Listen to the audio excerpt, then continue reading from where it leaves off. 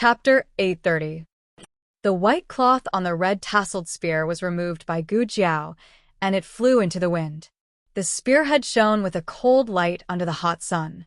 The red-tasseled spear that was identified as a whip was like the blood from the enemy's heart. It was a shocking red. Nan Gong's sword directly chopped down on Gu Jiao's red-tasseled spear, creating a crisp sound of collision. His sword was a treasured sword made of black iron. It was incomparably sharp and indestructible. Not to mention a red-tasseled spear. Even if it was a piece of pig iron, he would be able to split it in half. But what shocked Nan Gongza was that the ugly red-tasseled spear was actually unharmed.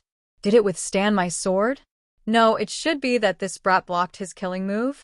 He used a large amount of qinggong and internal energy to complete this move. He saw the scene of Gu Jiao pulling out her spear to block, but he didn't care. This was because he had absolute confidence that he could break Gu Jiao's red-tasseled spear and slash her body. Nan Gongza was above Gu Jiao's head and forcefully pressed down on the long sword in his hand. Gu Jiao looked at him calmly. She suddenly leaned back and raised her left leg, kicking towards Nan Gongza's head. Nan Gongza held his sword in his right hand and was facing off against Gu Jiao. He could only use his left hand to block, but this position was extremely awkward. In addition, his left hand wasn't his dominant hand, so he didn't have enough strength. His entire body was kicked out by Gu Jiao. Nan Gongza almost fell under the hooves of the Black Wind Cavalry. Fortunately, he managed to stabilize himself in time. His long sword touched the ground, and he used the momentum to flip and stabilize himself in the chaos. His left arm that blocked Gu Jiao's kick began to feel slightly numb. This brat's strength Was terrifying. And what was with the red-tasseled spear in his hand? Why? Did it look a little familiar? Where did you get your red-tasseled spear? Nan Gongza asked coldly. As he spoke, a soldier from the Nangong family was kicked to the ground by a Black Wind Cavalry. Seeing that his throat was about to be pierced by the Black Wind Cavalry's spear, he swung his sword at the Black Wind Cavalry. Clang. Gu Jiao's red-tasseled spear blocked his sword. The cavalryman was slightly startled, but his movements were not affected. It was as if they had cooperated thousands of times before. Under Gu Jiao's protection, he stabbed the Nangong rebel to death. Don't say that we are all from the Great Yan Kingdom. Rebels are rebels. It is the mission of the Black Wind Cavalry to purge the rebels. Nan Gongza did not care about his soldiers as much as Gu Jiao did for the Black Wind Cavalry. If they died, so be it. They still had more soldiers. However, this made him even more curious about Gu Jiao. How could he be so gifted at such a young age? Gu Jiao did not intend to talk nonsense with Nan Gongza. Nan Gongza recognized that the armor she was wearing was Xianyuan Li's armor, but he did not recognize that her red-tasseled spear was Xianyuan Li's weapon. She was not good at martial arts and was blind. She had been a spy in the Xianyuan army for so many years. Gu Jiao stepped on the stirrups and jumped onto the horse's back. She turned in the air and slammed her spear down heavily at Nan Gongza.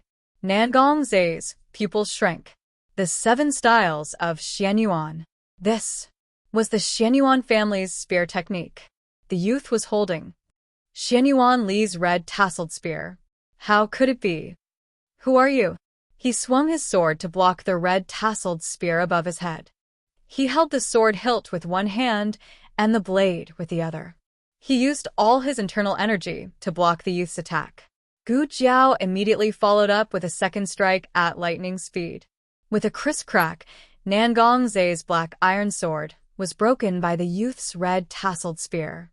Nan Gongza's eyes widened in disbelief. Gu Jiao did not give Nan Gongza any time to catch his breath. She quickly stabbed her spear again. Behind her, Cheng Fugue was forced down from his horse by a rebel from the Nangong family in order to save his companions. The rebel cut his left shoulder with a sword. Damn you! He turned his head and stabbed the rebel with his spear. As soon as the rebels fell, even more rebels surged forward. Kill their horses! Someone in the rebel army shouted, and everyone changed their direction of attack.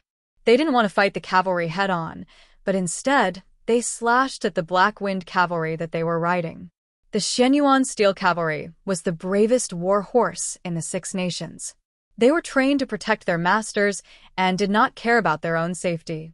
As long as the cavalry did not stop, they would continue to fight. They would not retreat because of swords and sabers and would not cower because of injuries. Chung Fugue watched as the Black Wind cavalry fell one after another. His eyes were bloodshot. "Damn it! How dare you kill our mounts? Give me your life." The battle between two armies was not a duel between individuals. Everyone was killing each other, and people could be injured or killed at any time. The Black Wind cavalry was at an absolute disadvantage in terms of numbers. Any small victory that was bought with a huge price or sacrifice would be considered a failure. Gu Jiao had to end the battle as soon as possible.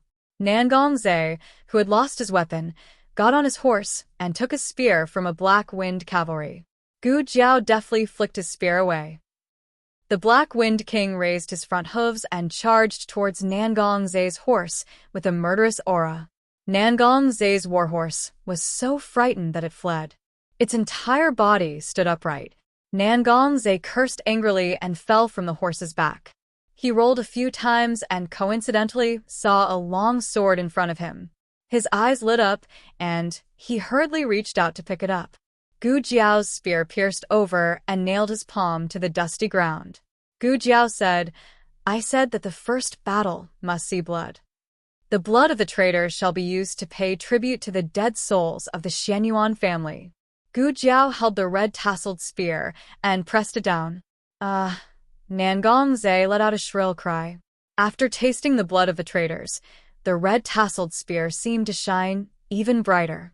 Endless fighting spirit reverberated throughout the battlefield. The morale of the Black Wind cavalry was greatly boosted. Gu Jiao pulled out the red-tasseled spear and kicked Nangong Zhe unconscious. On the battlefield, it was not individual strength that mattered, but teamwork.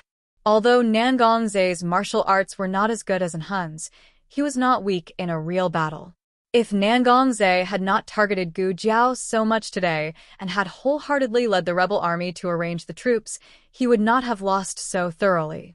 Of course, Gu Jiao's age made it easy for people to underestimate her.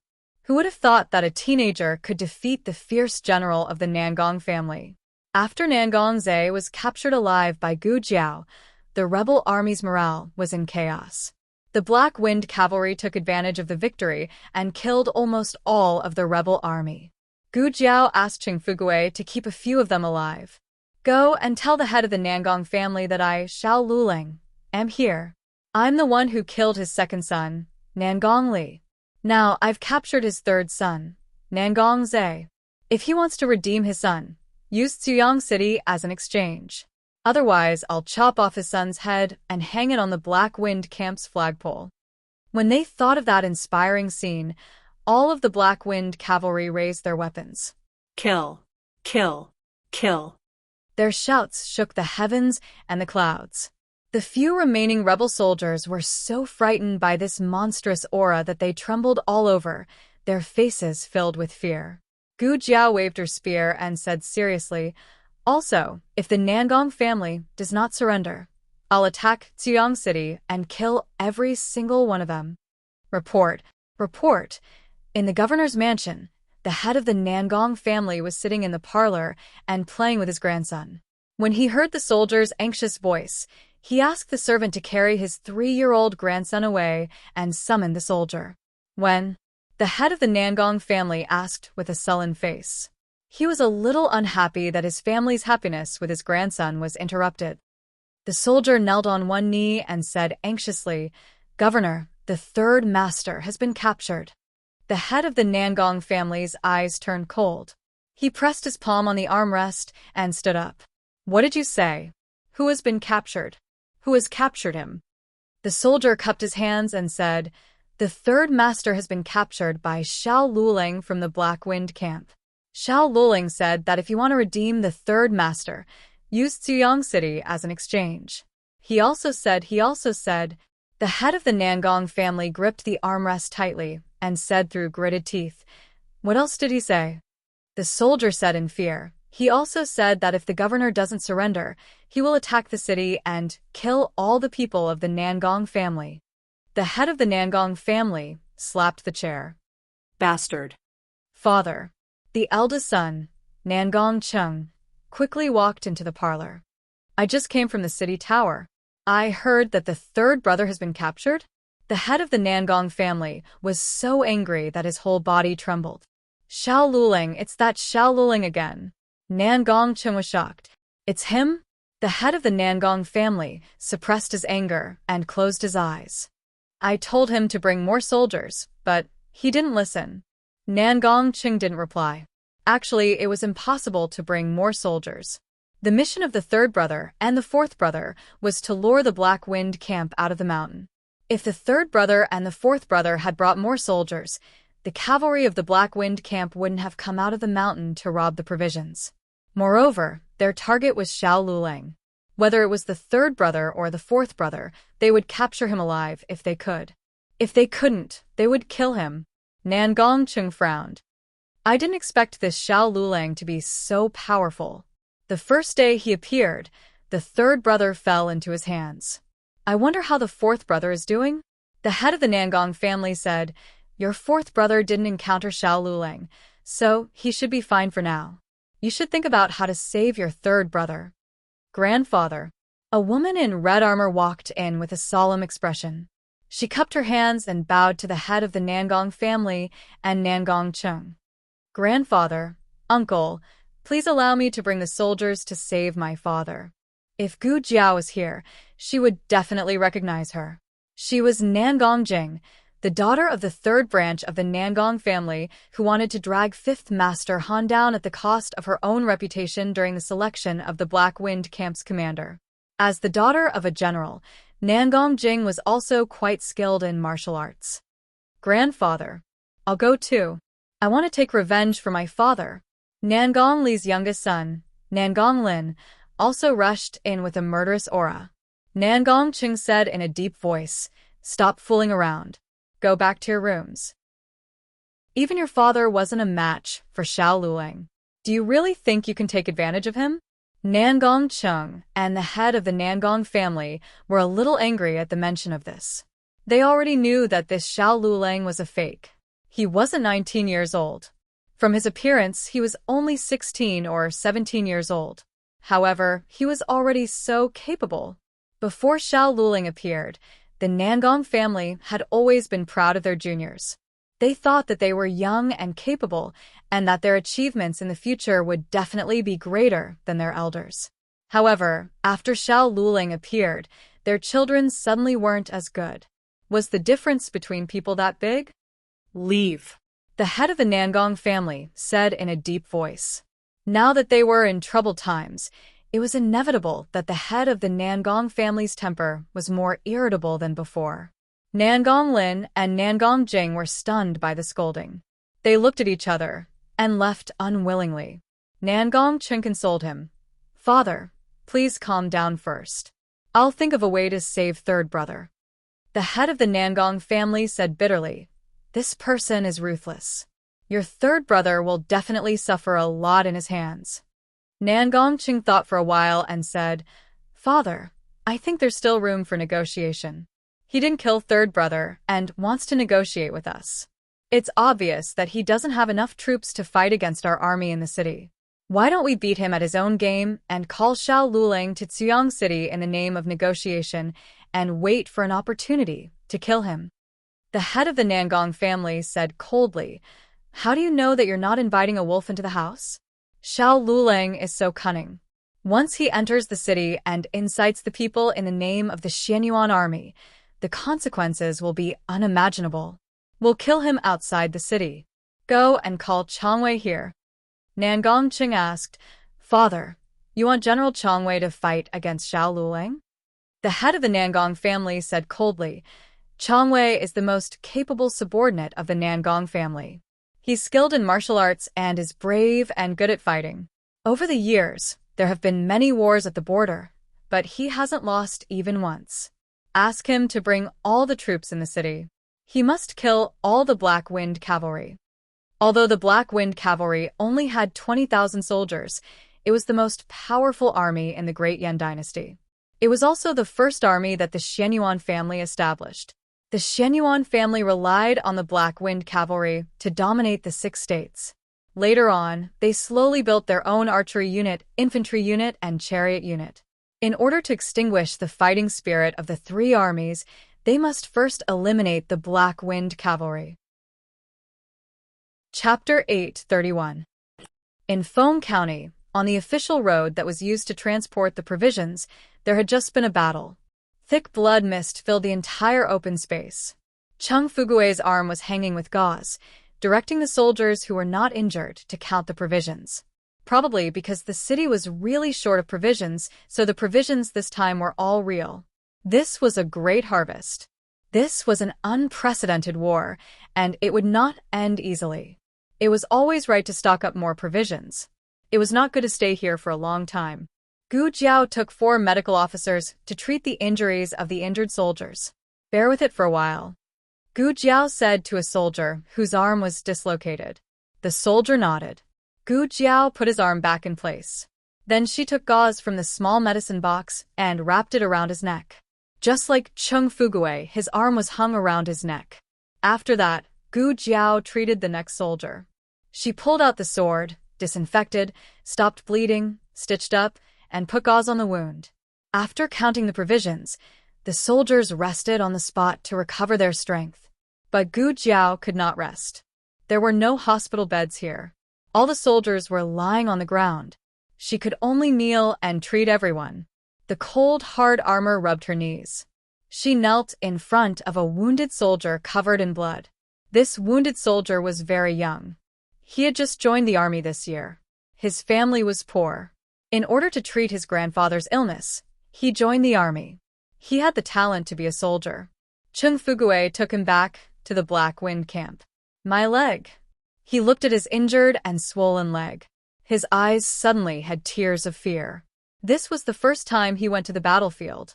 It was also the first time he faced serious injury and death. It won't be crippled. It will be cured, Gu Jiao said to him. Really? He asked with a choked voice. Gu Jiao said, Yes, really. But you have to be obedient. Don't make noise. Don't cry. He stopped his tears in a second, fearing that he wouldn't be able to recover if he cried too much. Gu Jiao took out the anesthetic and applied local anesthesia on him. Then, she used a scalpel to cut open his skin and used a pair of tweezers to pick out the broken sword fragments bit by bit. The wounded soldier did not dare to look at Gu Jiao's movements. He turned his head away and closed his eyes tightly. The rest of the cavalry couldn't help but look over. To be honest, the new commander-in-chief's performance today was somewhat beyond their expectations. Nangongze was famous for being a fierce general at the border. He had personally led the troops to escort the rations and waited for the Black Wind cavalry to jump in. At that moment, they were actually very worried that this little commander would drag them down. At that time, they thought, Little commander, can you go play for a while? Wait until we've robbed all the provisions, then you can come back and claim the credit, okay? They had the mood of an adult coaxing a child, hoping that the little commander would not come out and cause trouble. Who knew that the little commander would be so fierce, nailing Nangongze's palm to the ground with a spear. At that moment, they all had goosebumps all over their bodies. This feeling was like, you thought you had a cat, but in the blink of an eye, it turned out to be a little cheetah, and it even bit the big-tailed wolf that you were afraid of to death. A cavalry soldier whispered to the squad leader beside him that I almost got hit by the sword just now, but the little commander blocked it for me. If it wasn't for the little commander's spear, he was afraid that his injuries would be worse than Gooden's. Gooden was the name of the wounded soldier. The cavalry soldier secretly sized up Gu Jiao as he continued to whisper, Squad leader, don't you think the little commander is quite powerful? The squad leader was about to say something when Gu Jiao seemed to have sensed something and looked over. Everyone quickly averted their gazes. Some looked up at the sky, while others scratched their feet. When Gu Jiao went to treat the wounds of the wounded soldiers, everyone's eyes fell on her again. Gu Jiao had already gone to treat the next wounded soldier. This wounded soldier had fainted. After being saved by Gu Jiao, he saw Gu Jiao holding a syringe in her hand and screamed in fright. Gu Jiao pricked his buttocks with the needle. Disobedient. Humph. There was a deep and sealed wound on his body. Gu Jiao gave him a tetanus shot. Everyone stared at Gu Jiao without blinking. Did the little commander snort just now? When the little commander was fierce, why did she look a little cute? At this moment, Gu Jiao ran out of blood-staunching powder. She took a new bottle from the small medicine box, but when she tore it open, her nose itched and she sneezed. Achoo! Her small body trembled, and the white powder splashed on her face. She stared dumbfoundedly at the blood-staunching powder that was half gone. She was in so much pain that her expression cracked. Damn! Someone couldn't help but cry out. Everyone clutched their hearts. They couldn't take it anymore. The little commander was a little too cute. The Nangong family's rebel army could attack at any time, so they could only treat them urgently. They had to wait until they reached a safe place to put them on drips. After Gu Jiao and the medical officers finished treating all the wounds, the 2,000 soldiers set off back to the canyon. The cavalry was very curious about what had happened just now. A few of them were brave enough to call out to a medical officer. The leader of the cavalry asked, "The little commander knows medicine? Did you guys teach her?" The medical officer smiled and said, "You're wrong. Our medical skills were taught by Lord Xiao." What? The cavalry was dumbfounded. The medical officer marched with the troops. He had seen how Gu Jiao was treated in the Black Wind camp during this period. She was so young and had such a heavy responsibility, but she was still ostracized by a group of men. But the cavalry couldn't be blamed. The previous commanders of the Han family had bitterly disappointed them. However, this newly appointed commander was different from the Han family. The medical officer explained, "We're lacking in the treatment of external injuries.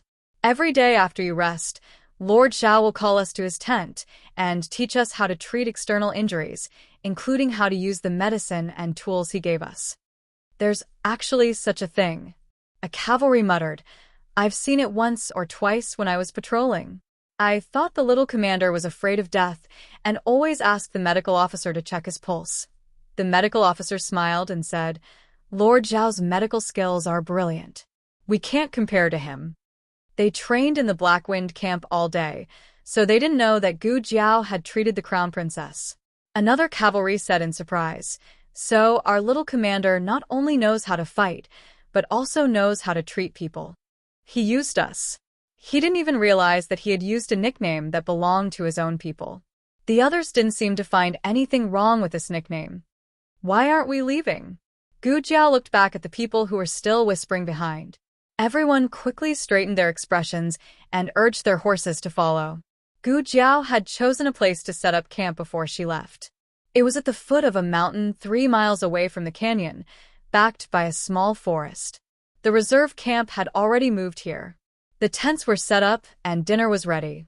Gu Jiao let the injured soldiers return to their tents to recuperate.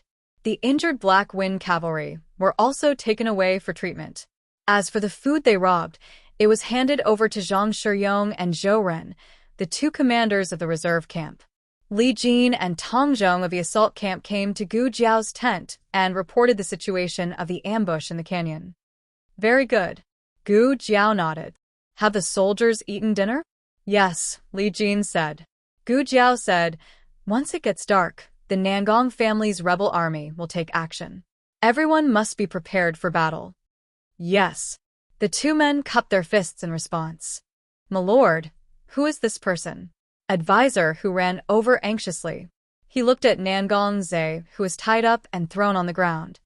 "Rebel army?" "Nangong Zhe," Gu Jiao said. Advisor, who was shocked. Nangong Zhe? The 3rd master of the Nangong family. My lord, you captured him?" "We kept him as bait." Gu Jiao clapped her hands and no longer cared about Nangong Zhe on the ground. Instead, she looked at Li Jin and Tong Zhong. "Based on your understanding of the Nangong family, who will they send to lead the troops tonight?" Li Jin thought for a moment and said, "Chong Wei." Tong Zhong said, "Either Chong Wei or Nangong Sitsi." Gu Jiao said, "Nangong Sitsi has gone to deliver another batch of food. Mu Qingchen is leading them in a roundabout way. They won't be able to come tonight." She was talking about Mu Qingchen, not Zhao Lei. Logically speaking, Zhao Lei was the commander of the Black Wind Cavalry. Mu Qingchen did not have an official position. Zhao Lei should be the one leading them in a roundabout way. However, she was close to Mu Qingchen. The two of them thought that she was just talking about Mu Qingchen out of habit and did not take it to heart. That leaves only Chong Wei. Tong Zhong's expression suddenly turned serious. If it's Chong Wei, we'll be in trouble. He's harder to deal with than Nangong Zizi. He's a real fierce general. Gu Jiao said casually. We'll know if he's fierce or not after the battle. Night fell. Chong Wei was dressed in armor. He led an army of 80,000 soldiers out of Ziyang City and headed toward Feng County in the east. This army was well equipped. There were archers, cavalry, infantry, and heavy chariots. It was obvious that they were going to fight the Black Wind Cavalry to the death. Chong Wei was born in a poor family. He became a fierce general on the border with his strength. He was very experienced in battle. He had his own way of dealing with the invincible Black Wind Cavalry. When the army was 3 miles away from the valley, Chong Wei called for them to stop. General? His deputy general looked at him in confusion. Chong Wei looked at the valley in the night. It was like the mouth of a giant beast. He said calmly, "They will definitely set up an ambush in the valley." The deputy general looked at the valley that reached into the clouds. He said, "It's indeed a good place to set up an ambush. General, what do you plan to do?" Chong Wei said, "Take a group of people and feign an attack. Force them to attack. When they've used up all their ambushes, retreat. I have a plan." Chapter 832. At dusk, the entire Black Wind camp entered a state of preparation. They packed up and set off. Nangong Zhe was tied to a wooden stake in the camp. He woke up an hour ago. He thought he would be tortured, but he wasn't. The men left him alone after they tied him up. His injured palm was wrapped in gauze. The wound must have been treated because there wasn't a lot of blood seeping out. He frowned deeply as he watched the cavalrymen come and go and fight in front of him. He was tied very close to the Black Wind camp's commander's tent. With his hearing, he could hear the conversation inside. He knew there would be a fierce battle tonight and knew what the Black Wind camp had prepared. If he could tell Nangong Jun the Black Wind camp's battle plan, he would be able to take down the Black Wind camp effortlessly. Unfortunately, that kid tied him up with iron chains. He couldn't break free at all. He tried to lure the cavalry over and coax them to take him to see the Black Wind camp's commander. That way, he could find a chance to escape. But he shouted so many times that the horsemen who came and went in front of him seemed to be deaf. Damn it! Nangong Zhe gritted his teeth. He had to find a way to leave this place. He couldn't let the Black Wind camp use him to threaten Nangong Jun. Just as he was racking his brains for a way to escape, he saw Gu Jiao come out of her tent with a helmet. He hurriedly said, "Xiao Luleng, what trick are you playing this time? Do you think you can make my father surrender to you by capturing me? I'm warning you, you better give up. My father will never bow down to you for me." Gu Jiao said to advisor who followed her out, "Remember to put more water and cook it slowly." Advisor who nodded. "Yes, I'll remember." Zhang Shiyong. Gu Jiao called the reserve camp's left commander, who came back with a newly hunted animal. "There's no time to dry a few baskets of herbs. Find a few people to roast them." "Yes," Zhang Shiyong replied. Gu Jiao called a few more people over and gave them instructions one by one. She only walked over unhurriedly when Nangong Zhe's face was as black as charcoal. Hugging her helmet, she looked down at Nangong Zhe, who was in a sorry state, and asked, "What's the matter?" Nangong Zhe hated the feeling of looking up at him, but if he did not look at him, it would seem that he was afraid of him. Nangong Zhe looked up and said coldly, "You won't succeed. My father won't exchange the entire Ziyang city for me." Gu Jiao. Oh. Gu Jiao's calm reaction made Nangong Zhe even angrier. He was obviously a brat who was still wet behind the ears, but no matter what he did, he was so calm. He gritted his teeth and threatened, "Also, you won't succeed. You only have 20,000 cavalrymen, while my Nangong family has 80,000 soldiers. Your little tricks are nothing in the face of an 80,000-strong army." Xiao Lulang, it's not too late for you to regret. Send me back obediently. Kowtow to my father 3 times and pledge allegiance to the Nangong family. Maybe we can spare your life. Are you done? Gu Jiao tilted her head and looked at him fearlessly. You're not very eloquent. After saying that, she walked away with a little disdain. The army was ready to set off, and the medical officers followed with medicinal herbs and fragrances. People would constantly get injured during a war, so the presence of medical officers was very necessary. The huge camp was emptied in an instant, leaving only the soldiers of the reserve camp and the injured soldiers who were transported back from the front line in the afternoon. Nangongze stopped looking around and frowned in confusion. Xiao Lulang had really left. He didn't bring her along. This was too strange. If he was Xiao Lulang, what would he do when the 2 armies were facing each other? He would use him, the legitimate son of the Nangong family, as a shield so that the Nangong army would not dare to act recklessly. Could it be he's thinking that if he loses, he'll use me as a last resort? No, I can't let Xiao Lulang succeed. I must escape. The sky became gloomier and gloomier until it was completely dark. On the mountain peaks on the east and west sides of the canyon, the Black Wind Camp's cavalry, who were almost one with the night, lay in ambush. Li Jin was lying on the edge of a rock on the east peak, closely watching the movements below the canyon. On the west peak opposite him, Tong Zhong was also constantly vigilant. Behind the 2 of them were the cavalry in their respective positions. Everyone was ready to deal with the Nangong army that could appear at any time. Li Jin pressed his ear to the ground. Suddenly, he felt a vibration on the slope of the mountain. Someone was coming. To be exact, a large group of people was coming. Li Jin blew a cuckoo's call, and Tong Zhong responded with 2 cuckoo's calls. Both sides reached a tacit agreement and raised their right hands together. The sound of horse hooves approached from afar, mixed with the sound of armor rubbing against each other. In the silent mountain range, it sounded like a battle. The moon was good tonight. The armor reflected the cold light, and the sound of horse hooves echoed in the valley. They were close to the canyon. 10 zhong, 7 zhong, 5 zhong. Li Jin suddenly pressed down with his hand. Drop. The 20 cavalry behind him used the wooden sticks in their hands to pry open the huge rocks one by one. The rocks rolled down from the craggy mountain, creating a thunderous sound. The Nangong army that had charged into the canyon was smashed by the rocks, and their formation was instantly disrupted. Wails of pain intertwined. Tong Zhong was not willing to be outdone. He suddenly lit the trench behind him. Released the arrows. The Black Wind Camp had the highest requirements for their soldiers, and their training was also the most comprehensive. Not only were they good at fighting on horseback, they were also good at fighting infantry, archery, and formations. Their arrowheads were dipped in kerosene, and after they were lit in the trench, the scorching flames covered the sky as they shot towards the rebel army in the canyon. The rebel army did not have any strength to fight back, and fell down in a clatter. The vice-general was stunned. Even though he knew that they were here to die, he did not expect them to die so quickly. Shoo!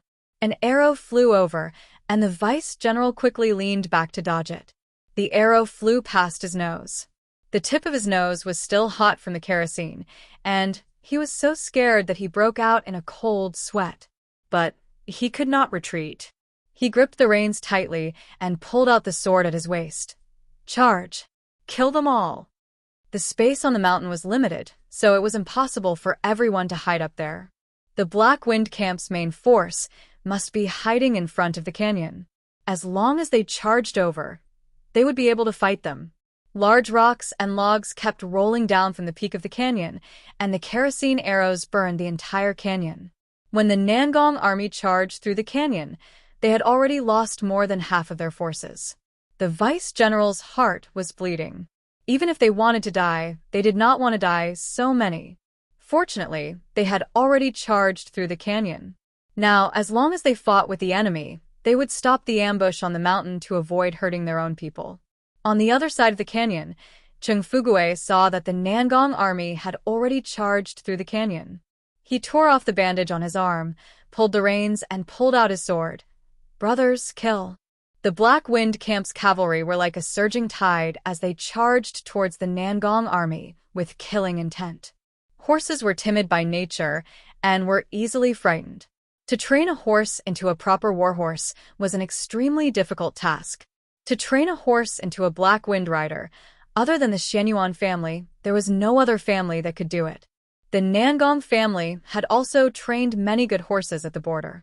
However, first of all, they were not as good as the Black Wind cavalry, and second of all, there was a big gap in terms of training tactics. The Black Wind cavalry were called the death soldiers of the horse for a reason. The vice-general was already unable to remain calm. After exchanging blows with the enemy, he quickly gave the order to retreat. Cheng Fugui excitedly shouted, "Brothers! Charge! Kill them all! Don't let the rebels escape!" In terms of the speed of a war horse, who could outrun the Black Wind cavalry? Fortunately, General Chang Wei was already prepared. "Fire!"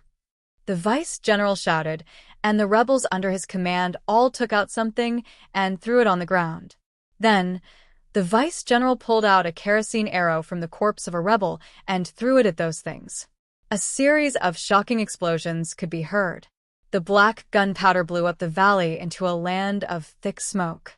Due to the limitations of the formula and manufacturing method, the explosive power of the black gunpowder was not very strong.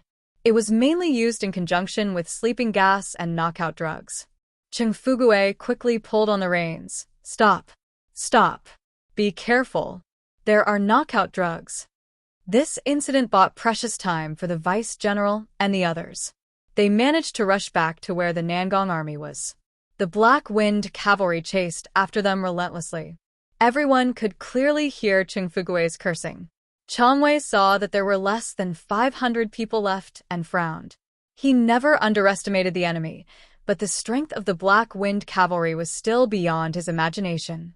However, this was the end. After tonight, there would be no more Black Wind cavalry. After the last rebel stepped into the safe zone, Chang Wei ordered the soldiers on both sides of the road. "Rise." The gloved soldiers on both sides each pulled a few transparent threads in their hands. With a whoosh, they ran to the opposite side and tied the transparent threads to the already nailed iron pillars on both sides. The pillars were also wrapped in the same cloth as the silver thread gloves. If Gu Jiao was here, it would not be difficult for her to recognize that this was the snowfield silk that appeared in the Yen Kingdom's palace. It was extremely sharp and could cut through anything. However, it couldn't see anything. When the Black Wind cavalry charged over, only pieces of meat would be left. On the other hand, they would pretend to be strong and let the elites swing their swords to make the Black Wind cavalry think that they were cut by the sword energy. This was the highest level of the art of confusing the enemy. The Black Wind cavalry who did not know the truth would keep charging forward, trying their best to kill the elites. However, even when the last cavalry fell, no one would understand that there were no elites. What killed was the invisible snow domain heavenly silkworm silk. "Charge! Brothers! Charge! Kill these traitors!" Cheng Fugui's voice reverberated throughout the entire road. The Black Wind cavalry followed him without hesitation. The deputy general rode on his horse and stood beside his general. Looking at the cavalry of the Black Wind battalion, he coldly curled his lips and said, "General, you really are a genius. They have fallen into our trap." Cheng Fugui urged his horse forward. His eyes shone with the excitement of killing the enemy. "I see it. The Nangong clan's rebel army is right in front. Brothers, charge!" Chang Wei did not even bat an eyelid. Only pieces of meat could break through the snowfield silk. He did not need to instruct the archers to prepare, nor did he need to instruct the cavalry and infantry to listen to his orders. He only needed to make a hand gesture and let the elites start to pretend. That's right, the elites must stand high enough and be eye-catching enough for all the Black Wind cavalry to see. "Go up to the top of the pillar," he said. More than 10 elites used their qinggong and leaped onto the wooden pillar. Cheng Fugui led his subordinates closer. They were turning a corner. Their figures were hidden by the slope in front of them. When they rushed out of the slope and onto the road, the hunt began. 3, 2, 1. The lieutenant counted silently in his heart. 3, 2, 1. He counted silently again. He looked at the pitch-black slope with a dumbfounded expression. Can't you turn a corner and come out? Why are you still nowhere to be seen? Wait a minute. The sound of horse hooves was also gone. General? The lieutenant looked at Chang Wei strangely. He could not understand what was going on. Soon Takashi frowned. Just a moment ago, they were so noisy that their heads were about to split open. How did they suddenly disappear without a trace in the blink of an eye? Did something happen behind the slope when they turned the corner? But it shouldn't be to the extent of suddenly. No. Something is wrong. Chang Wei turned around abruptly and looked at the Nangong clan's army behind him. Woo! A bugle horn suddenly sounded from behind the Nangong clan's army. It was like the opening of a huge battle in the dark night. Following that, someone beat the war drum. Dong, dong, dong. Every sound was like a roar from hell. The bugle horn sounded, the war drum beat, and the sound of horse hooves approached in unison. Even the sound of armor rubbing against each other was completely in sync. In the dark night, the flying eagle flag of the Xian Yuan family fluttered in the wind. The wind that came from the valley was like a dragon's roar, causing one's heart to tremble. The 20,000 Xian Yuan steel cavalry wore black armor and helmets. Even their horses were covered in black armor. Chang Wei's gaze was fixed on the young man leading the Xian Yuan steel cavalry. With just one look, Chang Wei recognized the young man from the Xian Yuan family. It was not based on his appearance, nor his identity. It was based on the young man's murderous aura and wolf-like nature. Chang Wei instantly felt as if he had fallen into an ice cellar. The young man pulled down the iron mask on his helmet, revealing only a pair of calm eyes. Attack! All the Xian Yuan steel cavalry raised their hands and pulled down the cold masks on their helmets in unison. The hunt has begun. Chapter 833. Novels with content that cannot be found on the internet are available here. The shock and impact of the scene was extremely great. The dark mass of Black Wind cavalry was like boiling molten iron as they charged towards the 80,000 rebels of the Nangong family. There was a formation when an army fought. Usually, the archers and chariots would be at the front. When charging, the cavalry would be at the front while the infantry would be at the back. Soon Takashi's main battlefield was near the canyon, so the Nangong cavalry and chariots were naturally arranged there. According to the original plan, as long as the Black Wind cavalry encountered the snowfield silk, they would not have to do anything. The problem was, he was not sure if the lieutenant could successfully lure the Black Wind cavalry over. If the lieutenant and the cavalry were killed in the canyon, the Black Wind cavalry would be waiting for them to attack the canyon. Then, the snowfield silk would not be of any use. Just in case, he still made this the main battlefield. This arrangement opened the door for the Black Wind cavalry and welcomed them to harvest their heads. Cavalry and infantry were not on the same level. Moreover, they were facing the most powerful Black Wind cavalry of the 6 nations. Soon Takashi did not need to look to know how many soldiers he would lose. Soon Takashi looked coldly at the lieutenant beside him. Didn't you see that they did not have many soldiers when you fought with them? The lieutenant was speechless. He was overwhelmed by the Black Wind cavalry's aura in the canyon and was scared out of his wits. He only wanted to leave as soon as possible, fearing that he would die in the hands of the Black Wind cavalry. He did not have the time to count how many soldiers they had. He waved his arm and pointed at the quiet hill. It's their commander. He's shouting too loudly. My head is buzzing. This was one of the reasons. Chung Fugue used his own strength to shout out the aura of thousands of soldiers and horses. It made people feel that he had all the Black Wind cavalry behind him. Soon Takashi gritted his teeth. You haven't even seen the Black Wind cavalry's commander. How can you be sure that all the Black Wind cavalry are there? He was stunned by Chung Fugue's shouting. At this point, soon Takashi could not tell that he had fallen into a trap. The ambush in the canyon was just a diversion. In fact, the main force of the Black Wind cavalry had already circled to the back of the Nangong army. The commander shouted and scolded, creating such a huge commotion to distract them so that they wouldn't notice the main force of the Black Wind cavalry approaching from the other side. How did they come up with the idea of going around to the rear? Were they not afraid that the Black Wind cavalry would be swallowed whole by the Nangong family's army? Unless the Black Wind cavalry had already expected that they would not be able to pass through. Soon Takashi looked at the faintly discernible snowfield heavenly silkworm silk in front of him.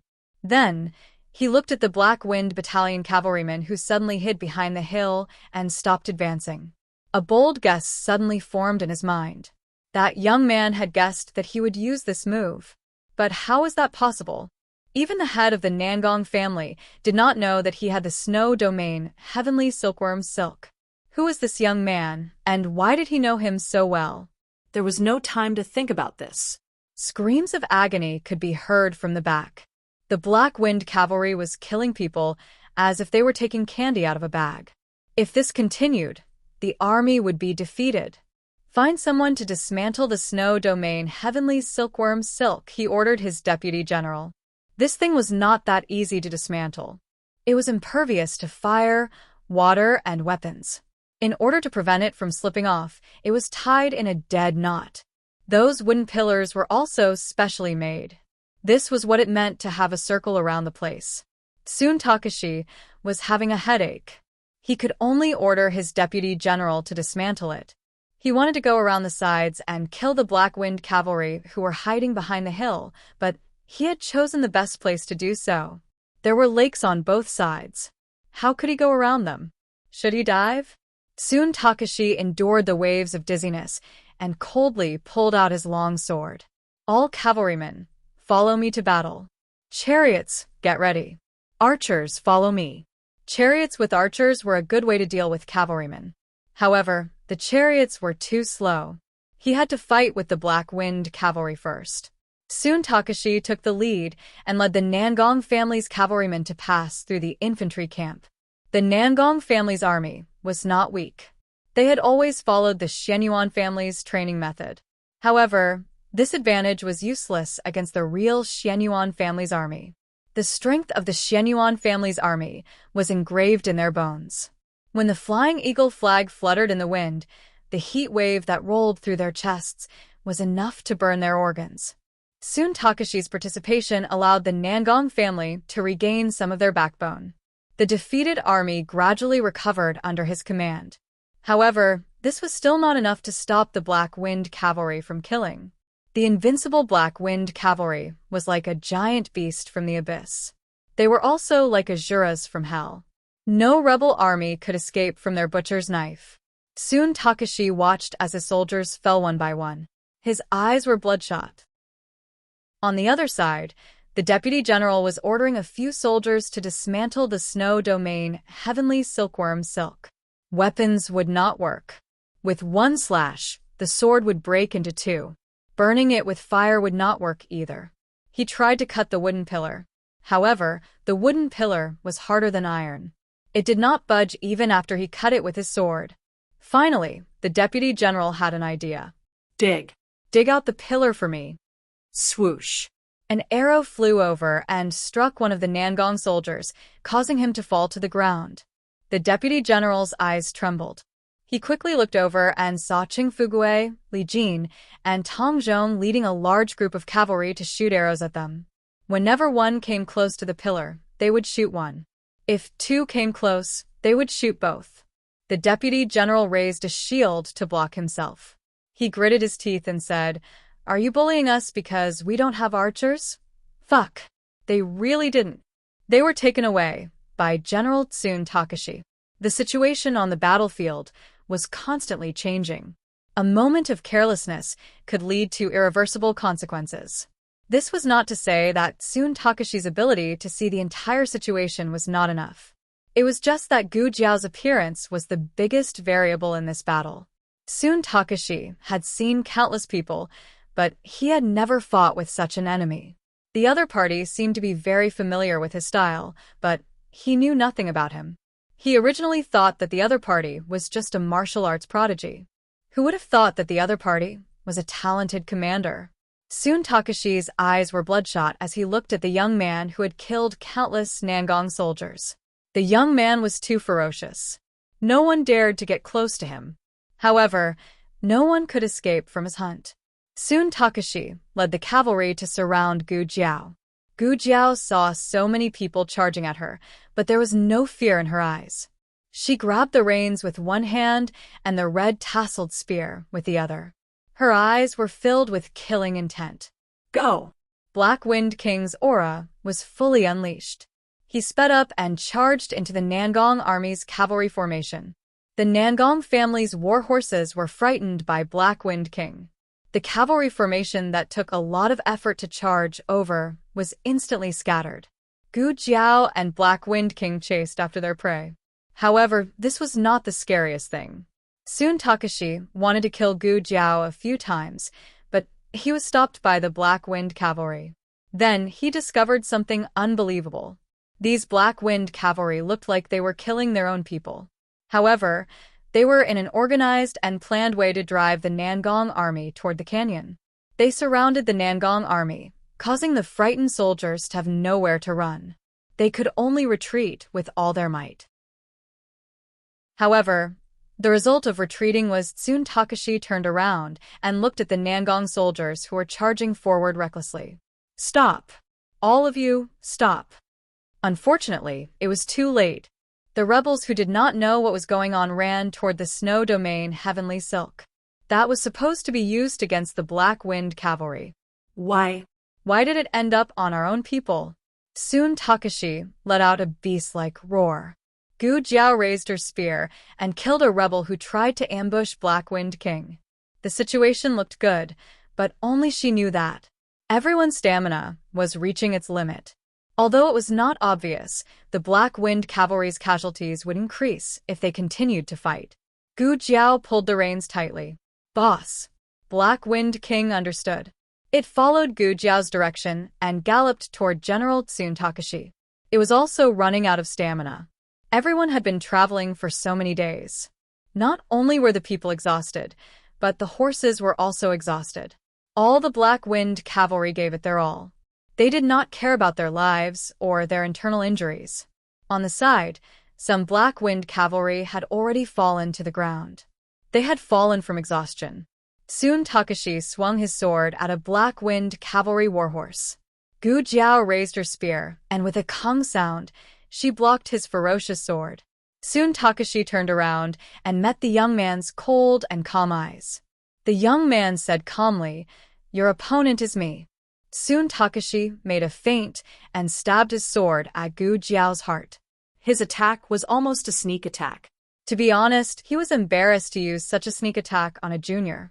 However, the situation was critical.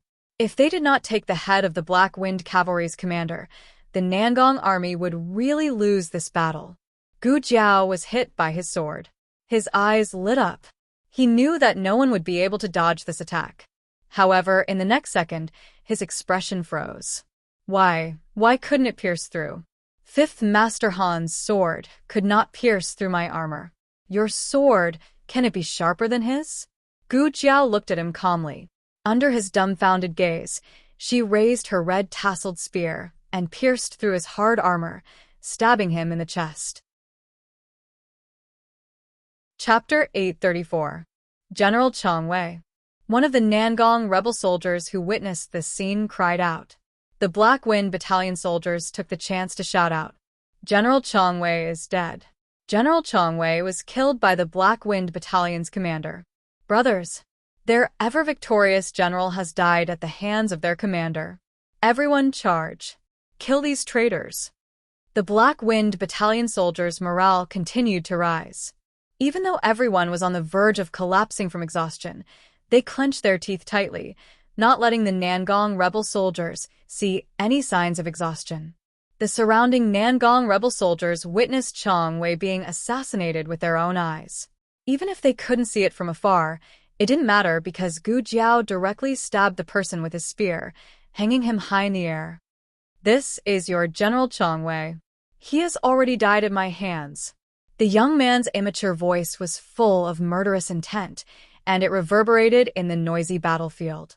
General Chong Wei had never been defeated before, but now he was defeated at the hands of a fledgling youth. The youth's armor reflected the silvery white moonlight. Everyone was dazed for a moment, as if a new war god was born after Xianyuan Li. The Nangong rebel army's morale was already low, and General Chong Wei's defeat was the last straw that broke the camel's back. In front of them was the Xianyuan steel cavalry. Behind them was the snow-field silk wall that could cut through people. Some soldiers were terrified and jumped into the lake in panic. But the moment they jumped in, Qing Fugui and the others' arrows shot over like soul-stealing arrows. In just a few breaths of time, the lake's surface was covered in blood. The huge battlefield had completely turned into a slaughterhouse for the Black Wind Battalion. Every Nangong rebel army was like a lamb waiting to be slaughtered. What was even more tragic was that they had no leader, their morale was low, and they had already lost the will to fight. They could only wait for death and despair. Brothers, even if we die, we must drag someone down with us. Let these Black Wind cavalry die with us.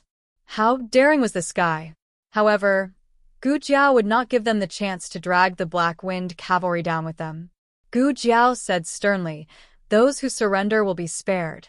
Anyone who resists will be killed without mercy." These words were undoubtedly the only way out for the rebel army in their despair. One of them threw away the weapon in his hand. Then there was a second one. After a short while, a third one appeared. Either surrender or die. Who would be willing to die? Gu Jiao ordered the cavalry at the side, seize their chariots. The night wasn't over yet. In the city lord's mansion, the Nangong family head was about to rest when an urgent report came from outside the courtyard. "City lord, bad news, bad news." Nangong family head frowned.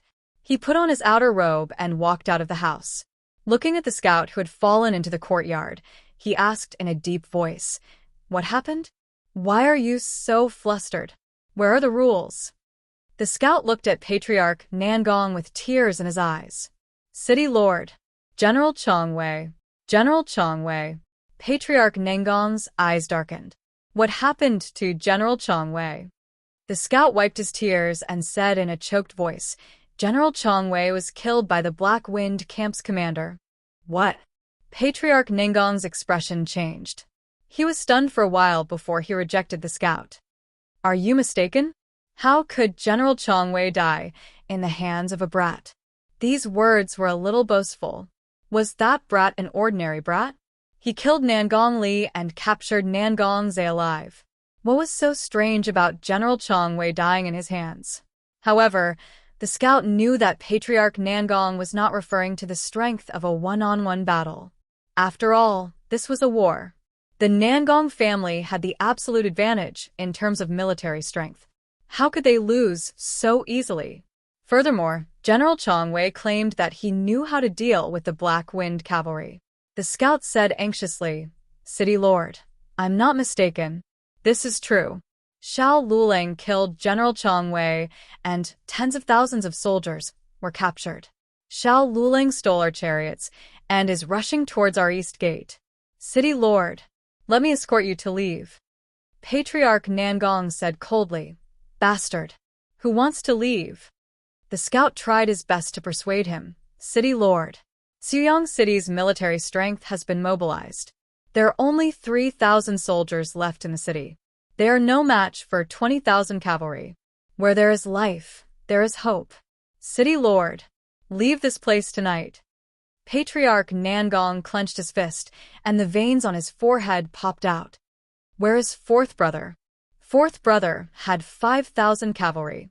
If he could rush back from the north gate, it would be possible to stop the Black Wind cavalry with the advantage of Xuyang City being easy to defend and hard to attack.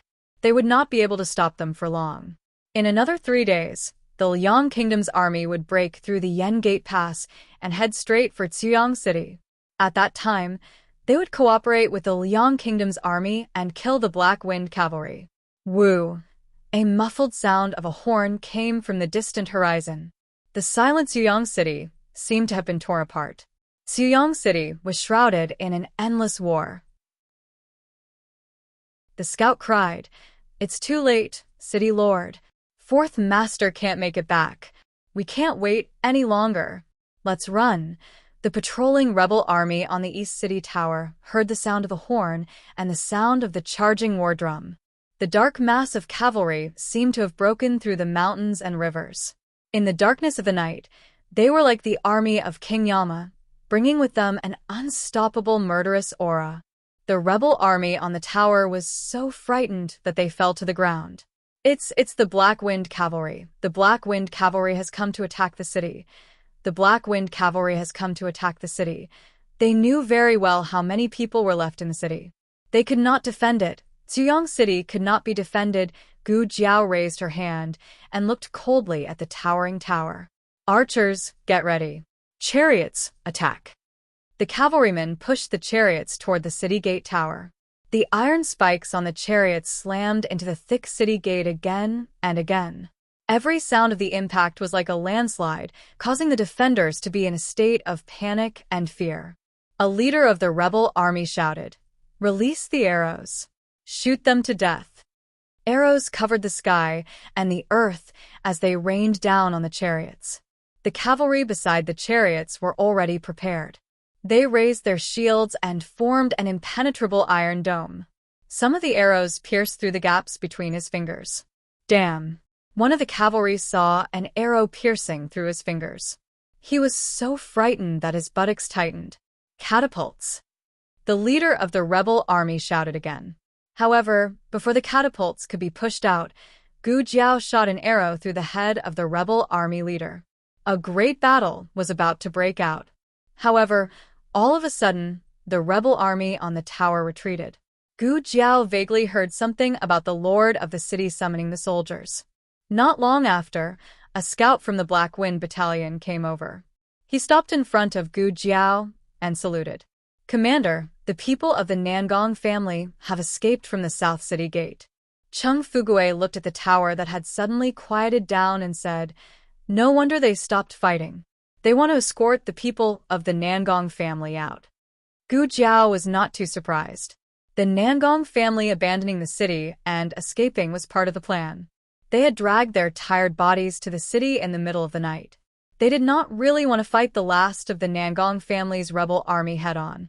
Although the rebel army did not have many people in the city, they had the advantage in terms of battle conditions. More importantly, the Black Wind Battalion could not fight anymore. They were already at the end of their rope. The drums, horns, and siege were all just a bluff. If the Nangong family had been a little more courageous and fought them to the death, the outcome would have been very different. Attacking the city right after the battle with Tsun Takashi's 80,000 men was not just a show for the Nangong family. It was also a show for the captives. Don't think that we can't fight anymore. As long as you guys are alive, the Black Wind Cavalry will never fall. This was a very risky move. The slightest carelessness could cause the entire army to be annihilated. But if they did not do this, when 4th Master Nangong's army returned to the city, they would have to endure another terrifying battle and pay a huge price. Fortunately, she won the bet. Gu Jiao looked up at the endless sky and secretly sighed in relief. She said firmly, "Everyone can rest now. Have the reserve battalion come and break the city gate.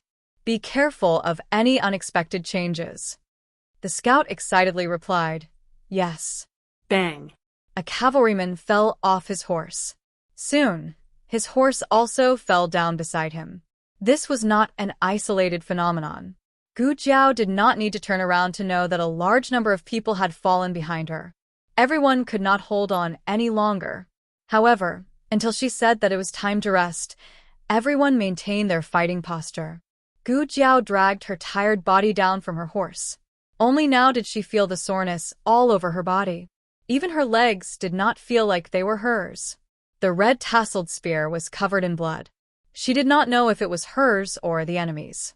She patted Black Wind King's neck. Black Wind King, who was also exhausted, lowered his head in tacit understanding. One person and one horse leaned their foreheads against each other, panting slightly. They won the battle. The Black Wind Cavalry won a battle that was almost impossible to win. They did not disappoint and took Chuyang before the Liang army arrived. Chapter 835.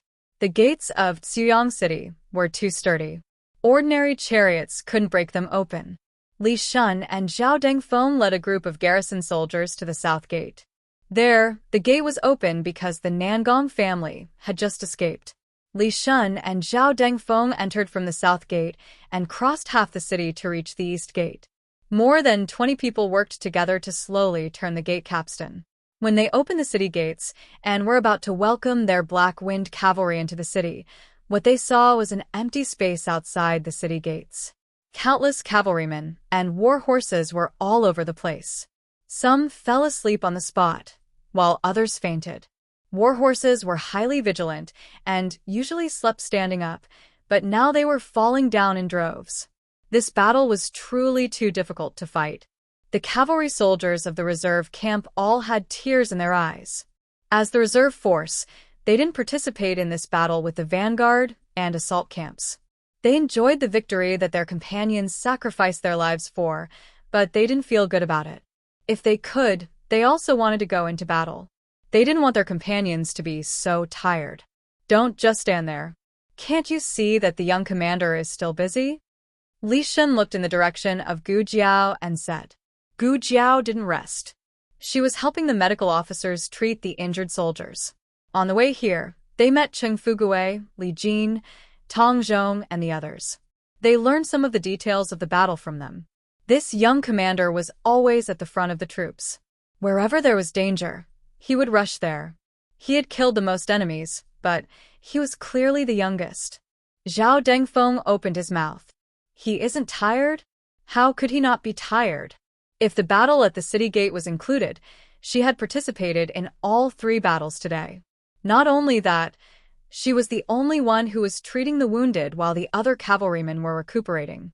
Li Shun said with a complicated expression, "He's the one who overdrew the most." Zhao Dengfeng said in a daze, "It's good to be young." The 2 commanders of the reserve battalion asked Gu Jiao for instructions on how to deal with the captives and the wounded soldiers near the canyon. Gu Jiao paused for a moment, then said, "Lock the captives in the barracks in the city. Bring the wounded soldiers here."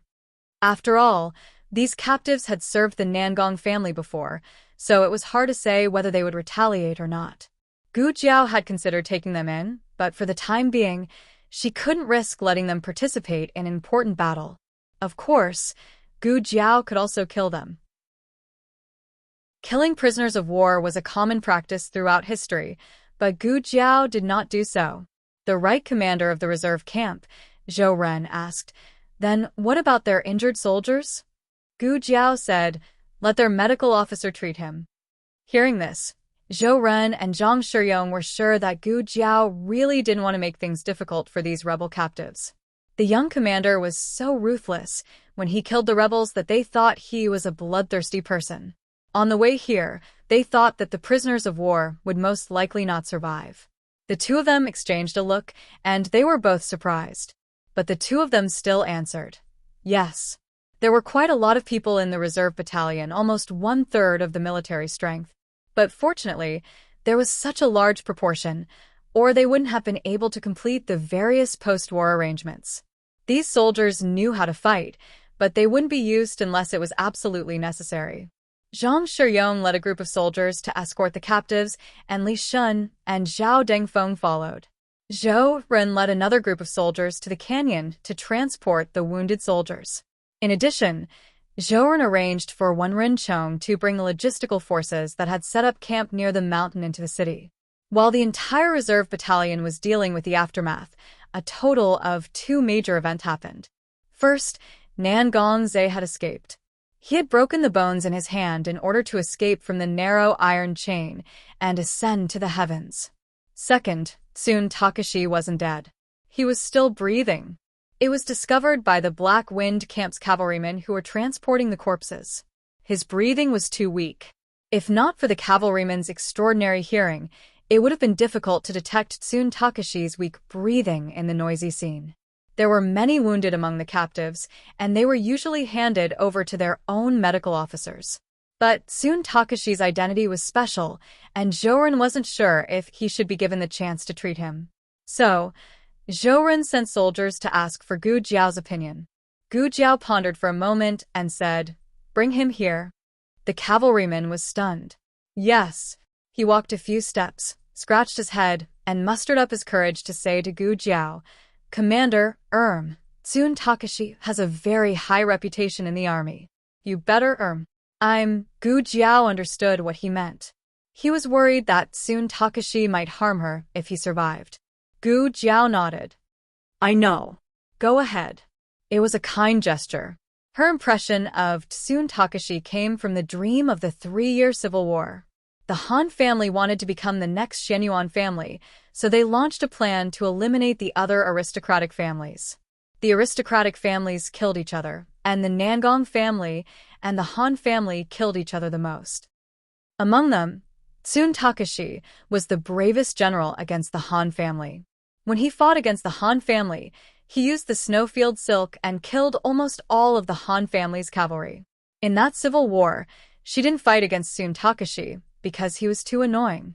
He made the Han family suffer, and in the end, he was assassinated by an Han. His snowfield heavenly silkworm silk had also fallen into the hands of the Han family. This time, she did plan to use the valley as the main battlefield, but when she heard from Li Jin and Tong Zhong that the general leading the troops might be Tsun Takashi, she immediately changed her plan. She also reminded Cheng Fugui that if the enemy pretended to retreat, he mustn't go over the hill and get close to the road with lakes on both sides. If she was Tsun Takashi and wanted to use the snowfield silk to deal with the Black Wind cavalry, that was the best place to set up an ambush. The Black Wind cavalry was very efficient. When Tsun Takashi was dragged over on a cart, the tents for the wounded soldiers were already set up. Gu Jiao had just finished an operation and said to the cavalry at the door, "Bring him in." 2 cavalry from the reserve camp carried Tsun Takashi, who was covered in blood, into the tent and placed him on a foldable bamboo bed. The tent was filled with luminous pearls to illuminate the place. Other than that, there were also many oil lamps and candles. Gu Jiao even used the small flashlight in the small medical box. Tsun Takashi's armor was removed by Zhou Run before he came. Gu Jiao used a pair of scissors to open his shirt, exposing the wound on his left chest. Gu Jiao raised his sterilized hand and put on a glove. He looked at the unconscious Tsun Takashi and said, "I rarely fail when killing people. I wonder if this is fate." Gu Jiao came out after the operation and heard Teacher who was waiting at the door, reporting that Mu Qingchen had returned. Zhao Lei seems to have died in battle. Teacher Hu sighed. Young Master Mu didn't say what happened. Why don't you ask him yourself? As he spoke, he thought of something and his eyebrows twitched. No. Master, You're so tired. why don't you take a nap first? It won't be too late to ask him when you wake up. Gu Jiao walked away. Teacher Hu looked at the thin figure and sighed as he rubbed his chest. In the beginning, he followed the young commander because he wanted to climb up the social ladder. But why did he feel so different now? Teacher Hu looked at the sky in confusion. He's not my son. Why should I be worried? Mu Qingchen stood far away. He stood alone by the side of the road and held onto a big tree to retch. He had vomited everything he could. Now, only the feeling of nausea was left.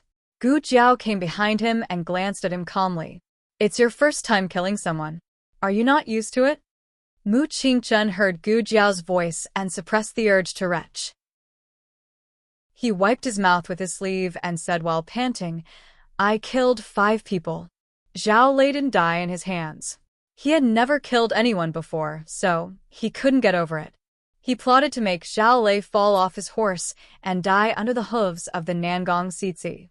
However, he didn't expect that the Nangong family's 5,000 soldiers were not that easy to get rid of. Mu Qingchen said with difficulty, "You said that we don't have to fight, but you knew that there would be a fight." Gu Jiao put her hands behind her back and said calmly, "I just told you to quit while you're ahead and run away. I didn't say that there wouldn't be a fight and that no one would die. How are your casualties?" Mu Qingchen said in a low voice, "More than 10 cavalrymen were injured." Because he didn't want to kill at first, one of the Black Wind Battalion's cavalrymen was seriously injured by the Nangong family's rebels in order to protect him. It's good that you're all back, Gu Jiao said sincerely. Mu Qingchen didn't feel good about it. He felt disgusted when he thought of killing people. Did you feel like this when you killed someone for the first time? He asked. I don't remember, Gu Jiao said. I killed too many people.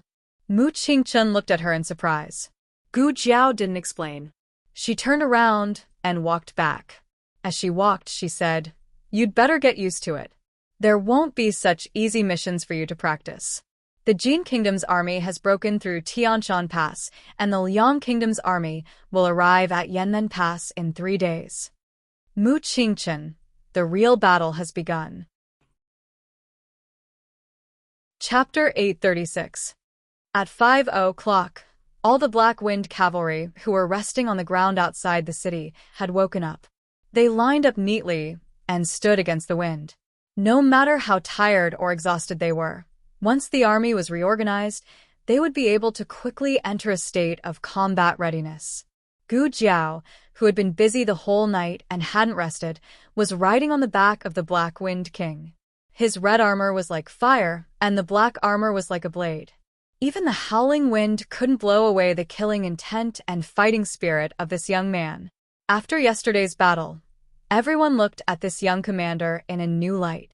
Whether or not they could trust him with their loyalty was another matter, but they could trust him with their backs.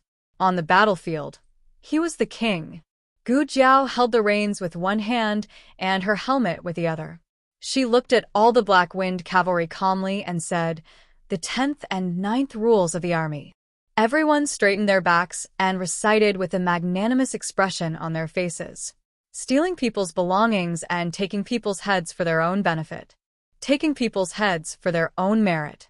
This is called a pirate army. Those who break this rule will be beheaded.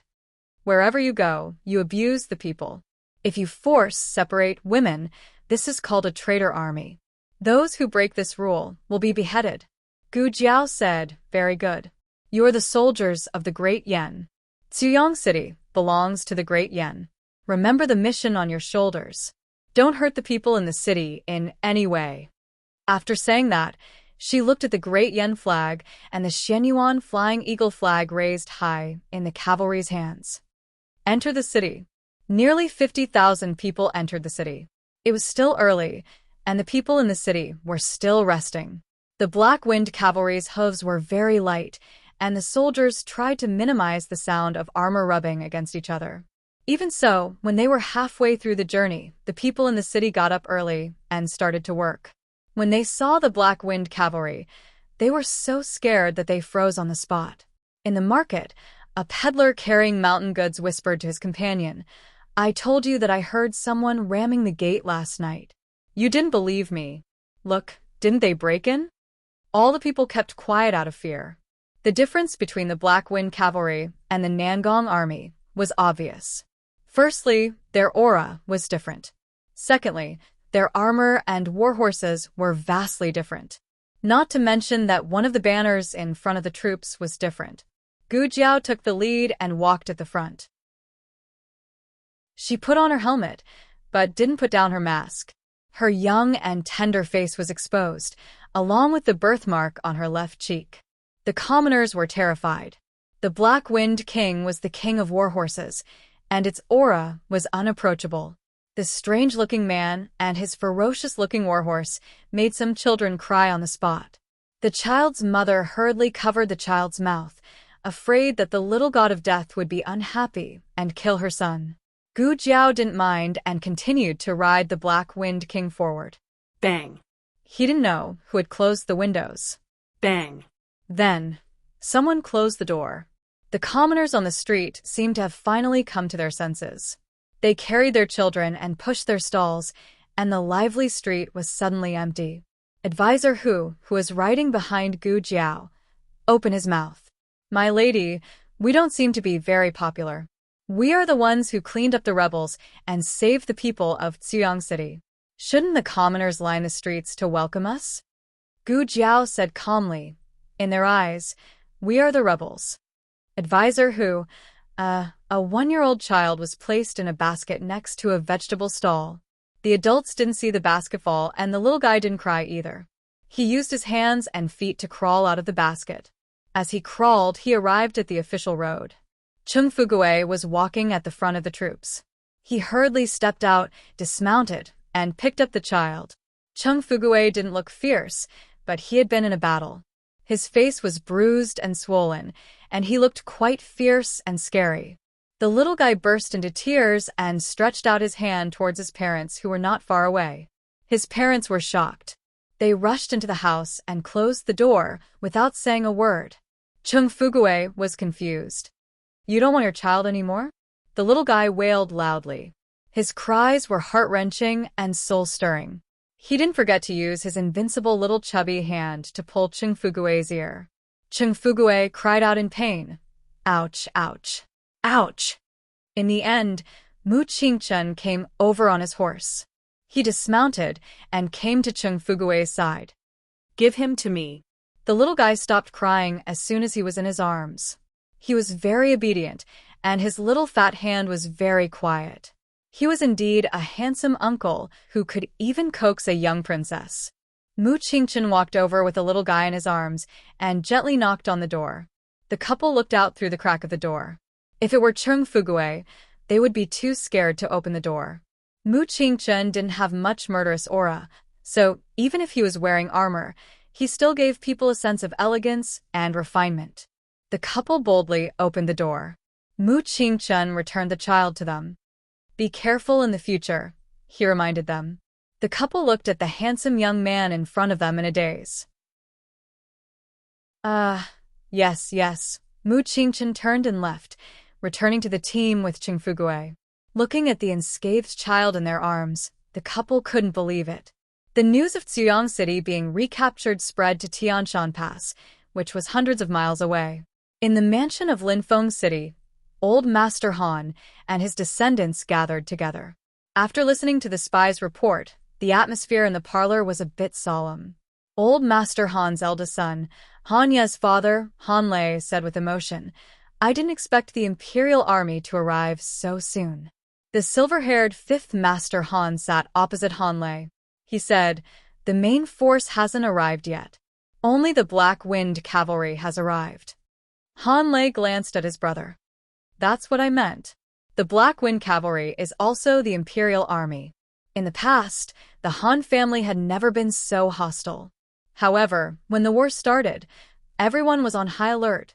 Naturally, their emotions fluctuated more than before. Fifth Master Han didn't care about his brother's tone. He only said lightly, 50,000 Black Wind Cavalry, less than 20,000 of them. Even so, they still managed to take down Ziyang City, which was guarded by 80,000 soldiers. Han Lei said coldly, "That was Xiao Liulong's trick." Fifth Master Han said, "All is fair in war. Even Changwei fell. I don't know what our Han family's chances of winning are." Han Lei frowned. "Fifth brother, you're praising others too much. You're diminishing our own morale." Fifth Master Han said lightly, "If it was you, would you be able to lead the Black Wind Cavalry and defeat Changwei's 80,000 soldiers?" Han Lei choked. After a while, he mumbled, "That's because the Black Wind Cavalry is powerful." He took advantage of the situation. Speaking of which, the Black Wind Cavalry was trained by our Han family. The Imperial Court is really shameless. They stole our soldiers and killed our people. Fifth Master Han said calmly, "Have you forgotten? We also took it from the Xianyuan family." Third Master Han was a good-for-nothing. He didn't care about war. He looked at his eldest brother and his fifth brother. He didn't know who to support. Old Master Han stomped his walking stick. "All right, both of you, stop arguing. Just one Xiao Lulang and you're already in such a mess. You've really brought shame to the Han family." The Black Wind Cavalry was the strongest army in the Yan Kingdom. It wasn't easy to deal with them. In addition, the Nangong family was careless and underestimated the enemy. That's why they fell into Xiao Liulong's trap. This guy is indeed quite capable. However, his forces are limited. It won't be easy to defend Ziyang City. The Imperial Court's army will arrive in about 10 days. However, the Liang Kingdom's army will break through the Yen Gate Pass in 3 days. The The main general of the Liang Kingdom's army is Chu Feipeng. He's a famous divine general. He used to be as famous as Xianyuancheng. Xiao Luling will be dealt with by him. After the Black Wind cavalry entered Tuyang City, Gu Jiao didn't stay in the city lord's residence. Instead, she stayed in the barracks with the soldiers. Mu Qingchen was sent out as a woman's friend to spread the news that the Black Wind cavalry was a righteous army. Gu Jiao sat in the barracks. She looked at the small wooden tokens on the sand table. Each wooden token represented 1,000 soldiers. They were stationed at the various strongholds in the city. It's still not enough. She rubbed her chin. Once the Liang Kingdom's army attacked, 10 to 20,000 cavalry would not be enough. Especially since the Liang Kingdom's manufacturing industry was very advanced. Their siege chariots were very powerful. They were 3 times more powerful than the Yan Kingdom's chariots. They also used ladders to climb up the city walls. They could pull people up directly. The advantage of cavalry was in attacking the city. It was rare to use cavalry to defend the city. If the Black Wind cavalry was able to display all their advantages in the battle against the 80,000-strong army of the Nangong family, then the following battle against the Liang Kingdom's army would no longer be the Black Wind cavalry's home ground. It would be an even more difficult battle. Chapter 8:37. Gu Jiao was too tired. As she thought about it, her eyelids drooped, and she fell asleep on the small table in front of her. The curtain of her tent was open for ventilation, and there were 2 cavalrymen guarding the door. A cavalryman of the vanguard passed by and inadvertently glanced inside. Then he paused. Then, 2 more, 3 more, for more. Gu Jiao didn't know that the door was crowded with curious heads. The young commander is drooling. The young commander is frowning. He's wrinkling his nose. Lower your voice. Gu Jiao was lying on the table. Her tender cheeks were squashed. Her mouth was slightly open, and crystal clear saliva flowed out. After learning from Wang Man for so many days, Gu Jiao, who had finally learned the essence of it, had no idea that her image as an official had completely collapsed one day. Hey, don't push me. I can't see. A cavalryman muttered. He was almost squeezed out. There were more and more onlookers. Everyone wanted to see the young commander sleep. Speaking of which, it was strange. They were all grown men, so why would they like to look at another grown man? In terms of appearance, Mu Qingchen was more handsome. After all, he was the first young master of Chengdu. But they didn't like to stare at Mu Qingchen. What's going on? What's going on? Advisor Hu had just come out of the kitchen, was shocked when he saw the door was surrounded by people. He thought that something big had happened in the commander's tent. He asked, but no one paid attention to him. He poked the cavalryman at the back of the line. Hey, what's going on? The cavalryman didn't look back and pushed his hand away.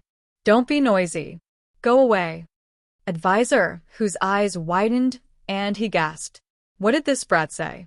Who should go away? I'm your uncle Hu. I'm no longer that nameless and unappreciated advisor. I'm Chief Commander Zhao's most important confidant. I've followed His Excellency everywhere and fought everywhere. My status is very high. Advisor Hu is furious. He raised his hand, jumped up, and slapped the back of the cavalryman's head. How dare you? The cavalryman turned around and saw that it was Advisor Hu. He shrunk his neck and pinched his companion's butt. His companion slapped his hand away. What are you doing? I'm looking at the young commander. Cough, cough. He coughed heavily. All the cavalrymen turned around and glared at him. They lowered their voices and said in unison, Shut up. He woke up the little commander. Then, they saw Advisor Hu with a gloomy face. Everyone stood there awkwardly for 3 seconds before they scattered like a swarm of bees. Unable to catch any of them, Advisor Hu gritted his teeth in anger. A bunch of brats. He stormed into the tent angrily. When he saw Gu Jiao lying on the table, he couldn't help but cover his heart. It can't be, right? What kind of immortal commander was this? It was too cute. Gu Jiao slept until the afternoon. Advisor Hu let down the curtain of the tent. Perhaps the group of brats would see the little commander's squeaky face again. After Gu Jiao woke up, she wiped the corners of her mouth without batting an eyelid, as if nothing had happened. If I'm not embarrassed, others will be embarrassed. Advisor Hu smiled embarrassedly. Sir, it's still early. Do you want to rest for a while? No. Gu Jiao rubbed her sore neck. How's the situation in the city? Advisor Hu said, everything is fine. Don't worry, sir. Thinking of something, Gu Jiao asked, Ziyang City has a governor, right? Advisor Hu had already gathered all this information. He said, the old city lord was from the Nangong family. After the head of the Nangong family came, he became the city lord himself. When he left, he took the old city lord with him. Gu Jiao nodded. We have to find a new governor to restore order in the city. Advisor Hu hurriedly said, I'll keep an eye on it. Oh, by the way, sir, when you were resting just now, the medical officer from the casualty barracks came and said that Changwei has woken up. Gu Jiao was surprised. Oh, that's fast. His vitality is not bad. I'll go take a look. Looking at his skinny figure, Advisor Hu couldn't help but blurt out, Eat before you go. It was the tone of an elder scolding his own child. Gu Jiao, who had already stood up, looked at Advisor Hu strangely.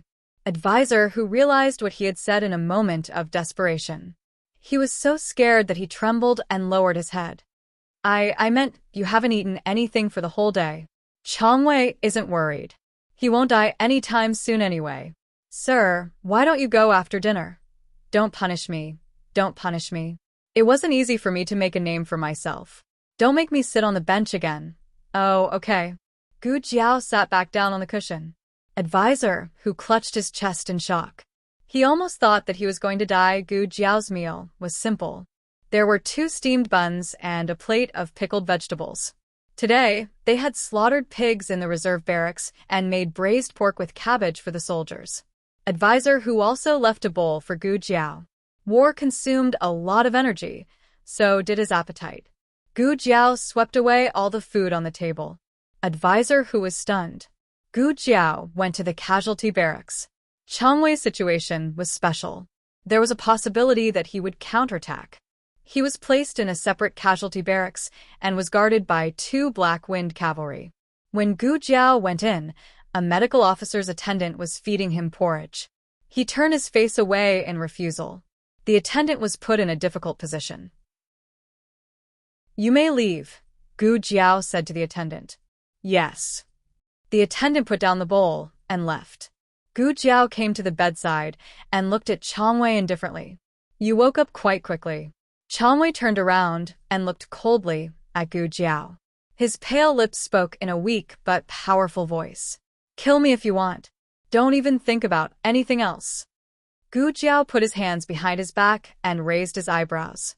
I'm curious. Why are you so loyal to the Nangong family? They are rebels. Don't you care? Changwei said coldly. Don't talk nonsense here. We don't know who the rebels are yet. The king is heartless. There's no need for us to serve him. King, oh king, look at the sins you've committed. Gu Jiao said, the king is heartless, but does the Nangong family have any morals? How much do you know about the Xianyuan family? Yes, the king wanted to kill the Xianyuan family. The king wants to get rid of the donkey after it has outlived its usefulness. It's not worth serving him. But do you think the Nangong family is a good thing? If the Nangong family didn't work with the Han family to betray the Xianyuan family, how could the imperial court destroy the Xianyuan family with their measly military strength? Changwei said sarcastically, Do you think I'll believe you just because you're spouting nonsense? Gu Jiao said again, I'll only ask you one thing. If the Nangong family betrayed the country, are you still willing to serve them? Changwei looked away. That's none of your business. It was an evasive action. It seemed that the only reason Changwei served the Nangong family was because he was grateful to the Nangong family for recognizing his worth. The rest was because he was dissatisfied with the king's cruelty. However, he didn't seem to have any intention of betraying the country. He also didn't know that the Nangong family had plans to collude with the country of Liang. It was too late to look for evidence now. She only had 3 days to make Changwei believe her. If Tsun Takashi was still unwilling to fight the enemy with her after 3 days, then Suyang City would most likely be lost. South of the country of Yen, Duke En and his great-aunt wanted to reach Chishui Pass as soon as possible. After leaving Hu City, they chose to travel by sea. Wang Su followed them. They boarded the Navy warship at the Yamen port. If the journey went smoothly, they would reach Chishui Pass within 5 days. His great-aunt was obviously dissatisfied with the progress. She was worried sick about Jiao Jiao. She didn't know how much hardship she had to go through, how many battles she had to fight, how much blood she had to shed, and how many injuries she had to suffer. "Is there a shortcut?" she asked. The old chancellor asked in the language of the Yen kingdom. Wang Su already knew that they were the distinguished guests of the duke's public house. He cupped his hands politely and said, "There is, but it's a bit risky. That place doesn't belong to the sea area of the Yen kingdom. We almost never go there." His great-aunt glanced at him. The old chancellor immediately understood and continued to ask Wang Su in the language of the Yen kingdom, "How fast can we go there?" 2 days, Wang Su said. "We'll go there," his great-aunt said decisively. Wang Su looked at Duke En, who was opposite him. Duke En wrote, agreed. He was worried that Gu Jiaojiao had the same feeling as his great-aunt. 3 days was nothing in a peaceful area, but in the border where the flames of war were spreading, it was the life and death of tens of thousands. Duke En was the imperial envoy. Wang Su had no choice but to listen to him on important matters.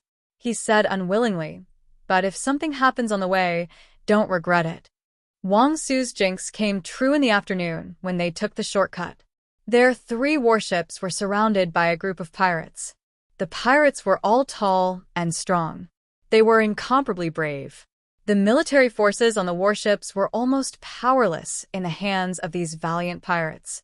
Finally, the pirates broke through the blockade of the warships and stepped onto the warship that Duke En and the others were on. The pirate leader raised the machete in his hand. "Brothers, Go. Kill all their men. snatch all their women, capture all their children." This person was 7 feet tall. He had a strong body and a strong aura. He wore a small cloth over his right eye. Everyone thought of the pirate one-eyed dragon at the same time. He didn't make a move himself. However, one of his subordinates was very fast and had very high martial arts. He knocked down 2 or 3 people with one punch. Not long after, all the guards on Class A were thrown into the sea. Wang Su pulled out his long sword and slashed at the back of the little pirate. Who would have thought that before he could even touch the little pirate's hair, the little pirate would turn around and fiercely stomp down, stepping on him. Wang Su lay on the deck and vomited blood. Even pirates have such high martial arts now. The little pirate took care of all the guards. The pirate leader raised the corner of his beautiful lips and came to Wang Su without restraint. He said in the language of the Yen kingdom that he wasn't very familiar with. "Robbery. Gold. Hand it over." The little pirate stepped on Wang Su's face expressionlessly. Wang Su gritted his teeth and said, "I won't hand it over even if I die. You're quite stubborn." The pirate leader faintly pointed to the room where his great-aunt and the others were. He said arrogantly, "Then I can only kill them all." As soon as he said that, a small round head poked out from the room. The owner of the small head looked at the pirate leader and blinked her big eyes. "Little chicken monkey." Chapter 838. Novels with connotations that can't be found on the internet can be found here. This little chick monkey was simply a demon's voice. A certain one-eyed pirate leader's body trembled. It can't be? How could it be this guy? Also, how could he still be recognized when he was already armed to this extent? "You've got the wrong person." The one-eyed pirate leader refused to admit it. He turned around and strode towards the guardrail. He wanted to get off the ship. Once the news of him robbing his own people reached his son's ears, his son would be angry with him. He hooked his finger at the little pirate and said, "Retreat." Little Jing Kong ran out and said, Little chick monkey, why are you leaving?" The one-eyed pirate quickened his pace and strode forward. adhering to the principle of "it's not my fault if I'm not caught." Who would have thought that at this moment, the little pirate's marbles would fall out and clatter at his feet? He stepped on it and fell face first onto the ground. "My waist, Chongjing, can't you not cheat your master for a day?" Chongjing looked at Marquis Xian Ping with disdain. He picked up the marbles on the deck and rubbed them on Marquis Xian Ping's trousers. Then, he put the clean marbles back into his brocade pouch. "Brother Chongjing." Little Jing Kong came to Chongjing's side, raised his little head and stretched out his little fist. "Long time no see." "And, Jing Kong, long time no see." Chongjing nodded and stretched out his hand to punch little Jing Kong. Wang Su was dumbfounded. "What's going on? Do you know each other? What dialect are you speaking? Why can't I understand?" Little Jing Kong was an ordinary little language genius. He switched seamlessly to the Zhao language, so, of course, Wang Su couldn't understand. However, the people in the room understood. The old chancellor walked out with a sullen face. "Marquis Xian Ping, how dare you leave your position as a marquis and become a pirate on the sea?" He even said something like "kill all their men, steal all their women, and catch all their children." Listen, is this something that a marquis of a country can say? He was a living pirate. Is this what you got from suppressing the bandits at sea last year? Instead of learning the good stuff, why did he learn the words of these bastards? Marquis Xian Ping had already calmed down, and he slowly climbed up from the ground. He dusted his sleeves in a dignified and elegant manner and smiled. "Chancellor Hua, long time no see. How have you been?" "I'm just..." The old chancellor interrupted his words and continued on his behalf. "It's just pretending to be a pirate to test the military strength of our warship. However, it seems like this military strength isn't enough. I still have to go out personally to escort you." Marquis Xian Ping's mouth twitched. "No wonder you're a storyteller. How did you manage to guess such an excellent line?"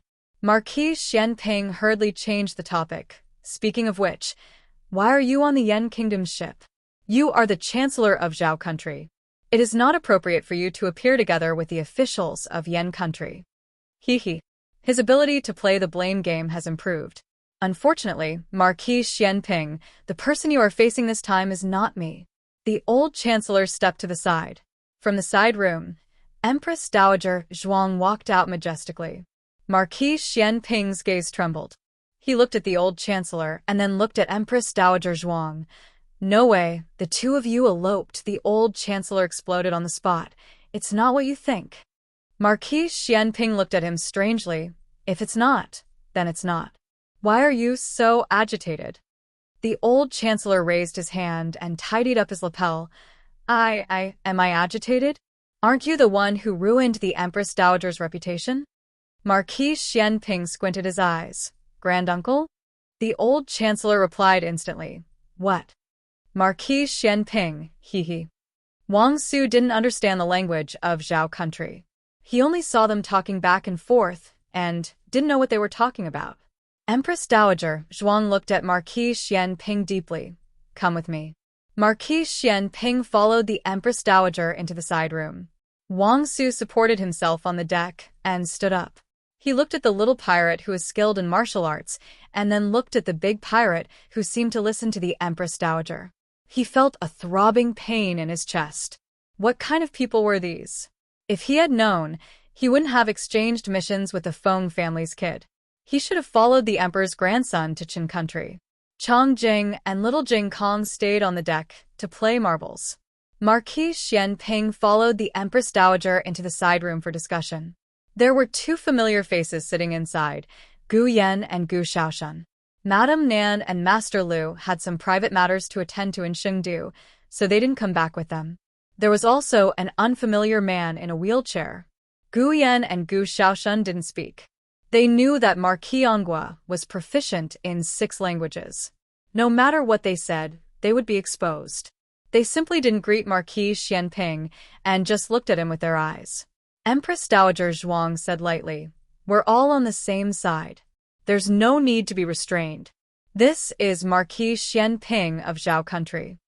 She introduced him to Marquis Anghua and then said to Marquis Xian Ping, "Marquis Anghua of Yen Country, Zhao Zhao's adoptive father." His daughter-in-law had an adoptive father in Yan country? Marquis Xianping instantly became polite. He smiled and said, Marquis Anghua, I've heard a lot about you. Marquis Anghua wrote in Zhao country's language on the armrest. Marquis Xianping, I've heard a lot about you. He really heard a lot about you. 20 years ago, this guy was on the beauty list of the 6 countries. Who didn't know you? You can even write backwards. Marquis Xianping admired him. Sit down. Empress Dowager Zhuang said. Marquis Xianping sat down. He looked at Gu Shaoshun and said, You've grown taller. Then he looked at Gu Yan and asked, Have you recovered? His essence, energy, and spirit were all different. Gu Yan said with pride, I've recovered. My sister cured me. Marquis Xianping nodded and said, My daughter-in-law is amazing. Don't be so fast. She's not your daughter-in-law yet. If it weren't for the occasion, Marquis Anghua would have written this sentence on the armrest.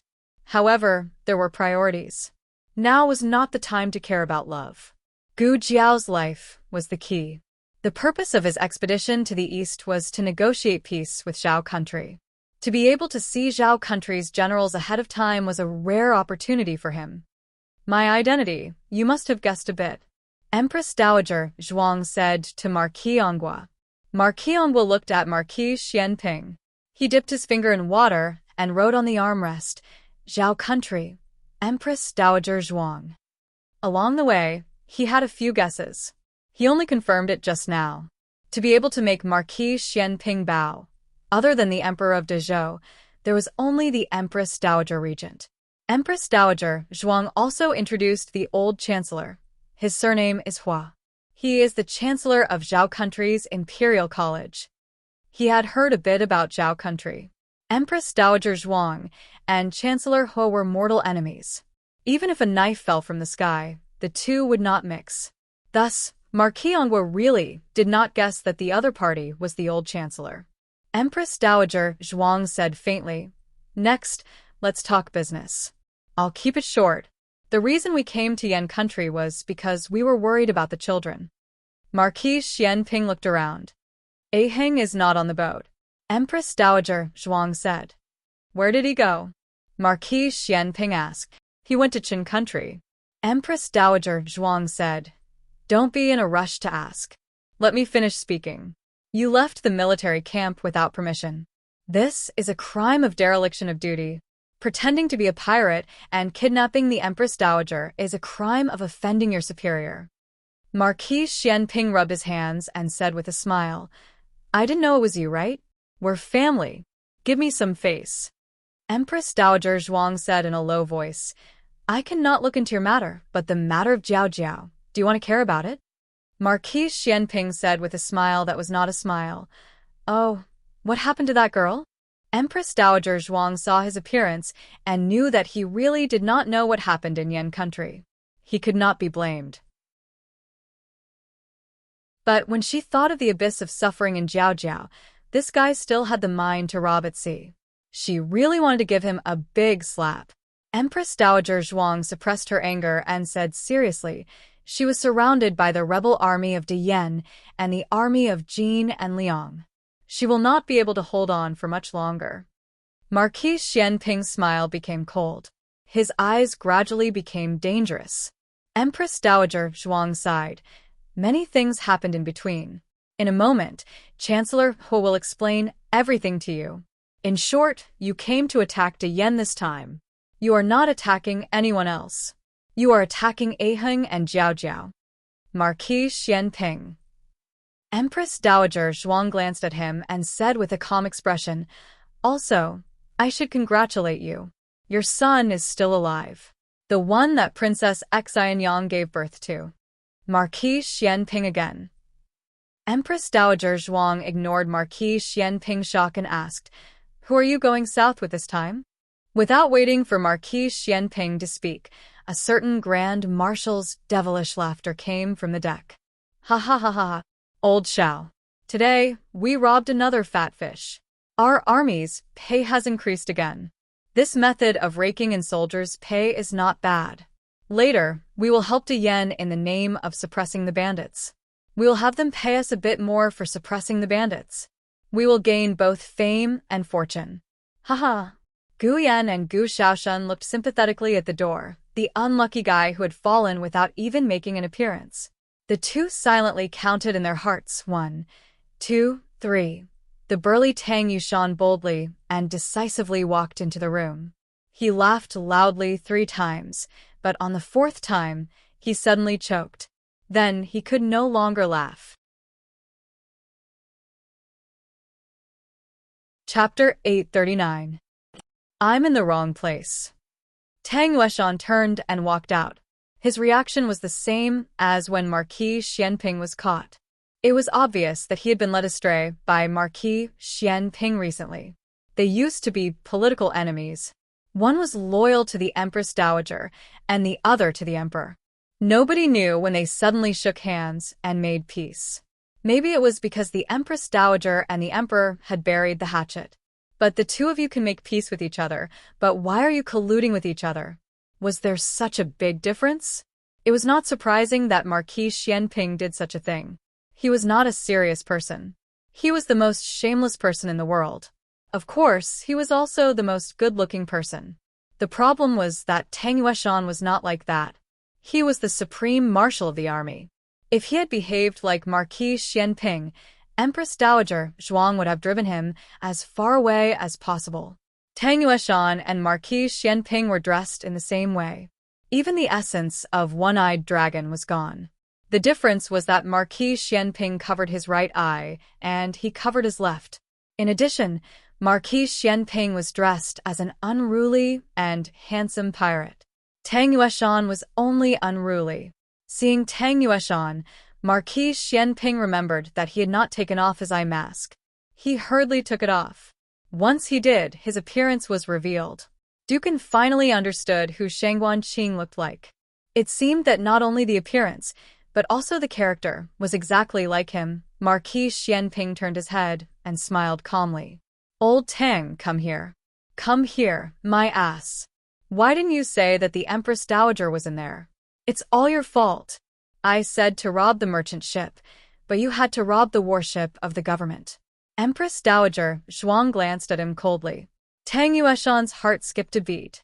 Empress Dowager Zhuang said lightly, Tang Yueshan, you are bold. Who is the fat fish? Tell me. Ah. Tang Yueshan was not as eloquent as Marquis Xianping. His voice was stuck in his throat. He was puzzled. Why was it that when he and Marquis Xianping robbed Great Yan's warship, they could rob Empress Dowager Zhuang? The old chancellor was also there. There were also 2 faces that he seemed to have seen before, but wasn't sure about. There was also an unfamiliar man sitting in a wheelchair. Wow. Could it be that the Empress Dowager was kidnapped by the people of the Great Yan, and he was the one who did it? You're thinking too much. There isn't. Empress Dowager Zhuang hit the nail on the head. Tang Yueshan lowered his head and cupped his hands pitifully. Greetings, Your Majesty. Humph. Empress Dowager Zhuang snorted. Tang Yueshan glanced at Duke and listlessly. Who is he?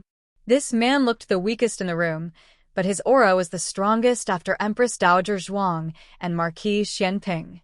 Empress Dowager Zhuang was not in the mood to introduce them to him one by one. Marquis Xianping was very happy to share Empress Dowager Zhuang's worries. Marquis Xianping introduced him with a smile. This is Duke and of the Great Yan, my in-law. Tang Yueshan was confused. I haven't seen you for a while. How come you robbed your in-law? Marquis Xianping was speechless. After they got to know each other, Tang Yueshan asked the 2 little guys about them. When he learned that they were the little girl's younger brothers, he generously took out 2 jadeite and golden balls and gave them to play with. Gu Yan didn't take them. Tang Yueshan didn't realize what Tang Ming had done to Gu Xiaoshan until Gu Yan took Gu Yan out of the room. You would never know how painful it was until you hit your own feet with a brick. Now that it hit him, he had mixed feelings. Of course, the most important thing now was how to reinforce Gu Jiao. Gu Jiao's situation was too difficult. Although they were rushing east, the battle reports from the west were constantly sent by pigeons. They already knew that Gu Jiao led the Black Wind Battalion to take Tuyang City alone. Suyang City was the fortress of Yanmen Pass, where 80,000 rebels of the Nangong family were stationed. Thinking of the huge gap in strength and the fact that Gu Jiao went thousands of miles to fight, Empress Dowager Zhuang's heart was full of anxiety. This was much more difficult than attacking the Qin kingdom and the remnants of the previous dynasty in the Zhao kingdom. Fortunately, Gu Jiao only acted secretly at that time. There were many main combatants, including Tang Yueshan, Marquis Ding and Gu Chao, Gu Chongqing, and the generals at the border. The people also lined the streets to welcome her. It was a battle of unity between the people and the people. Right now, her Jiao Jiao was facing a besieged situation. The old chancellor told the two of them about all the things that happened in the Yan kingdom, including the reason why the children went to the Yan kingdom was to treat Gu Yan's illness, Xiao Heng's identity, and Xiao Qing, who is still alive. After that, he also talked about Gu Jiao's various encounters in Chengdu. To be exact, it was a mess. With her own strength, she caused a stir in the whole circle, killed Nangong Li, and stirred up the water in the pool of Chengdu. Marquis Xianping and Tang Yueshan listened and nodded with pride. She is so good at stirring up trouble. She is indeed my son, brother, and daughter-in-law, brother. The old chancellor was speechless. The amount of information was too much for them to digest. But it didn't matter. A woman's heart was a cupboard that piled everything together. A man's heart was a drawer that could store different things and emotions without affecting each other. It was the same for them to digest it one by one on the way. Tang Yueshan cleared his throat and decisively betrayed his friend for glory. Empress Dowager. In fact, we are not the only ones here. Empress Dowager Zhuang frowned. Who else? Marquis Xianping and Tang Yueshan were already shocking enough. She really couldn't think of any big shot in the Zhao kingdom who was capable enough or strong enough to mix with these two people. A huge pirate ship was docked on the sea a mile away. Under the mast with the sail closed, a mighty and cold figure stood. He put his hands behind his back and looked at the sea with majestic eyes. His gray hair was blown by the sea wind. Suddenly, a small boat came into his sight. The boat was very fast and soon came to the warship. He didn't mean to put down the rope ladder, and the people on the boat were not in a hurry. They easily jumped onto the tall warship with Qinggong. Old Gu. Tang Yueshan strode toward him and patted him on the shoulder. I asked you to come with me, but you didn't. You missed a good show. The old marquis glanced at Tang Yueshan lightly. Take your hand away. In terms of official position, Tang Yueshan was above him. But this time, His Majesty appointed him as the main general in the south. If there was a war, Tang Yueshan had to listen to him. He didn't want to participate in the robbery of Tang Yueshan and Marquis Xianping, but he wouldn't strictly forbid it. First of all, with Marquis Xianping's virtue, he absolutely couldn't forbid it. Second, there were no fish in the clear water. After so many years of ups and downs in the officialdom, the only thing he could do was to keep his nature unchanged. But if he couldn't tolerate any sand in the bottom of his eyes and dealt with people he saw, it was either he killed them all or they killed him. He wouldn't be so upright and outspoken. He came here to watch the two and make sure they didn't go too far. For now, it seemed to be working well. The two were restrained and didn't make too much trouble. Marquis Xianping smiled. Old monkey. The old marquis's heart skipped a beat for no reason.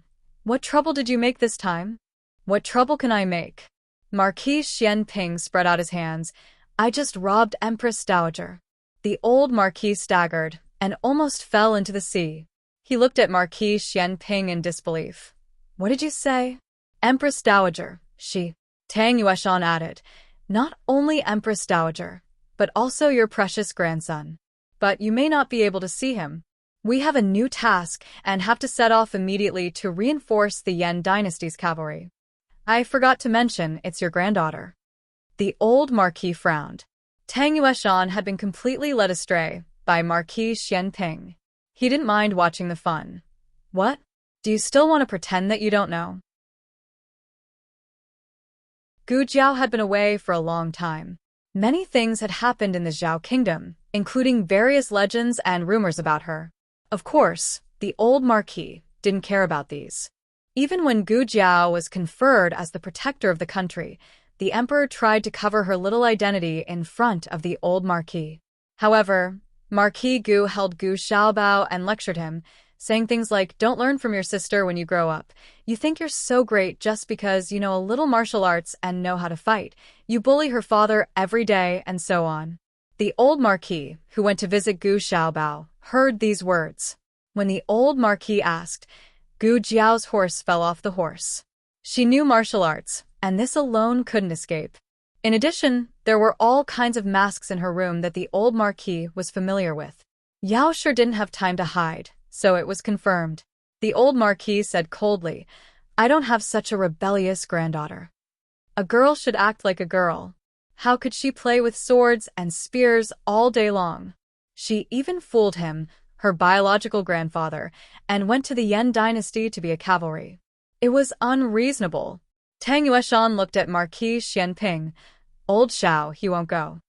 Marquis Xianping casually rolled up his sleeves. "Okay, then let's go." Tang Yueshan nodded. The next second, they raised their hands together, one on each side, and blocked the old marquis's arms. The old marquis was suddenly dragged back, and he glared at them. "What are you doing?" Marquis Xianping smiled. "We're going to the border." Chapter 840. In the wounded barracks of Ziyang City, Gu Jiao had just finished distributing the anti-inflammatory medicine and wound balm to the medical officers. Based on the experience of several battles, the demand for these two herbs was huge. The small medicine box provided a considerable amount of them. Before they came, the State Preceptor Hall also gave them a large number of self-made pills and ointments. On the way here, Gu Jiao also collected a lot of herbs. The 30 medical officers were very busy in the wounded barracks. Although they didn't directly participate in the battle, in fact, they were at the rear of the battlefield. A steady stream of wounded soldiers was sent there.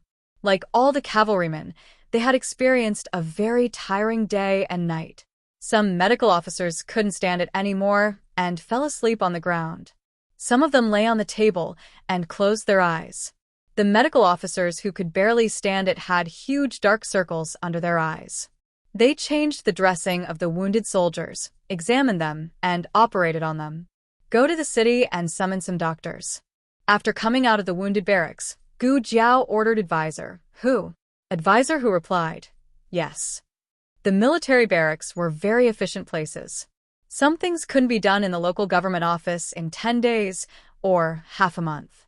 In the military barracks, orders must be carried out and results must be carried out.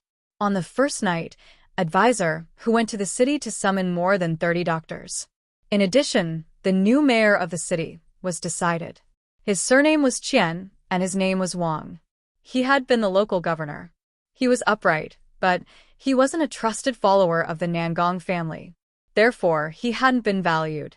The Nangong family didn't take him with them when they abandoned the city. Gu Jiao temporarily appointed him as the new mayor of Ziyang City. At about 9 o'clock, Mu Qingchen dragged his tired body back to the barracks. He thought that it would be easy without killing people. He didn't expect that dealing with a group of people, mostly women and children, would be very tiring. His throat was on fire. Gu Jiao leaned against a big tree at the entrance of the barracks. She looked at him with her arms crossed. "Well done, Director Mu. Let's continue tomorrow." "What master?" Mu Qingchen asked in a hoarse voice. "Yes, Director." The director of the Women's Federation and the director of the sub-district office, Gu Jiao added in her heart. She looked at him with bright eyes. "It's okay. You can go and rest." The way you look at me always makes me feel like something bad is going to happen." However, Mu Qingchen was too tired. He couldn't care less about what Gu Jiao was thinking. He returned to his tent with a gloomy face and immediately fell asleep. For the past 2 days, Gu Jiao did not issue any orders, only allowing the soldiers to recuperate and rest. On the night of the second day, she called the 6 commanders and Mu Qingchen into her tent to discuss with them how to deal with the enemy. A sand table was placed on the table in the center of the tent. On the sand table, there were small wooden plates that represented the military strength and the city. Gu Jiao pointed to a valley at the border of the two countries. This is the Swallow Gate Pass. Originally, there was a camp set up in the valley, and there was a checkpoint. In order to facilitate the invasion of the Liang Kingdom's army, the Nangong clan removed the checkpoint, and the defensive measures of the camp were all destroyed. This place could no longer be defended. Therefore, Chuyang City became the first barrier to stop the Liang Kingdom's army. No matter what, we have to defend Chuyang City. Everyone agreed with the young commander's words. Chung Fugue's arm was hanging on his neck with gauze. He gritted his teeth. The Nangong clan's children have no assholes. How could they do such a despicable thing like betraying the country? Don't let me catch them again. Otherwise, I'll kill them all. Li Jin was the calmest among them. He looked at the sand table and pondered for a while before asking, "They will arrive at the Swallow Gate Pass tomorrow." "That's right," Gu Jiao said. "However, they are the same as us. After a long journey, their army is tired. They won't attack the city immediately. They will rest for at least a day. This is our opportunity." Li Jin asked, "Commander, you mean?" Gu Jiao said, "We can't just sit and wait for death. The most optimistic situation is that Chang Wei is willing to take the tens of thousands of captives in the city to fight the enemy with us. The worst result is that the city is on fire." Chung Fugue frowned. "Will Chang Wei take the opportunity to rebel?" Li Jin said, "We can't rule out this possibility." Chung Fugue hurriedly said, "Why don't we just kill him?" Everyone looked at Gu Jiao. They also felt that Chang Wei was a huge threat. It was better to kill him to prevent future troubles. Gu Jiao said seriously, "If it really comes to that, and we need to fight with the entire army, I will definitely kill him before we go." Hearing Gu Jiao's words, everyone was relieved. Everyone saw how fierce the young commander was on the battlefield. He would never go back on his words and be soft-hearted. Li Jin said again, "Commander, you said that we can't just sit and wait. Do you already have a plan?" Gu Jiao said, "The Imperial Army will arrive in more than 10 days. We have to delay the attack of the Liang Kingdom's army." Zhang Shiyong, the left commander of the reserve camp, slapped his thigh and said, "I know. Burn their food." Zhou Ren, the right commander of the reserve camp, glared at him. "Why do you only know how to burn their food? Who will burn it?" You? Zhang Shiyong puffed out his chest and said, "I will go. You are all fighting at the front line, but I can only guard the captives in the reserve camp. I have long wanted to fight with them." Gu Jiao picked up a small wooden tablet and inserted it in the north of Chuyang City. She said, "This is the new city. It just took the initiative to surrender to the Nangong family a few days ago. After the Nangong family left Chuyang City, they should have gone to this place. There are not many guards in the new city. If the Liang Kingdom's food is burned, they will definitely go to the new city to plunder the food. Whether the Nangong family cooperates or is forced to pay tribute, they will not use the food." Li Jin had an epiphany and said with a serious expression, "They will oppress the people and rob them of their wealth." Gu Jiao nodded. Zhang Shiyong also understood. He scratched his head and said, "It seems that we can't burn the Liang Kingdom's food for the time being. But if we don't burn the food, how can we delay their attack?" Gu Jiao's gaze fell on the sand table. "Destroy their siege weapons." The Liang Kingdom's war chariots were very powerful, and the scaling ladders were very fast. But if these important weapons were gone, what would they use to attack the city? Pry with knives? Crawl with their hands? Of course, they could go to the new city to borrow the weapons from the Nangong family or reassemble new weapons. But the former was not powerful enough, and the latter would take too long. In short, it was not good for the Liang Kingdom's siege plan. Chung Fugue praised, "Wonderful. I have only heard of burning food, but this is the first time I have heard of destroying weapons." The main reason was that weapons were not easy to destroy. They burned slowly and could not be cut. Often, they would alert the enemy before they could be cut twice. But now they had a secret weapon that could destroy weapons, Snow Domain Heavenly Silk, which could definitely cut them without leaving a trace. There were a total of 5 pieces of Snow Domain Heavenly Silk, one for each person. Including the scouts, there were a total of 11 people. This was a suicide squad. Because it was too dangerous, there was a possibility that they would not be able to return at any time. I'll go. Chung Fugue stood up and said. Gu Jiao looked at his hanging arm. You guys won't go tonight. Zhou Ren, Zhang Shiyong, you go and call Wenren Chong, Zhao Dengfeng and Li Shen. Then, Gu Jiao picked a few cavalrymen who were good at lightness skill and were not injured in the battle. I'll go too. When she came out of the tent, she met Mu Qingchen, who was walking toward her. Gu Jiao looked past Mu Qingchen and fell on Teacher, who was behind him. Teacher, who touched his nose. Great Madam, Her Highness the Crown Princess ordered young Master Mu to protect Her Highness. The truth was that he was worried about Her Highness, so he secretly called Mu Qingchen. No matter how he looked at it, Mu Qingchen's kung fu was the best among these people. He was reliable to block the knife. Okay. Gu Jiao did not refuse. However, before Gu Jiao left, she called someone else. Gu Jiao put her hands behind her back and looked at Sun Takashi, who was lying on the bed. I see that you're recovering well. It's time for you to go out and exercise. Sun Takashi turned around. I won't work for you. Gu Jiao spread her hands. You don't have to work for me, but I can't feed so many rebels for free. Food is very precious. Why don't I kill 180 of them a day and save some food for my cavalrymen? Sun Takashi looked at her coldly. You're despicable. Gu Jiao smiled faintly. You're the most familiar with the terrain of Swallow Gate. You lead the way. If you don't, I'll kill your men right now. Sun Takashi knew that he was facing a young man who killed without batting an eyelid. Using his conscience to wake him up and using his reputation to restrain him would not work. In the end, Sun Takashi gritted his teeth and endured the pain from his wound as he accepted Gu Jiao's threat. I want my own horse. Give it to him, Gu Jiao said. Zhou Ren ordered his men to bring his war horse over. Gu Jiao narrowed her eyes as she watched Sun Takashi get on the horse. Sun Takashi had just undergone surgery, and he could still be so fierce. In order to reduce the sound of their armor rubbing against each other and to better conceal themselves, they all changed into night clothes. Then, a group of people spurred their horses out of the Ziyang city and went all the way to the Yanmen Pass in the west. According to the report from their scouts, the Liang Kingdom's army would be stationed in the valley outside Swallow Gate. Their horses could not get too close, otherwise, the sound of the horses' hooves would reach the camp.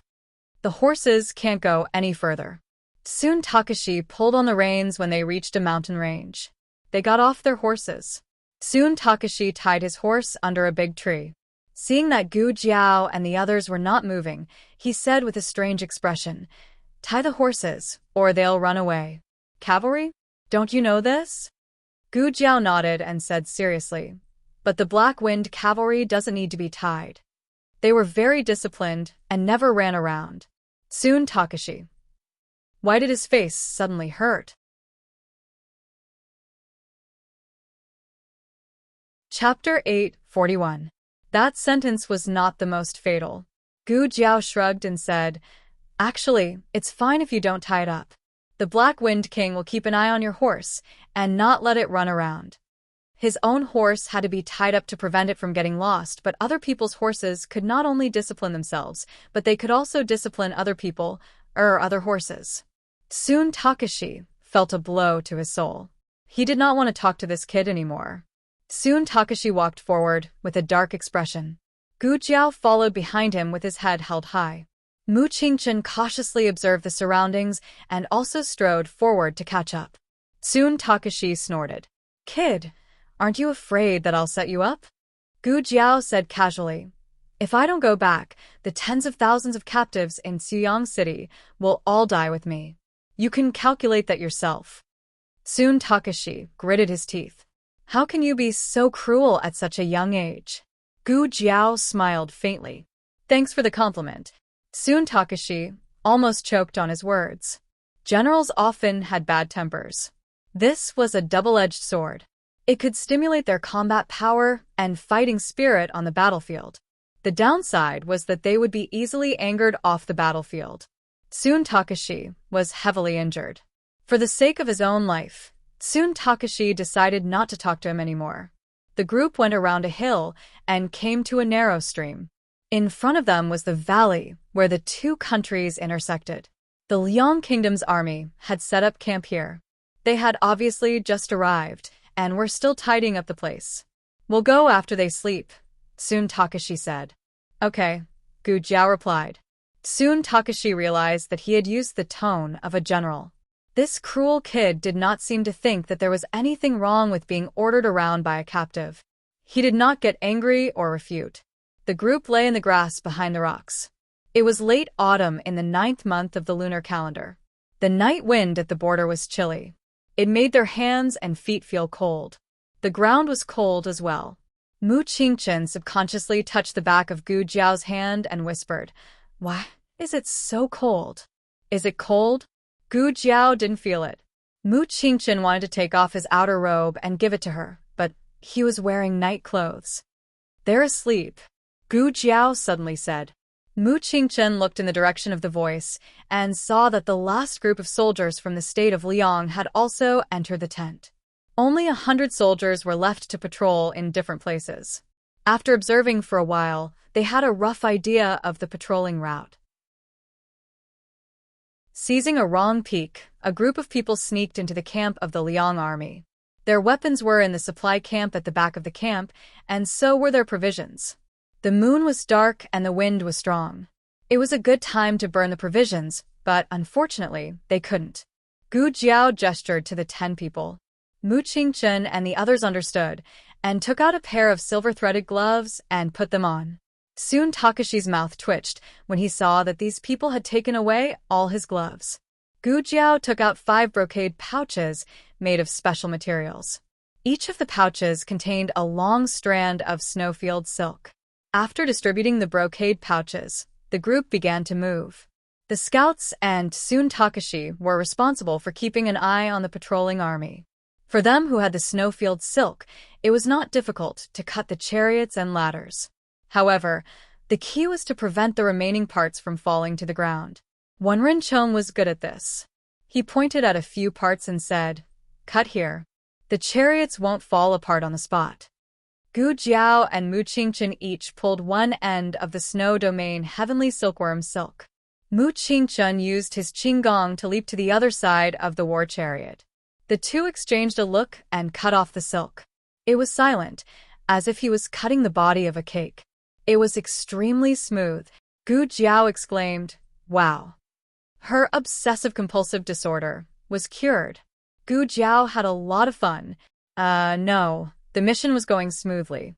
"Someone is coming. Let's retreat," soon Takashi said in a low voice. Gu Jiao smacked her lips. "I didn't cut much."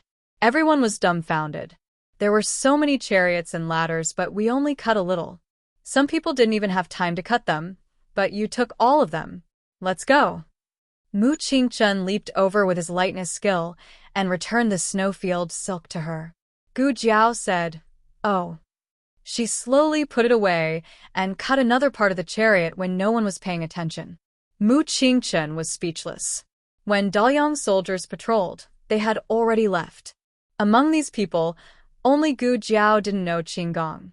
Mu Qingchen held her soft and slender waist and brought her back and forth between the various large tents. Soon Takashi was injured and could not use lightness skill. Li Shun and Zhao Dengfeng took turns to carry him. When they passed by a tent with a dim oil lamp, Gu Jiao suddenly patted Mu Qingchen's arm and signaled him to stop. Mu Qingchen gently landed on the grass. "What is it?" he asked with his eyes. Gu Jiao pointed at a tent about 10 meters away. "I saw someone go in." The others also stopped beside them. They hid in the dark and looked at the tent that Gu Jiao pointed at. Gu Jiao thought for a while and gestured to the others to leave first. She, Mu Qingchen, Li Shun, and Zhao Dengfeng stayed behind. Although they were unwilling to leave, it was a military order. Zhao Dengfeng, Wenrinchong, and the others quietly disappeared into the night. Gu Jiao and the others approached the tent. They hid behind the tent. Gu Jiao and the other two put their ears to the tent wall. Li Shun was responsible for keeping an eye on the surroundings. Men's voices came from the tent. They were speaking the language of the Yen Kingdom, but one of them was not very fluent. The one who was not fluent said, "Is this your sincerity? The king of the Yen Kingdom is trying to capture you. Without the protection of the Liang Kingdom, you will soon become his prisoners." Everyone understood. One was a general of the Liang Kingdom, and the other was a rebel army of the Yen Kingdom. It was either the Han clan or the Nangong clan. Obviously, the latter was more likely. "I want to see your General Chu." The others did not recognize the voice, but soon Takashi recognized it immediately. It was the fourth son of the Nangong clan, Nangong Ju. Nangong Zai and Nangong Ju were guarding the border all year round, so Tsun Takashi was very familiar with them. The general of the Liang Kingdom said, "General Chu is tired from the journey. He has already rested." Gu Jiao translated, "Your position is not high enough. Talking to me is already a gift to you." Nangong Ju's aura was tinged with anger, but it was quickly suppressed. "Do you really think the Blackwind camp is so easy to deal with? I am not afraid to tell you that with your military strength, without the help of the Nangong clan, you will definitely be defeated by Xiao Luling." Gu Jiao clenched her small fist. Mysterious energy. "I am so awesome." So he really is from the Nangong clan. Gu Jiao looked at Tsun Takashi sympathetically. No wonder his face turned so ugly. "Look, this is the Yen Kingdom's lord you are loyal to, colluding with the traitor of the Liang Kingdom." The general of the Liang Kingdom said arrogantly, "Don't try to scare me. You lost because you are not capable. Do you think that the Liang Kingdom's army is as useless as the remnants of the Nangong clan? If that General Tsun Takashi comes to the Liang Kingdom, we won't even let him be a chiliarch." Gu Jiao nodded with praise. "Wonderful. Go on, you are an ally tonight." The general of the Liang Kingdom said calmly, "The Liang Kingdom has no need to cooperate with the Nangong clan." Nangong Ju said with cold sweat, "Aren't you just bullying us because we have lost our military strength? But as far as I know, General Tsun Takashi of the Nangong clan is not dead. He was only captured and is being treated in Suyang City. There are nearly 60,000 soldiers in Suyang City. As long as Tsun Takashi leads them to cooperate with you, the Liang Kingdom's plan to attack the city will be twice the result with half the effort." Gu Jiao looked at Tsun Takashi sympathetically again.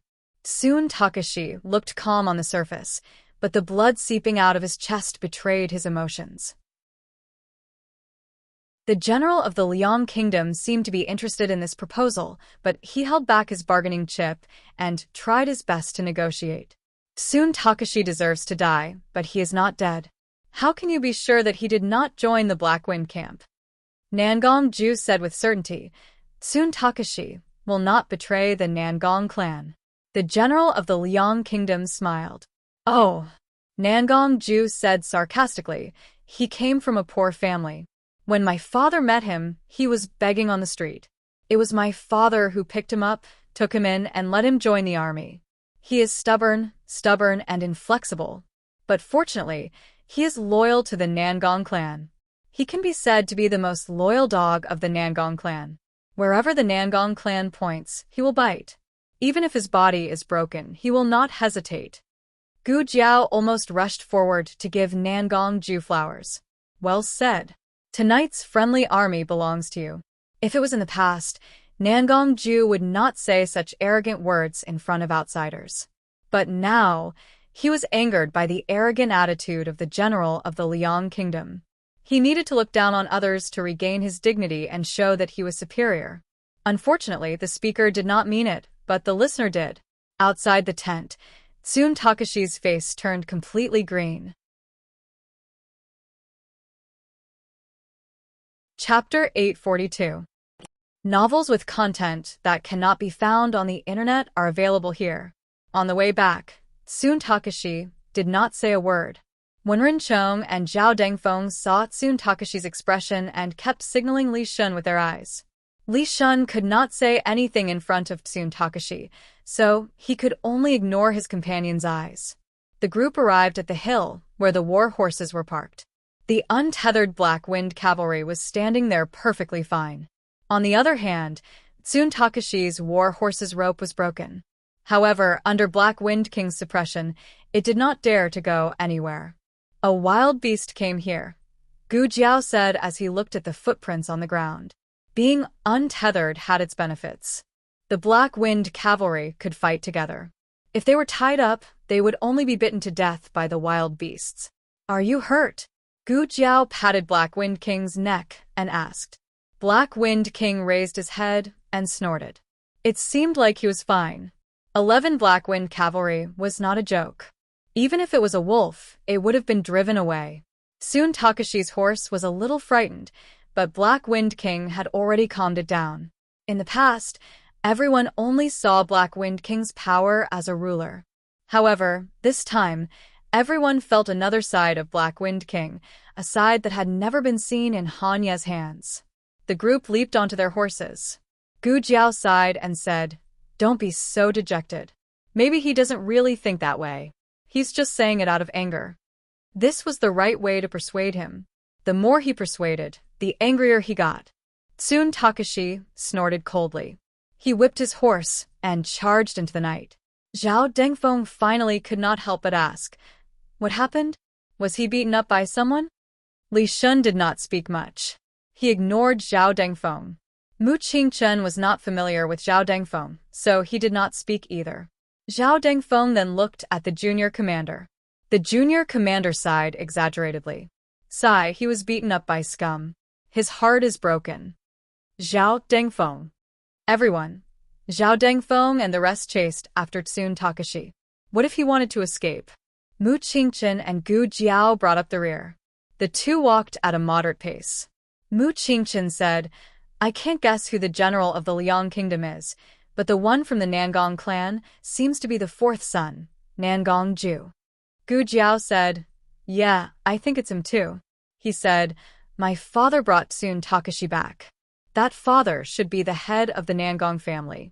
The head of the Nangong family had a total of 4 sons, and Nangong Chung was the eldest. His martial arts were not proficient, so the Nangong family would not allow him to take the risk to come here in the middle of the night. The second son, Nangong Li, was dead, but the third son, Nangong Zhe, didn't sound like that. Right now, only his fourth son, Nangong Ju, still had full combat power. Mu Qingchen asked, "Should we kill him?" Gu Jiao glanced at him. "Are you used to killing people now?" Mu Qingchen lowered his eyes and said, "You have to get used to it." Gu Jiao was very satisfied. As expected of young Master Qingchen, he improved rapidly. Gu Jiao said, "He won't come out tonight, so we can't kill him. Let's wait for the duel." After the group returned to the barracks in Suiyang City, Tsun Takashi went straight to his camp for wounded soldiers. The medical officer felt a gust of wind blow past him, and he immediately woke up from his sleep. He shuddered and looked at Tsun Takashi, who had almost smashed himself onto the bed, and then looked at the junior commander outside. He quickly walked out and asked, "Commander, is he okay?" Gu Jiao said, "He's fine." "Don't worry about him, and don't ask too much. Just use the medicine as usual." "Yes," the medical officer replied. Everyone returned to their own tents, and the medical officer went to take care of the other patients. Tsun Takashi lay alone on the bed with a thick mattress, and his body was cold. He came from a poor family. When my father met him, he was begging on the street. He's stubborn, self-opinionated, and inflexible. He's the most loyal dog that our Nangong family has raised. As long as Tsun Takashi leads them to work with you from the inside, your plan to attack the city will be twice the result with half the effort. Just because you're useless and lost, you think that our Liang army is as useless as your Nangong family's remaining soldiers? If that General Tsun Takashi comes to our Liang, we won't even let him be a chiliarch." Tsun Takashi clenched his fists bit by bit, and his body trembled violently. His wounds burst open, and blood seeped out from the bandages, dyeing his entire shirt red. The Liang army only discovered the abnormality of the military equipment the next morning. It was drizzling at the border, and a few soldiers from the supply camp went to wipe the rainwater off the chariots. As soon as they touched the chariots collapsed with a boom. The few of them were stunned. The huge commotion alerted the deputy general of the supply camp. The deputy general checked the rest of the chariots, and without exception, all of them collapsed. Not only that, but the ladders they used to climb up the city walls were also broken into pieces. This was a major accident in the barracks. The deputy general of the supply camp immediately reported to the few generals. When Chu Feiping came to the scene, he touched the smooth cut on the chariot with his fingertips, and his eyes turned cold. Snow domain, heavenly silk. The general next to him said, "General, this," Chu Feiping said indifferently, "looks like someone came here last night." The general immediately knelt down on one knee. "I failed in my duty." Chu Feiping looked at the direction of Ziyang City. Nangong Ju is right. The Black Wind cavalry of Great Yan is not easy to deal with. The plan to attack the city will have to be postponed. Tell the Nangong family that I agree to their conditions. After losing their military equipment, the Liang army spent a total of 8 days to transport new ladders and chariots from other cities. This was another huge amount of manpower and material resources, and it also slightly shook the morale of the army. But it didn't matter. The Great Yan was surrounded by wolves, and the Liang was not the only enemy. The other 5 kingdoms were also crazily nibbling on this fat piece of meat. Sooner or later, the Great Yan would fall completely. On the 18th of September, in the evening, the west wind was strong. General Song Kai of the Liang led 20,000 vanguard soldiers and launched the first wave of attack toward the west gate of Ziyang City. Last night, Chang Wei received an order from the Nangong family. As the Nangong family had taken root in Ziyang City for a long time, naturally they still had spies in the city. One of them disguised himself as a food delivery vendor and sneaked into the military camp, then came to the tent where Chang Wei was recuperating. He showed Chang Wei a token hidden in his sleeve, then said, "Clan Master has given an order. If the Liang army is going to attack the city later, you are to command your men to charge out and annihilate the Black Wind Battalion." Chang Wei responded calmly, "So Clan Master is asking me to help the enemy and commit treason?" The vendor said, "The Emperor of Great Yan is heartless, and this is a strategy to drive the tiger to devour the wolf. Of course, Clan Master will not commit treason.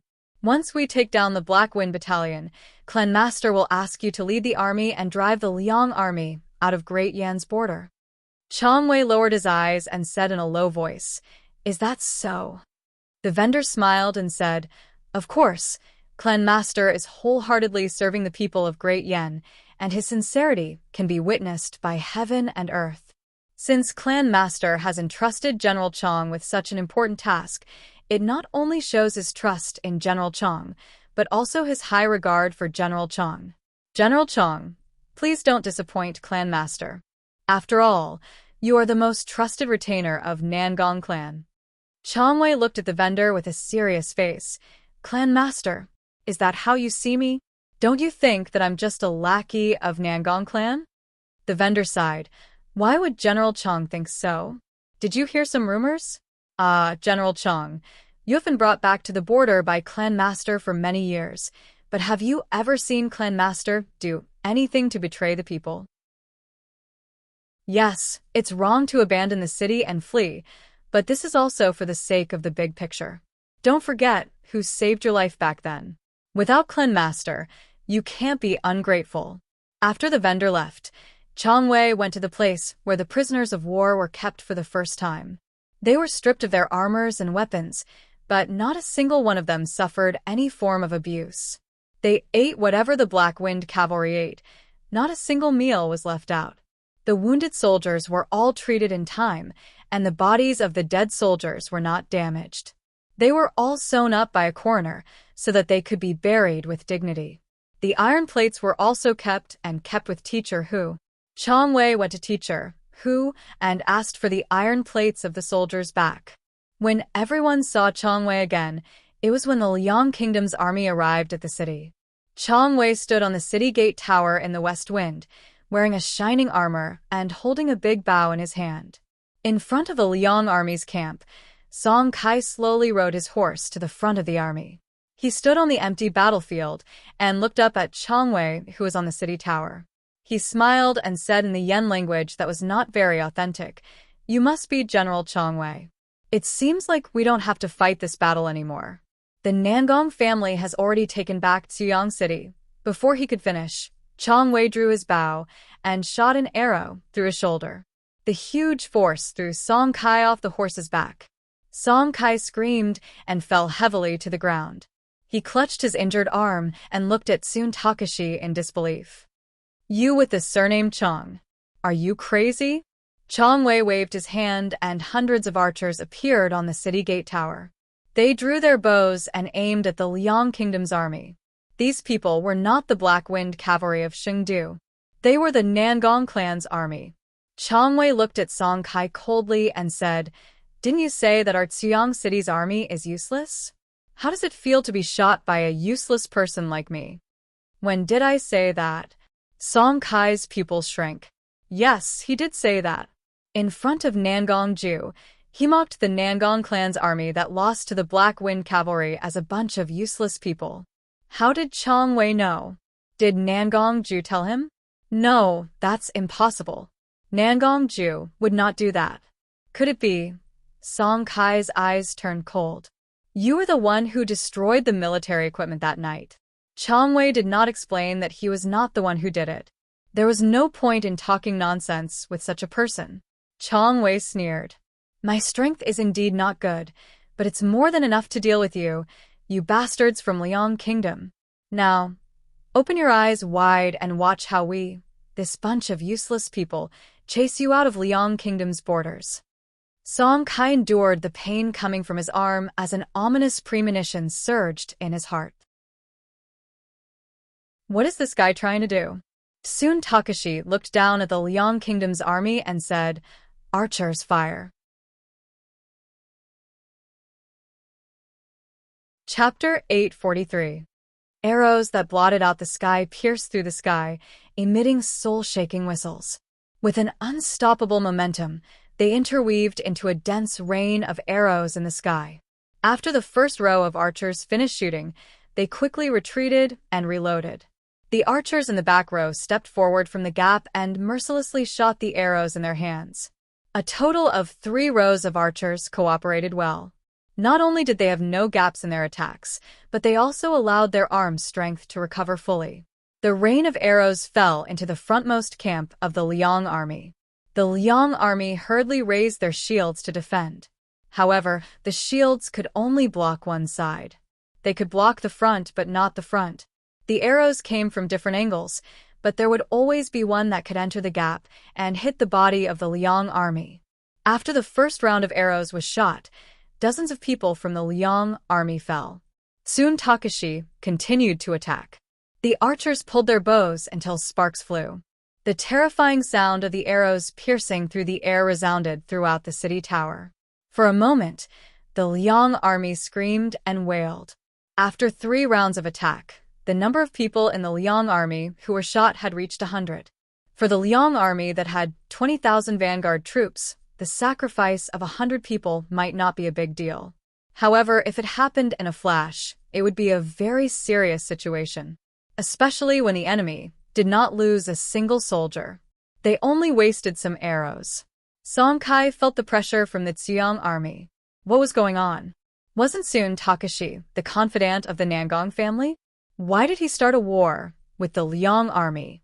Could it be that the Nangong family was pretending to ask for peace that night, but in fact, it was to attract their attention so that Tsun Takashi could destroy the military equipment? Had the Nangong family been toying with the Liang army from the beginning? Song Kai narrowed his cold eyes. No matter what, since Tsun Takashi dared to start a war with the Liang army, then he could not blame them for turning hostile. He broke the arrow on his shoulder and shouted. He used his internal energy to send out his voice clearly. Everyone, do not panic. Listen to my orders. Vanguard left camp. Get into formation. Flying crane formation.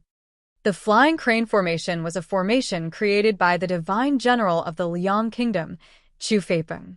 It used the shield as the sky to form a defensive formation. Because it looked like a flying crane from above, it got its name. A single shield could only cover a limited area, but when all the shields were put together, they formed an impenetrable iron roof. The front was also blocked by the shields. There was nowhere for the arrow to hit. However, if they thought that this was all Tsun Takashi had up his sleeves, they would be too naive. Catapults, Tsun Takashi ordered.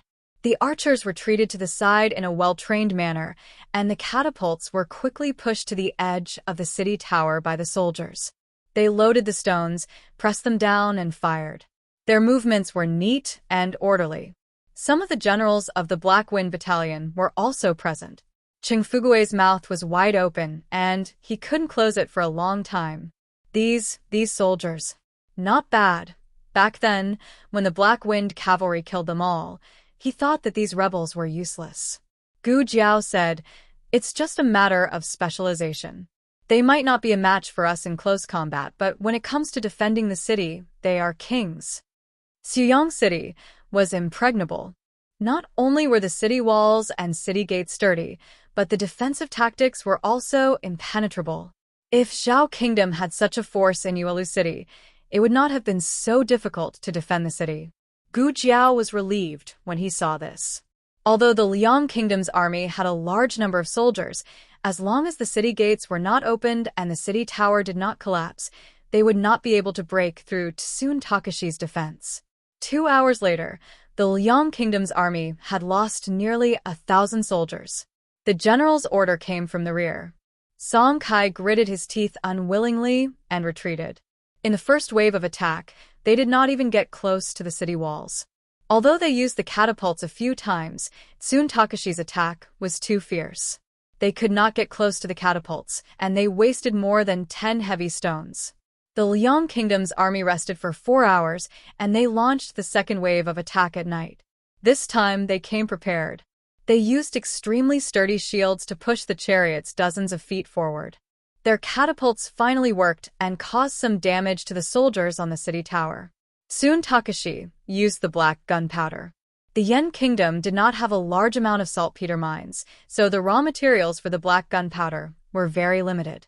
It was difficult to use it for military purposes. Tsun Takashi used all his trump cards. The explosive power was not enough, so he used knockout drugs to make up for it. The Liang Kingdom's army was pushed back again. Song Kai's face was covered in dirt. He was so angry that he was about to explode. He dragged his injured arm and rode on his horse. He pulled out his sword and pointed at the city tower. Chong, "Come down and fight me if you have the guts. What kind of man are you if you keep hiding on the city tower?" Tsun Takashi only replied with 2 words. "Release the arrows." Song Kai was only able to avoid being turned into a hedgehog by sacrificing himself to protect him. In the middle of the night, Song Kai did not give up and launched a sneak attack. However, he was defeated by Tsun Takashi, who had already seen through everything. The first day, a perfect defense. The soldiers were quite happy. The confidence that was destroyed by the Black Wind cavalry seemed to have recovered. Everyone was in high spirits. They were the Nangong family soldiers after all. The reason why they obeyed Tsun Takashi was because the Nangong family had always thought highly of them. Now that the Nangong family was not in the city, Tsun Takashi had become the backbone. Naturally, they would listen to whatever he said. Tsun Takashi came down from the city tower and saw Gu Jiao by the roadside. Gu Jiao crossed her arms and leaned her right shoulder lazily on the city wall. "Well done, old Chong." Tsun Takashi glanced at her coldly and said, "I'm not that close to you. Also, I'm doing this for the people in the city. I'm not working with you." Gu Jiao shrugged. "It doesn't matter. As long as you don't work with the Liang Kingdom." She raised her hand and yawned. "It's getting late. I'm going to rest. I'll leave the defense of the city to General Chong." Tsun Takashi frowned as he watched her leave. In the end, he did not stop her and went to the temporary casualty camp to visit the soldiers who were injured today. When he went in, the Nangong family's medical officer told him that a few soldiers who were seriously injured were saved by the Black Wind Cavalry's junior commander. He was busy in the casualty camp for as long as the battle on the city tower ended. He only left when it was over. Got it. Soon Takashi said. In the next 3 days, the Liang Kingdom's army launched more than 10 attacks at the western city gate. Soon Takashi blocked all of them with great skill. There were provisions that Gu Jiao stole from Nangongze in the city. It would not be a problem for them to fight for another 10 days to half a month. Moreover, they did not have to hold on for that long. The 120,000 soldiers from the imperial court would arrive in 5 days at the earliest and 7 days at the latest. The situation in Xiang City was good. However, just as everyone was waiting for victory with joy, an accident happened. The northern city gate collapsed. It was not attacked by the Liang Kingdom's army. It was destroyed by a Nangong family's confidant who was hiding in the city. He used gunpowder to blow up the door from the inside. The confidant was a soldier in the army. He was guarding the northern city gate. It was his turn to be on duty that night. No one expected him to do such a thing. The moment the northern city gate collapsed, everyone rushed forward to capture him. However, he had already ignited the signal of fireworks. What's that? In the military camp, Qing Fugue looked at the fireworks in the night sky. It's so beautiful. Li Jin frowned and said, "It's coming from the north of the city." Tong Zhong was puzzled. Did something happen at the northern city gate? Li Jin said, "I don't know what this signal means. Quickly send someone to check it out." They did not know what it meant. However, soon Takashi knew very well that this was a signal that the city gate had been breached. The Liang Kingdom's army was outside the western city. Who breached the northern city gate? Could it be there was a spy? Soon Takashi's heart skipped a beat. Gu Jiao was bandaging the wounds of the injured soldiers in the barracks. When she heard the commotion outside, she quickly went up the city gate tower and asked Soon Takashi, "What happened?" Soon Takashi said with a serious expression, "The northern city gate has been breached." Gu Jiao was puzzled. Breached? No army is heading to the northern city gate. Soon Takashi judged based on his past experience. Yes, no. So, the situation might be more serious. As soon as he finished speaking, a soldier at the side pointed at the Liang Kingdom's army camp and shouted, "They've retreated." Gu Jiao looked, and her eyes turned cold. They're not retreating. They're heading to the northern city gate. The Liang Kingdom's army was about to attack the northern city gate. Gu Jiao and Soon Takashi rushed downstairs. Gu Jiao whistled, and the Black Wind King galloped over. Gu Jiao took a big step forward and nimbly mounted the horse. Soon Takashi called for a deputy general and put him in charge of the defense of the western city gate. He rode his horse and chased after Gu Jiao to the northern city gate. When the two of them were halfway there, they met the soldier who came to report. The soldier cupped his hands and said, "General Cheng, bad news. The northern city gate has fallen." Soon Takashi said, "Speak clearly." The soldier said, "That bastard Zhang Damon destroyed the door mortar while he was on duty." The door mortar was equivalent to the door binder of the modern world. Without it, the door could not be fixed. The door mortar of Xiang City was made of stone and was integrated with the entire city gate. Once it was destroyed, it was impossible to repair it. They could only build a new one. However, that was not something that could be done in a day or two. Soon Takashi realized the seriousness of the situation. They could deal with the Liang Kingdom's army because they had the advantage of the city wall. If the Liang Kingdom's army took the opportunity to enter the city, the consequences would be unimaginable. The soldiers at the other 3 city gates could not be withdrawn because their enemies were not only the Liang Kingdom's army, but also the Han family and Jin Kingdom. Therefore, there were less than 20,000 soldiers who could go to the western city gate to fight. Gu Jiao said calmly, "General Cheng, go back and guard the western city gate. Leave the northern city gate to the Black Wind Cavalry." Soon Takashi opened his mouth. But Gu Jiao held the reins tightly and looked at the northern city. From now on, the Black Wind Cavalry's flesh and blood will be the gate of the northern city.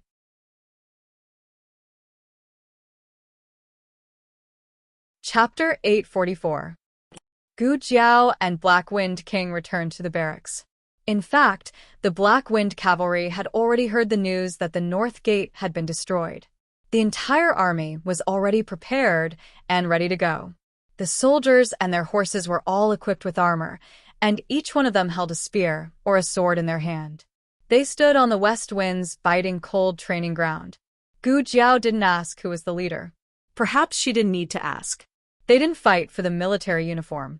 Instead, they had to fight for honor, for their country, and for the common people after donning the military uniform. As long as they were still alive, no one could step on the rivers of the great Yan dynasty.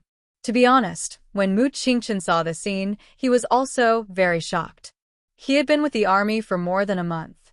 He always thought that he knew enough about the soldiers of the great Yan dynasty. But in the end, his knowledge was still too superficial. What kind of feelings could be sacrificed to this extent? Gu Jiao sat on the back of the Black Wind King's horse. Looking at the majestic Black Wind Cavalry, she said with a solemn expression, "Very good. Vanguard Battalion, Assault Battalion, follow me to battle.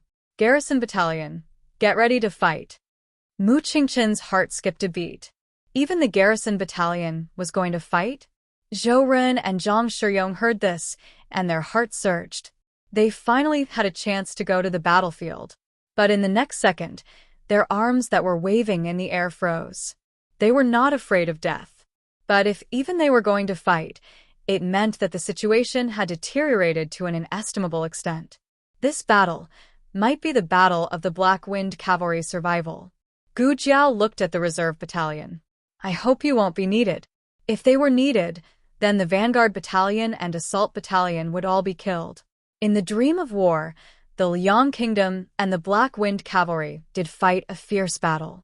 The Black Wind Cavalry, which was depleted by the Civil War, had less than 20,000 soldiers left.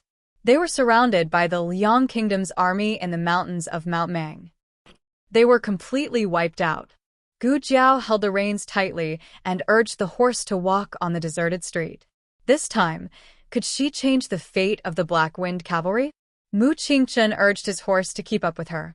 Every city gate in Xuyang City has 3 gates, but one of them is broken. Gu Jiao said, "No. All 3 channels are broken. The innermost gate had its mortar blown off. There was another gate and a secret door." The rebels had also destroyed the corresponding slots. Are all 3 gates broken? No wonder they couldn't hold on. Mu Qingchen frowned. "Snow domain heavenly silkworm silk." Gu Jiao said plainly, "No. Chu Feiping has gloves that can deal with the snow domain's heavenly silkworm silk." Mu Qingchen took a deep look at her. "You seem to know a lot about the Liang Kingdom." "Sort of." Gu Jiao did not explain. Her ears twitched as she looked in the direction of the North City Gate. "We have to speed up. They're almost here." She tightened her grip on the horse's belly, and Black Wind King sensed her command. It leaped forward and galloped forward. Mu Qingchen was about to follow when a courageous citizen opened the door and walked out. "Young Master Mu, are we going to war?" Mu Qingchen held the reins tightly. In order not to block the army behind, he hurriedly urged his horse to move to the side. He said to the citizen who had heard his preaching before, "Yes, the Liang Kingdom's army is invading. The North City Gate has been destroyed by the remnants of the Nangong family. Now Lord Xiao is leading the Black Wind Cavalry to the North City Gate to meet the enemy." As he spoke, he looked at the citizens who stuck their heads out to look at him. He pursed his lips and said, "Everyone go back quickly. Don't come out if there's nothing important." The citizens said worriedly, "Then Xuyang City." Mu Qingchen looked at the young man who was leading the army and said seriously, "You have to believe in Lord Xiao. He will definitely protect Xuyang City." Sigh, he's still a child. An old man sighed while leaning on his walking stick. Everyone was silent. Yes. The young commander of the Black Wind Battalion was said to be a teenager. At such a young age, he was already going to fight the enemy. It was laughable that they had once suspected him of being a rebel. But which rebel in the world would use his own flesh and blood to protect the lives of the citizens in the face of life and death? When the tens of thousands of Liang Kingdom's army arrived at the North City Gate, the Black Wind Cavalry had already lined up neatly to welcome them. The two sides were separated by 10 feet, which happened to be within the effective shooting range of the archers. The shields and archers of both sides were already in position. The battle was about to begin. Gu Jiao took the lead and stood at the front of the Black Wind Cavalry. She was wearing her battle suit and armor, while the Black Wind King was also wearing a black helmet and armor. One person and one horse stood under the vast sky. Standing in front of the majestic army, they were as small as a grain of sand in the vast ocean. However, it was this 16-year-old warhorse and the 16-year-old youth who led the Black Wind Cavalry fearlessly in front of the Liang Kingdom's army. "Kid, you're Xiao Lulang, the commander of the Black Wind Cavalry? I heard you're very powerful." In front of the camp of the state of Liang, a burly general of the state of Liang, holding a mace, urged his horse forward a few steps. He looked at Gu Jiao with his nose in the air. "Do you dare to fight with me? A one-on-one?" This was also a way for the two armies to start a war. Mu Qingchen urged his horse to Gu Jiao's side. "He's called Pan Long. He's a fierce general under Chu Feiping. I once followed my grandfather to the Liang Kingdom and saw him in the main hall. This person has a violent temperament and is extremely cruel. The prisoners of war who fall into his hands usually don't have a good ending." This was a euphemism. Pan Long was famous for torturing prisoners of war in the army. After the war, it was not uncommon for him to burn, kill, rob, and humiliate innocent women. His subordinates also did the same. However, this person was indeed brave, so he was somewhat valued. Li Jin cupped his fist and said, "Commander, let me go and meet him." Gu Jiao looked in Pan Long's direction. Okay. Li Jin's weapon was a spear. He held a spear in one hand and a shield in the other. He urged his horse to rush towards Pan Long. Pan Long saw this and frowned in dissatisfaction. He raised the mace in his hand. "I want to beat that brat. Not some random shrimp soldier or crab general. Get out of my way." He also urged his horse to rush towards Li Jin. The moment he finished speaking, he raised the spiked mace in his hand and fiercely swung it towards Li Jin's head. Li Jin didn't have time or something else. He didn't have a shield and directly stabbed his spear towards Pan Long's heart. The two horses brushed past each other. The entire battlefield was silent. Only the whistling of the wind and the whistling of the horses' hooves could be heard. Li Jin's horse circled around and stopped just in time. The Liang Kingdom's army looked at Pan Long's back. The next second, Pan Long's body tilted, and his eyes stared blankly as he fell into a pool of blood. Li Jin looked in the direction of the Liang Kingdom's army and said arrogantly, So you Liang Kingdom's generals can't even beat our Black Wind Cavalry." The Black Wind Cavalry burst into loud cheers. The Liang Kingdom's army's expression became very ugly. They originally wanted to show their strength to the Black Wind Cavalry, but who would have thought that they would be defeated in seconds? "Is there anyone else who wants to duel?" Li Jin asked coldly. "Young man, don't be too arrogant." An old general in his 50s rushed towards Li Jin with a treasured sword in his hand. His strength was above Pan Long's. When the blade slashed over, Li Jin clearly felt a strong pressure. Li Jin frowned and raised the shield in his hand. With a clang, the blade heavily hit the shield. Half of Li Jin's arm was numb. Mu Qingchen continued to introduce to Gu Jiao. Liang Kingdom's old General Cheng participated in the crusade against the Yan Kingdom and fought against the Xianyuan family. He is one of the few generals who can last more than 100 moves against Xianyuan Li. Li Jin's chances of winning against him are not high. Li Jin was not even 30 this year and was a very young general. There was at least 20 years of experience between him and old General Cheng. This was actually a bit of a bully.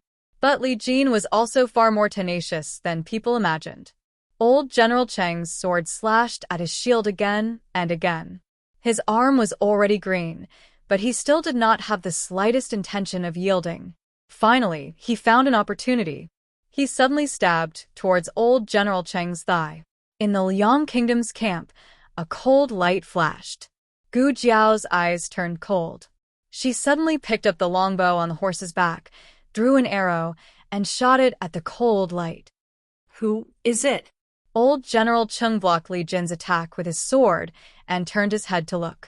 Beside the two of them, an arrow nailed a dagger to the ground. The arrow was shot by the Black Wind Cavalry. As for the dagger, there was no need to talk about it. Old General Cheng's face was green as he asked his own camp, "Who did it?"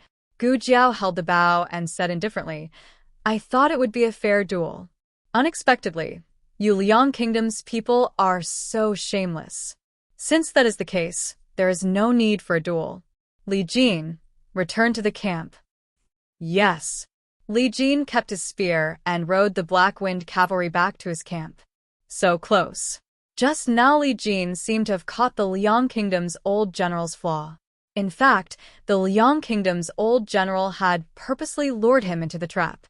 It was really lucky that the Liang Kingdom's side did not see through it and thought that their old general was going to lose, so they took the opportunity to sneak attack Li Jin. And she just happened to use this as an excuse to end the duel between the two. The general who had sneak attacked just now walked out. It was Song Kai. He snorted and said, "Uncle Chung, why waste your time talking with them? Let's fight." Since things had come to this, there was indeed no face to continue fighting one-on-one. Old General Chung gave the order to charge. Gu Jiao raised her voice. "Black Wind Cavalry, fight with all your might." The archers from both sides launched the first wave of attack. Under the protection of the archers, the first group of cavalry began to charge and break through the enemy lines. The Liang Kingdom's army had an absolute advantage in terms of numbers. They were fighting a war of attrition. Even if they had to exhaust the Black Wind Cavalry, they had to exhaust them to death. Moreover, the strength of their cavalry was not weak. There were many Imperial Death Warriors mixed in. These Death Warriors did not fight with the ordinary Black Wind Cavalry. They specialized in harvesting the heads of the generals. In the blink of an eye, 3 of the Black Wind Cavalry's deputy generals fell. One of the Death Warriors stared at Qing Fugui and kicked him off his horse. Just at this moment, a war horse did not have time to stop in time. Qing Fugui's eyebrows twitched, and he hurriedly rolled to avoid it. On the other side, Li Jin was also targeted by 2 Death Warriors. The 2 of them attacked from both sides, and Li Jin's thigh was quickly injured. The Death Warrior slashed his sword towards Li Jin's head. Gu Jiao used her spear to deflect his sword. At the same time, the Black Wind King raised his horse's hoof and fiercely stomped on the Death Warrior's chest. The Death Warrior was caught off guard and was sent flying. He fell onto the hooves of another Black Wind Cavalry. He raised his sword to chop off the hooves of the horse. Gu Jiao shot out her red tasseled spear and mercilessly pierced through his heart. Gu Jiao urged her horse to pull out her red tasseled spear. She turned around and shot out another spear. It directly pierced through the head of another Death Warrior. His brain splattered all over Qing Fugui's face. Qing Fugui's entire person was stunned. The Death Warriors of the Liang Kingdom all felt an incomparably terrifying aura. They who never knew what fear was suddenly felt a chill run down their spine. They subconsciously looked in the direction of the dangerous aura and saw a young man dressed in red clothes and profound armor staring at them calmly. It was this calmness that made people feel an inexplicable sense of danger. It was as if endless killing was as normal as breathing in the eyes of this youth. From the moment they were stared at by this youth, they were no longer the Death Warriors of the Liang Kingdom. They were just the prey chosen by the killing god. The Death Warriors fell one by one. The youth's eyes remained calm.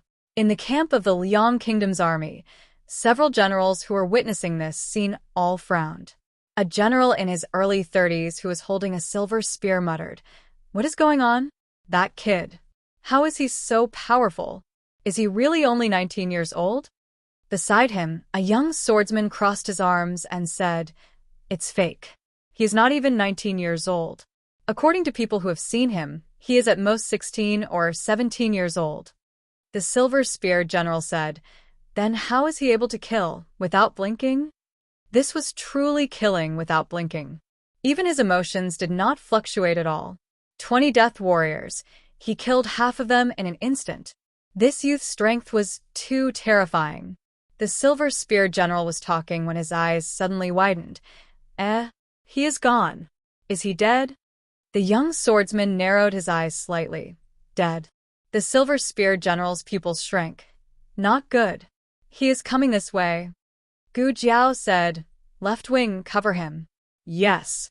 Tan Zhong immediately adjusted the battle formation and covered Gu Jiao to open a bloody path. Mu Qingchen covered Gu Jiao's right wing. When the generals of the Liang Kingdom noticed something strange, Gu Jiao had already arrived in front of their formation. "Stop him," the silver spear general yelled. A row of soldiers with long swords swarmed toward Gu Jiao. Gu Jiao pulled the reins tightly. "Boss." Black Wind King mustered all his strength and leaped over everyone's heads. Everyone was stunned. They had never seen such a strong and fast horse. It was terrifying. Black Wind King galloped forward and knocked away all the soldiers in his way, without fear of death. The young swordsman turned around and took a closer look. Not good. He is heading toward father. Gu Jiao rode on the back of the horse, as if she had merged with Black Wind King's strength. She was invincible in the camp of the Liang Kingdom's army. In the dream about her ending, Jing Kong was killed by Chu Feipeng. Chu Feipeng killed the last of the Yan Kingdom's Black Wind cavalry. If she killed Chu Feipeng, the tragedy of Jing Kong and the Black Wind cavalry would not happen again, right? Today's battle would be over, right? Stop him. Don't let him get close to the general. The Liang Kingdom's army was getting denser and denser. Black Wind King's gallop became more and more difficult. "Hang in there, boss." She was almost there. She saw the man in the carriage. She held onto the saddle with one hand and used the momentum to fly up, stabbing the carriage with her spear.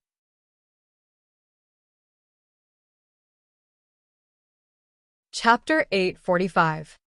The spear pierced into the carriage and into the man's sleeve. Was he hurt or not? Gu Jiao frowned. In the next second, a figure quickly approached Gu Jiao's back. The speed was unbelievably fast. Gu Jiao pulled out the red tasseled spear and jumped forward. Black Wind King ran forward to catch Gu Jiao. Gu Jiao rode on horseback and looked at the cold, gleaming tip of her spear. There was no blood. She actually missed? This Chu Feipeng really lived up to his name. No wonder he could kill Jing Kong, who was already a young, immortal general. "How dare you sneak attack my foster father?" The one who spoke was the young swordsman who almost hurt Gu Jiao. His name was Zhaoen, and he was Chu Feipeng's foster son. He had just turned 20 this year. He rode on his horse and looked at Gu Jiao and Black Wind King indifferently. He said arrogantly, "I don't want your spear. I only practice swordsmanship. However, I do like your horse. After I kill you, your horse will be mine." Black Wind King's murderous aura was overflowing. Zhaoen smiled faintly. "I like your temper." Gu Jiao said, "It's no use even if you like it. It's not yours." Zhaoen didn't want to fight with Gu Jiao. He flew up and raised his sword to stab at Gu Jiao. "It'll be mine if I steal it." "Kid, take this." Gu Jiao's spear swept out, changing from defense to offense, aiming straight for his waist. Zhaoen's eyes trembled. He quickly withdrew his killing move and dodged Gu Jiao's attack. Then, he raised his sword and chopped at Gu Jiao's head. He wanted to take the Black Wind King for himself, so naturally, he didn't want to hurt the Black Wind King. Therefore, he focused all his attacks on Gu Jiao's upper body. Gu Jiao vaguely felt that his moves were somewhat familiar, as if she had seen them somewhere before. It couldn't be in that dream. No, in the dream, Zhaoen didn't even have time to make a move. The two of them exchanged a few blows. Zhaoen's martial arts skills were higher than expected, but it wasn't too troublesome. Gu Jiao leaped up from the horse's back and did a somersault in the air. Then, with the red tasseled spear in hand, she viciously hacked down at Zhaoen. Zhaoen's sword was split in half on the spot. Zhaoen stared at the broken sword in his hand in disbelief. How is this possible? He was the youngest swordsman in the Liang Kingdom. Gu Jiao did not care whether he was a swordsman or a slut. She once again thrust her spear towards Zhao, and in a domineering manner. Someone in the carriage shot out a dart, and it hit the tip of Gu Jiao's spear. The strong internal energy shook off the tip of the spear, but the internal energy did not stop there. Instead, it vibrated along the body of the red-tasseled spear, causing Gu Jiao's arms to feel slightly numb. Her upper body was almost unable to exert any strength. However, if she thought that she could let Zhaoan go just like that, then she was too naive. Gu Jiao looked at the broken sword on the ground. She stepped on it, and the sword was flipped over. Gu Jiao used the back of her foot to kick the sword fiercely. The blade of the sword flew towards Zhao An's back. With a blood-curdling scream, Zhao An was stabbed by the sword, and his body fell forward in front of the carriage. He spat out blood and struggled to reach out to the carriage. "Godfather." A faint male voice came from the carriage. "Are you still not going to make a move? If you continue to watch the battle, the alliance will fall apart." Gu Jiao held the red-tasseled spear in her hand tightly. Who was Chu Feiping talking to?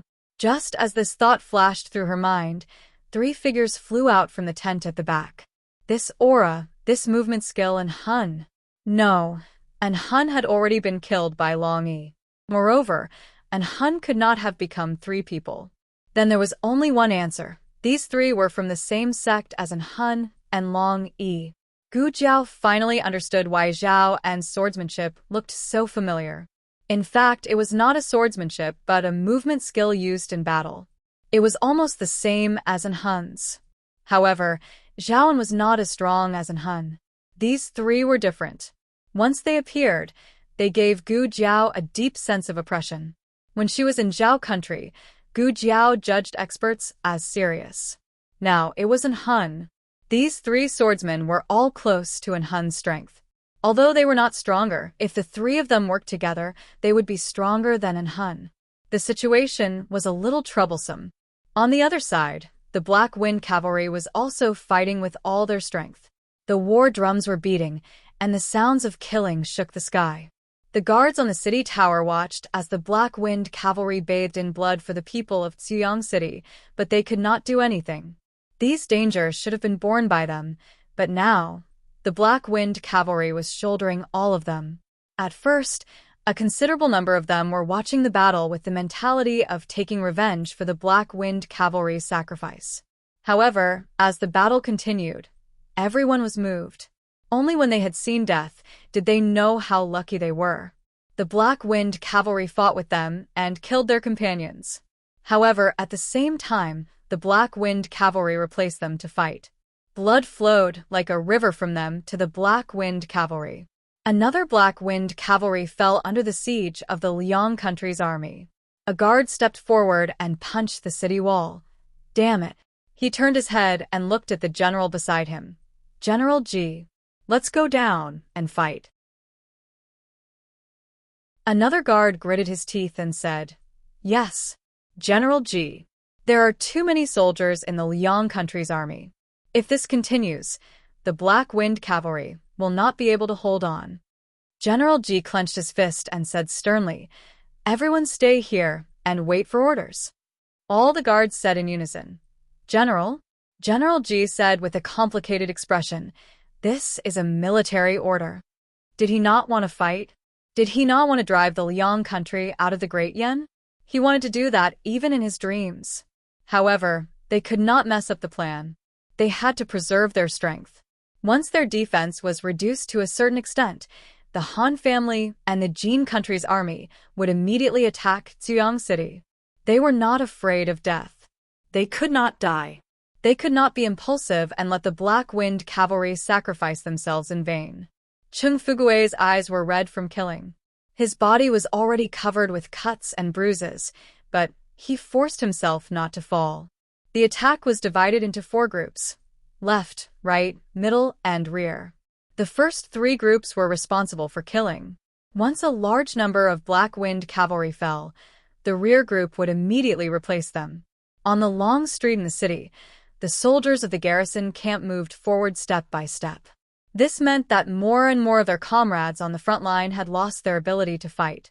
They were eager to fight, but they did not want to be the ones to die in such a situation. Everyone's eyes turned red when they saw their companions being carried back by the medical officers in one piece and covered in blood. The medical officers hurriedly carried the injured soldiers back to the nearby tents. The leading medical officer said, "Also, call a few more people. You two don't have to go." There were two unwritten rules in the 6 states. When two armies fought, one was not to kill the envoys, and two was not to kill the medical officers. Even so, being accidentally injured was still a common thing. The two medical officers who had slightly cut their arms said in unison, "We are fine." The two of them indeed only had superficial wounds. Moreover, they did not have enough manpower, so the chief medical officer had to allow them to continue to the battlefield. Gu Jiao was surrounded by 3 swordsmen. "Don't touch that horse," the man in the carriage said lightly. "Don't worry, we will only kill him." The middle-aged man with a white face and no beard held a long sword. He looked at Gu Jiao and said, "Kid, to let you know why you're going to die, I am Jingshan. These two are twins. One is called Li Qi, and the other is Li Quan." They were actually speaking the language of the Yen Kingdom, but there were some accents from other countries. Gu Jiao looked at the 3 without fear. "I am not interested in your names. Tell me where you are from." The middle-aged man took in Gu Jiao's reaction and suddenly felt some admiration. "Kid, you have guts. If you want to be my disciple, I can make the decision to spare your life today. However, you will not be able to return to the Black Wind Cavalry." Gu Jiao said lightly, "How about this? Kneel down and call me grandfather, and I will consider not taking your life." The middle-aged man's face darkened.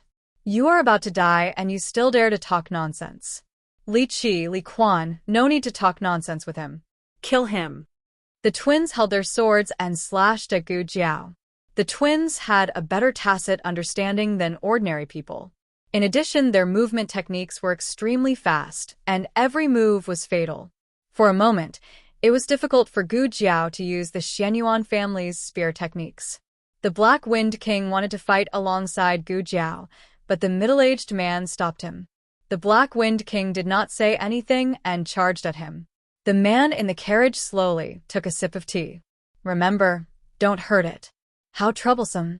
The middle-aged man impatiently retracted his killing move and changed to dodging. The Black Wind King was more difficult to deal with than he thought. He could tell that the horse was an old one, but he did not understand how it could still release such explosive power and combat power. After dodging a few times, he got tired of dodging and called a group of soldiers. The soldiers formed a shield formation and trapped the Black Wind King in the middle. The Black Wind King's head was bleeding from the hard shields. Gu Jiao used the red tasseled spear to block the twin swords and said to the Black Wind King, "Boss, don't move." The Black Wind King seemed to sense something and suddenly stopped moving. He stared at Gu Jiao without blinking. The middle-aged swordsman also joined the battle. Gu Jiao, who had only recovered half of her strength, was not a match for the 3 of them. Then there was only one way. She did not completely lose her mind after losing control last time. Perhaps it was because she dealt with it quickly enough, or perhaps it was because the blood energy was not dense enough. Now, on the battlefield, the blood energy almost filled the air. Every pore of her body could feel the temptation of the blood energy. Perhaps this would be an irreversible loss of control that would be more serious than any other time in the past. She would fight to the last drop of her strength. There was no way out. The Black Wind Cavalry fell one by one. The sacrifices were too great. She wanted to kill them all. She wanted to kill Chu Feiping and end this battle. The middle-aged man frowned at Gu Jiao. "What is this kid trying to do? Is he dying?" Li Qi of the twins asked. Li Quan sneered. "I'll go kill him." "Not good. Get out of the way." The middle-aged man shouted as he hurriedly retreated more than 10 steps. Unfortunately, his warning was a step too late. The youth threw something away, and the aura around him suddenly increased. Li Quan's sword slashed at the youth's shoulder. The youth did not dodge, and instead caught Li Quan's sword with his bare hands. The youth's eyes suddenly emitted a chilling, murderous aura. The youth's fingers snapped and broke Li Quan's sword. Li Quan's expression changed. He wanted to pull out his sword and escape, but the youth's spear pierced through his heart. This murderous aura. The middle-aged man's expression became serious. Little brother. Li Qi saw that his little brother had died under Gu Jiao's spear.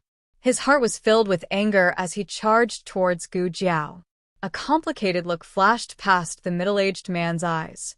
He looked deeply at Gu Jiao and brandished his sword. Coordinating with Li Qi's attack, they attacked Gu Jiao from the front and back. Gu Jiao had no way to escape. Although one of the twins was missing, the combined strength of the two was still higher than in Han. Gu Jiao had only lost control at 50% of her power. It was still quite difficult for her to deal with the two of them. After a few rounds, the three of them had suffered serious injuries. The other twin was the most seriously injured and had lost his ability to fight. The middle-aged man looked at his fallen twin and was even more puzzled. Even an Han could not injure them to this extent. Actually, Gu Jiao's situation was not optimistic. She was exhausted. She had killed so many death warriors and then fought with Zhao En. After that, it was the three of them. The middle-aged man held his bleeding chest and gritted his teeth as he looked at the carriage. Chu Feiping. If this goes on, we will all die. In the carriage, Chu Feiping sighed lightly. The three experts of the sword hut cannot deal with a 16 or 17-year-old kid. The strength of the sword hut is only SOSO. The middle-aged man clenched his fists in humiliation. Chu Feiping. Chu Feiping's wide sleeves moved, and he flashed out of the carriage. His figure was unbelievably fast. In the blink of an eye, he was in front of Gu Jiao. Gu Jiao stabbed with her spear. She had clearly aimed. But did she miss again? Chu Feiping's strength was too terrifying. Chu Feiping looked coldly at the youth, who was filled with killing intent. So, what if he was a young god of death? He, Chu Feiping, was born to kill gods. Chu Feiping stretched out his hand and grabbed Gu Jiao's neck. He only needed to twist gently, and his head would fall to the ground. Swoosh! An arrow pierced through the air like lightning. It made a whistling sound and hit Chu Feiping's wrist. He let go of his hand and flicked his sleeve to block the arrow. He did not expect the arrow to cut through his long sleeve. His eyes turned cold.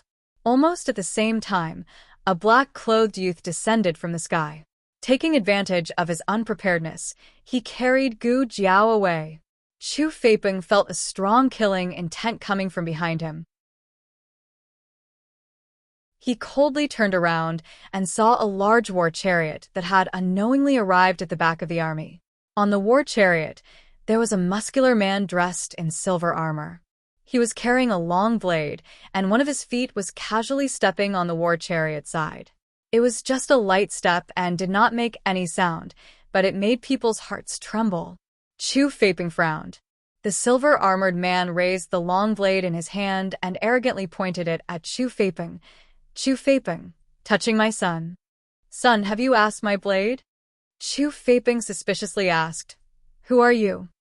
The silver-armored man waved his blade and domineeringly said, I am Zhao Country's Marquis Xianping, Xiao Ji.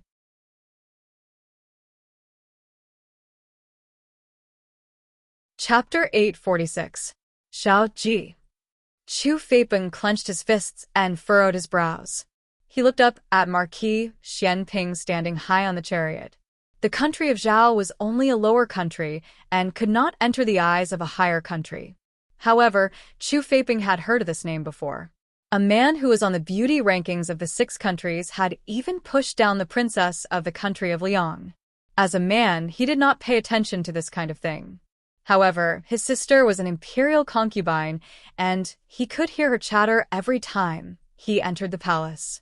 In addition, he heard that this person did not have a good reputation. He was arrogant and extremely shameless. Those who had fought with him all had headaches over this person.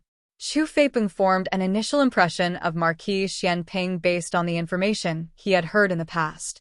That was an embroidered pillow that liked to play tricks. As he thought about it, Chu Feiping did not feel much fear towards Marquis Xianping, who came on the chariot. However, it was very strange. Didn't the army of the country of Zhao go to Qishui to attack the navy of the country of Yan? Why did Marquis Xianping come to Yengate Pass? Also, the chariot under his feet looked a bit familiar. Marquis Xianping, and I stole it from the camp of the country of Liang in the valley. Chu Feiping temporarily put aside his doubts and looked lightly at Marquis Xianping. It seems that you recognize this general. Chu Feiping could speak the language of the country of Zhao. Marquis Xianping curled his lips. If you want to fight, you have to figure out which chicken you want to kill and which dog you want to kill. Chu Feiping's face darkened. Marquis Xianping, you are impudent. He was only a marquis of a lower country and dared to look down on him, a general of a higher country. Marquis Xianping looked down at him and pointed his long sword. He said arrogantly, "Who do you think you are to control whether this marquis is impudent or not?" Chu Feiping's status as a higher country was greatly challenged. To be honest, the relationship between the state of Liang and the state of Zhao was not too bad these years. The three major states all had their own tributes. For example, the state of Zhao tributes the state of Liang, the state of Zhao tributes the state of Yan, and the state of Qin tributes the state of Jin. Just last year, their country of Liang's Prince Yu went on a diplomatic trip to the country of Zhao. It seemed that the negotiations went well. After Prince Yu returned to the capital, he put in a lot of good words for Zhao. Thinking of this, Chu Feiping temporarily suppressed the surging anger in his heart. Marquis Xianping, are you mistaken? The target you are attacking is the Dark Wind Cavalry of Great Yan, not the army of the state of Liang. Marquis Xianping curled his lips into a smile. I didn't make a mistake. The person I want to beat is you, you bastard. You. Chu Feiping was enraged. He was not a person who was easily angered. On the contrary, his temperament was very steady and calm. However, Marquis Xianping had the ability to anger people to the point that Buddha was born and Buddha ascended to the heavens. At this moment, the young man in black carried the commander of the Black Wind Cavalry onto the chariot. Chu Feiping's mind suddenly flashed with the words Marquis Xianping had just said his son. Chu Feiping said coldly, Marquis Xianping, take off his helmet and look clearly. He is the commander of Great Yan's Black Wind Cavalry, not your son. If it was a misunderstanding caused by the wrong person, then there was no need. Marquis Xianping touched Gu Jiao's helmet again and again, causing Gu Jiao to roll her eyes at him. You're awake? He said with a smile. Chang Jing had already found the protective talisman she had thrown away and put it back on her. The killing intent in her body slowly calmed down. However, her exhausted body fell into a state of great weakness. Marquis Xianping played with her helmet like he was playing with a doll. Her face was dark, and she did not want to say a word. This was definitely not an interaction between strangers. Chu Feiping's heart surged with an ominous premonition. Could it be that you? Marquis Xianping took back his dirty hand and looked at Chu Feiping. He pointed at Gu Jiao and said, What's his name? Chu Feiping, Xiao Lulang. Marquis Xianping's lips curled. What's mine? Xiao Ji. Xiao Lulang, Xiao Ji. Yes, I heard that this little commander came from Zhao country. So, he and Marquis Xianping were really father and son. Hey, are you done being arrogant up there? Can we not push it anymore? The chariot is very heavy. Suddenly, a man's voice came from behind the chariot. Chu Feiping narrowed his eyes. There was someone else. Gu Jiao turned her eyes and glanced at Marquis Xianping from the corner of her eyes. So, this is how you got your awesome entrance? Marquis Xianping coughed lightly. Okay, let's stop here. Tang Yueshan shook the sweat off his forehead and used his qinggong. He jumped up with the Tang Bao and landed beside Marquis Xianping. He looked at Gu Jiao, who was supported by Chang Jing. You're badly hurt. Gu Jiao waved a finger to greet him. Hello, little henchman. Chu Feiping saw the big bow in Tang Yueshan's hand and knew that the arrow that pierced his sleeve was shot by this person. What a sharp archery! The bow in his hand was a 3-stone bow. Ordinary archers used 1-stone bows. Only some sharpshooters with amazing arm strength in the military camp used 2-stone bows. So, What kind of freak was this man to be able to draw a 3-stone bow? Tang Yueshan didn't notice Chu Feiping's look at him. He turned his head and looked behind the chariot. Hey Gu, why aren't you coming up? How long are you going to hide behind the chariot? Or do you want to push the chariot alone? Marquis Xianping gave Tang Yueshan a cold stare and used his qinggong to jump onto the chariot. Gu Jiao's eyes widened in an instant. At this moment, her mask was down, only revealing a pair of eyes that had regained their calmness. She blinked and somehow found the strength to pull out a small notebook and a charcoal pencil from her armor. She wrote crookedly, "Brother, long time no see." This action exhausted Gu Jiao's last bit of strength. After she finished writing, her head tilted, her hands dropped, and she fainted. Marquis Xianping's breath was stuck in his throat. Tang Yueshan checked Gu Jiao's breath. She was still breathing. He turned to Chu Feiping. This is the guy who hurt Xiaoya. Lu Lang? He has some skills. Who's going to fight him? Marquis Xianping had seen the fight from afar. This general of the Liang Kingdom was extraordinary in martial arts. They must not underestimate him. Together. Marquis Xianping said seriously. As soon as he finished speaking, Song Kai arrived with a group of masters. It seems that we can't fight together. Tang Yueshan stretched his neck and drew the big bow in his hand. Leave these people to me. He occupied the commanding position and was perfect for shooting masters. Changjing. Marquis Xianping gave the boy in black a look. Changjing walked to Marquis Xianping and stuffed the unconscious Gu Jiao into his hands. Marquis Xianping trembled. What are you doing? I'm going to kill someone. Changjing said expressionlessly. She pulled out the long sword on her back and stabbed at Chu Feiping. Marquis Xianping looked at Gu Jiao lying on his arms. His whole body stiffened. His arms were stretched out as if he couldn't wait to send her far away. Marquis Xianping. What? Take this girl away. He didn't care about this stinky girl. She didn't want to be the daughter of a marquis and came all the way to the Yen Kingdom. She even learned to fight like a man. Now she had a taste of her own medicine. Did she think the battlefield was a good place? Blood flowed like a river and corpses were everywhere. She could lose her life at any time. With a loud bang, Chu Feiping and Changjing began to fight fiercely. The commotion caused by their fight was so great that Chu Feiping sent a rock flying with a palm strike. The stone flew straight at Gu Jiao. Marquis Xianping gritted his teeth. He held Gu Jiao with one hand and picked up the shield on the ground with the other to block the flying stone. Song Kai didn't stay idle either. Seeing the masters dying one by one under Tang Yueshan's arrows, he also sent out his own archers.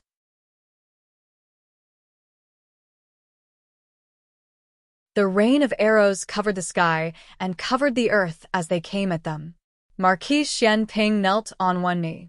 He was very disgusted but had no choice but to use the shield to protect Gu Jiao in his arms. The arrows hit the hard shield. Fortunately, the shield was specially made in the Liang Kingdom. It was incomparably strong and durable. If it were the shield of the Zhao Kingdom, it would have been shot into a sieve. Even so, it wasn't easy for him to block so many arrows all by himself, okay? Marquis Xianping. You. Do something. Marquis Xianping suddenly sensed something. He turned his head and saw that Marquis Xianping had circled behind him and was squatting on the ground to dodge the arrows.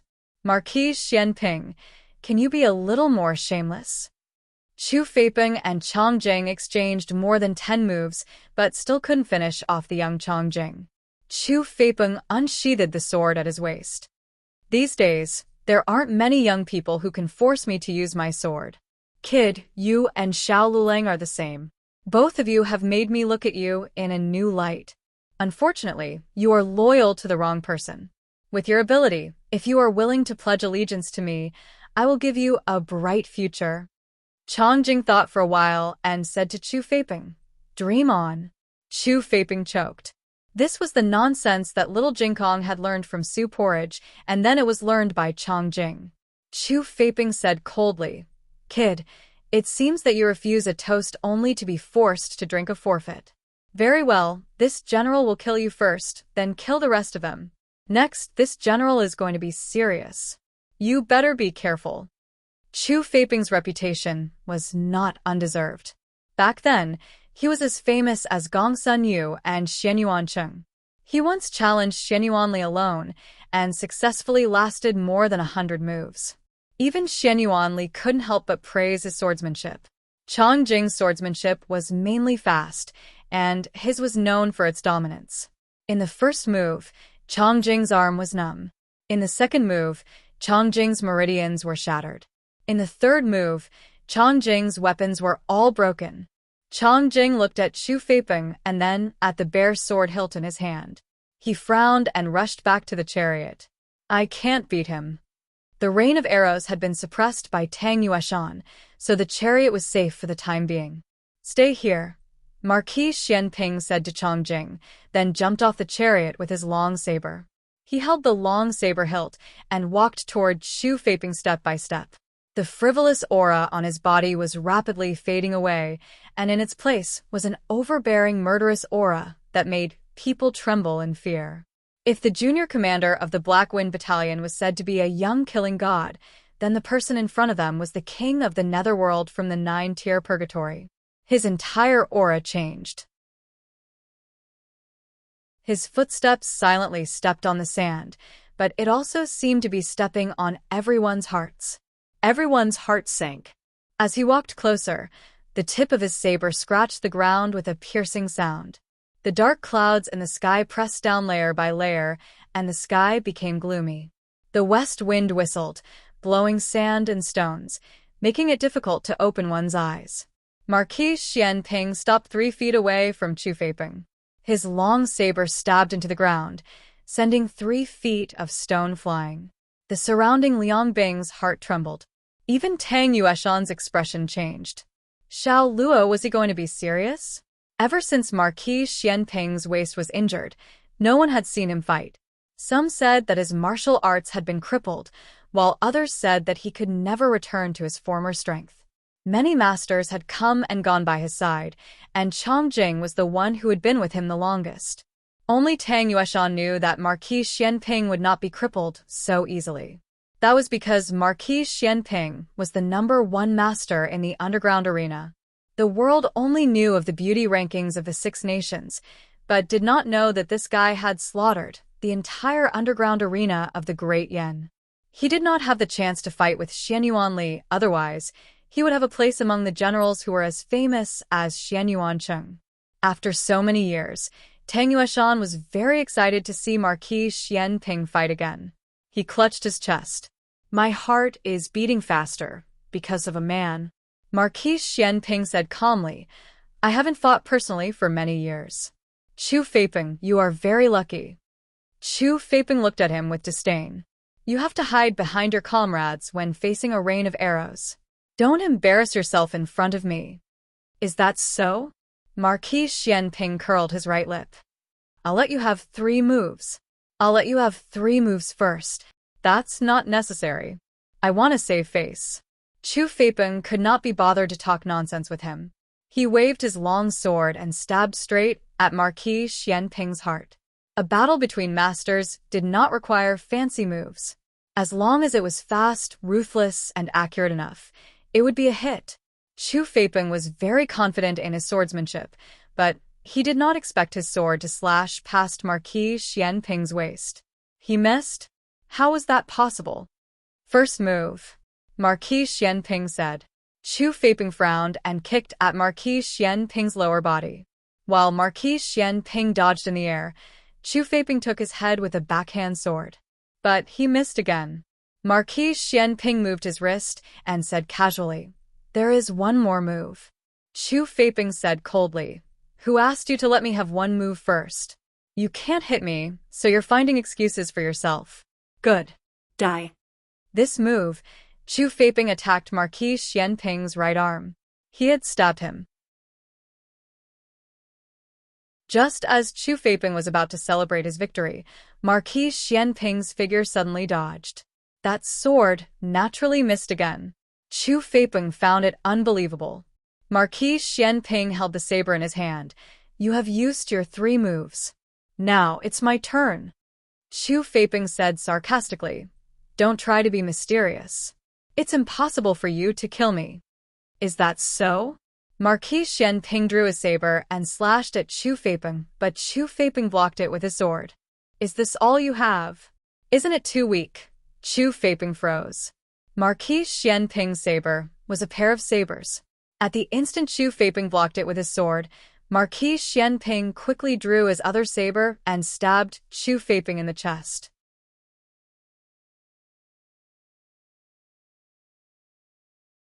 Chapter 847. Chu Feiping lowered his head in disbelief and looked at the long saber that had pierced his chest. He did not expect Xianping Ho to be so fast, nor did he expect that it was actually a pair of sabers. Tang Yueshan's heart raced. What the fuck? Actually, it wasn't too appropriate to call it one move. Strictly speaking, the 3 moves that Marquis Xianping Ho gave Chu Feiping should also be counted. Although he didn't seem to attack, he was actually observing. There was no such thing as a free reward in this world, and there was no such thing as an easy victory. It was all about tempering one's troops and preparing one's horses. From the moment Changzheng and Chu Feiping exchanged blows, Xianping Ho began to observe and analyze Chu Feiping's moves. But that was from afar, and it was inevitable that he would miss out on some details. Thus, he allowed him to make 3 more moves, closely watching the details of every move he made. Although it seemed like he had only taken the initiative to attack once, he had already exchanged more than 100 blows with Chu Feiping in his mind when they were on the war chariot. Tang Yueshan said in admiration, "Old Xiao, you're amazing." Marquis Xianping Ho said very pertinently, "Chu Feiping is not weak. He lost so quickly because he underestimated his opponent." Tang Yueshan felt that what Marquis Xianping said was reasonable, but why did it sound so unbelievable when such humble words came from Marquis Xianping's mouth? Marquis Xianping sighed in all seriousness. If he wasn't so careless, he might have been able to last 1 more move against me. Tang Yueshan was speechless. You can only choose between your dignity and your life, right? Hiss. Marquis Xianping suddenly sucked in a breath of cold air and bent down. He used one hand to support himself on the ground with the long saber and the other hand to support his waist. "Io, this Marquis waist," the corner of Tang Yueshan's mouth twitched. "Can you be more handsome than 3 seconds? Marquis Xianping said bitterly. "What are you standing there for? Come down and help me up." Tang Yueshan pursed his lips and was about to jump down from the chariot when he saw Chu Feiping, who was lying in a pool of blood, pick up the sword on the ground and thrust it at Marquis Xianping's back. Marquis Xianping was tormented by his waist injury and was caught off guard. It was too late for Tang Yueshan to react. The long sword had already stabbed out. He turned pale with fright and shouted, "Old Xiao!" Below the city wall, the Liang army and the Black Wind cavalry were still engaged in an intense battle. The left wing of the Black Wind cavalry suffered the heaviest casualties. Cavalry and war horses constantly fell, but new war horses and cavalry were constantly replenished. After Tang Zhong escorted Gu Jiao to the rear of the Liang Kingdom's army, he immediately rushed back, but he was still unable to turn the tide. He had been stabbed 3 times, twice in his left leg and once in his abdomen. Even his armor had been pierced through. Judging from the situation of the battle between the 2 armies, the Liang Kingdom's army had suffered more losses. However, the Liang Kingdom's army also had more people. Even if the ratio was 3-to-1, the Liang Kingdom's army would still be the last to survive. Tang Zhong swung his sword at another Liang soldier. Unfortunately, he had used up all his strength, and this sword strike did not cause any damage to his opponent. The other party only staggered for a moment before immediately charging at Tang Zhong. Tang Zhong did not have the strength to dodge the sword. He was very clear that he could not even pick up the sword. He was going to die. "Junior Commander, I may have to go first. I have misunderstood you in the past. Please don't blame me. You have to live well and lead the Black Wind cavalry to win this battle. In the next life, we will fight side by side." Tang Zhong fell to the ground. However, the Liang Kingdom's soldier did not stab him. Mu Qingchen killed him with a single strike. Mu Qingchen helped Tong Zhong to his feet, and while protecting Tong Zhong, he fought his way out. The once spotless first young master of Xingdu was now covered in the blood of the enemy. Every move he made was a killing move. He did not give the enemy any chance to survive. In just a few days, the cruel battlefield had taught him a profound truth. Mercy to the enemy was cruelty to the companions. Cheng Fugui and Li Jin's situation wasn't very good either. Cheng Fugui had been injured before, and although he had recovered, the strength in his left arm was still a lot weaker than before after 100 days of recovery. The middle army had already been fighting with the right wing. Cheng Fugui and Li Jin were guarding each other. Cheng Fugui gasped, "The vanguard can't hold on much longer." Li Jin swallowed his saliva and said with difficulty, "The vanguard can't hold on much longer. If the Liang Kingdom's army did not retreat, the Black Wind cavalry would really be finished." Li Jin said, "Junior Commander went to assassinate the Liang Kingdom's general. I hope she can succeed," Cheng Fugui said, "but it has been so long." Cheng Fugui did not finish his words, but the two of them knew. They saw with their own eyes that Tong Zhong escorted Gu Jiao to the back of the Liang Kingdom's army. It had been half an hour since then. It would not take that long to assassinate a person. Unless Junior Commander was in trouble. Or, even worse, the Junior Commander had been killed instead. The two of them clenched the spears in their hands. Thinking that the fierce and cute Junior Commander might die in the hands of the Liang Kingdom's bastards, their hearts burned with a raging fire. Kill. Kill these fucking bastards. While the two of them were fighting, a low bugle sounded from the back of the Liang Kingdom's army. This was the bugle call to attack? The Liang Kingdom's army was going to attack. Junior Commander was killed. Woo, another bugle call sounded. Wait, no, this was not an attack. It was a retreat. The Liang Kingdom's army was retreating. Ha ha ha. Accompanied by a wild laughter, a man wearing the Yan Kingdom's armor rushed out from the Liang Kingdom's army with a bloody head in his hand. Chu Feiping's head is here. Your Liang Kingdom's general was killed. The Yan Kingdom's reinforcements are here. Bastards from the Liang Kingdom. Give me your life. It was Tang Yueshan. The Liang Kingdom's army was in chaos. They even panicked when they retreated. The Black Wind cavalry, who were already at the end of their rope, suddenly became energetic. The Imperial Court's reinforcements were finally here. The Liang Kingdom's general was finally dead. The Liang Kingdom's army was leaderless. If they did not kill now, when would they? Cheng Fugui shouted at the top of his lungs. He raised the spear in his hand and shouted, "Bastards from the Liang Kingdom killed so many of our Black Wind cavalry. You want to escape? Not so easy. Brothers, charge for me. Kill them all." Since the Imperial Court's army was here, the garrison camp did not need to be a reserve force anymore. Li Jin ordered his subordinates, "Go and tell General Zhou and General Zhang that the garrison camp will join the battle. Kill the bastards from the Liang Kingdom." Yes. What followed was a full-scale revenge by the Black Wind cavalry. Of the 80,000 Liang Kingdom's army that attacked the city, less than 30,000 managed to escape safely. However, when the Black Wind cavalry reached the rear, they did not find any trace of the Imperial Court's army. There was only a chariot that was destroyed by the fleeing Liang Kingdom's army and 3 dusty men sitting cross-legged on the roadside, old, middle-aged, and young. Next to the old man was their young commander, and next to the young man was a Liang Kingdom soldier of unknown identity. The Black Wind King was next to the young commander, sniffing the young commander's breath from time to time. The young commander was still alive, but unconscious. Along the way, the young commander was alert and vigilant. He did not even relax when he was sleeping. However, they did not know if it was an illusion, but at this moment, the young commander seemed to be sleeping very soundly beside these people. They did not have the heart to disturb him. After a while, one of the cavalrymen said weakly, What's going on? Aren't they Great Yan's reinforcements?" "Don't tell me the Great Yan's reinforcements that the lunatic was talking about are these guys? Haha, it's so fun to kill them. Liang bastards. Don't run away. Keep fighting with your grandfather." Everyone was speechless. Ugh, that lunatic is here. Tang Yueshan jumped off his horse.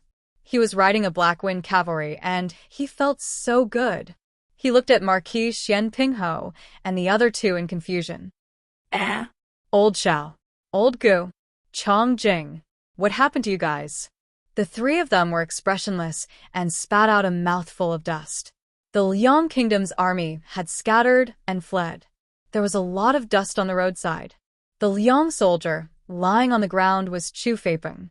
The head in Tang Yueshan's hand was not Chu Feiping's head, but a Liang soldier's. It was so bloody that it could not be recognized.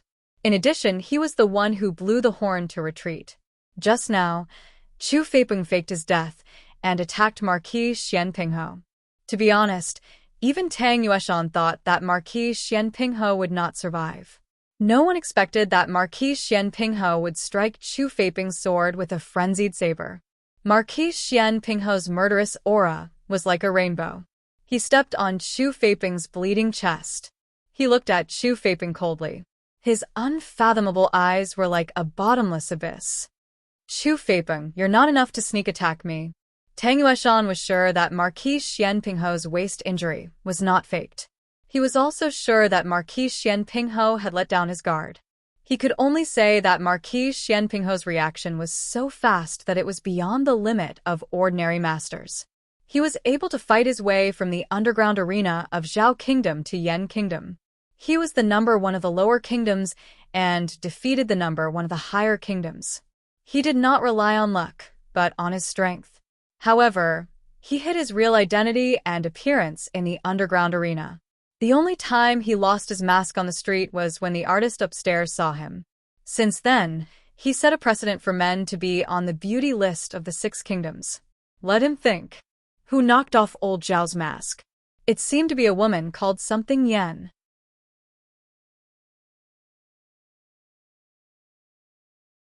Chapter 848. Mang Mountain, where the Imperial Army was stationed.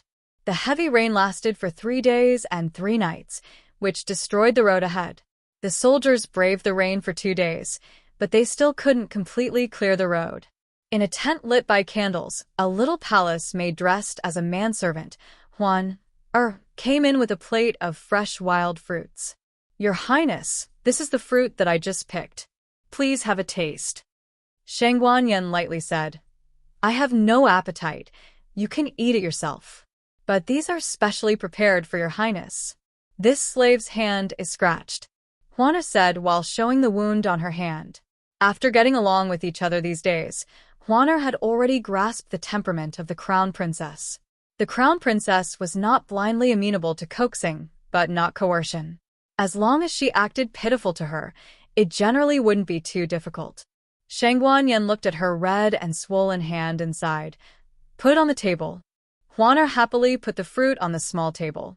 Shangguanyan picked up a red fruit and thought of the 3 children in different places. She didn't know how they were doing. Your Highness, General Wang wants to see you. A guard's voice came from outside the tent. Come in, Shangguanyan said. Juana sensibly pushed behind the screen and began to tidy up Shangguanyan's clothes. Your Highness, Yi Qing wants to see you. Yi Qing's voice also came from outside the tent. Come in, Shangguanyan said. Wang Man and Yi Qing entered the tent together. Yi Qing didn't go with the army. He was ordered by the state preceptor to transport medicinal materials to the front line. He set off a few days later because the Imperial Army was delayed by the heavy rain in Mang Mountain, which allowed him to catch up. Wang Man had always looked down on the charlatans of the state preceptor hall. He didn't look at Yi Qing at all. Yi Qing didn't care and respectfully saluted Shangguanyan. Your Highness. Shangguanyan looked at the two and said, Why did you come to see me? Yi Qing, as a junior, no matter what Wang Man's attitude was, he still abided by his duty and showed the etiquette of the state preceptor hall. He motioned for Wang Man to speak first. Wang Man didn't stand on ceremony with him. He straightened his back and said, I'm here to report to the Crown Princess that the road has been cleared. We can depart tomorrow morning. Shangguanyan secretly breathed a sigh of relief. Finally, we can set off. The soldiers have worked hard.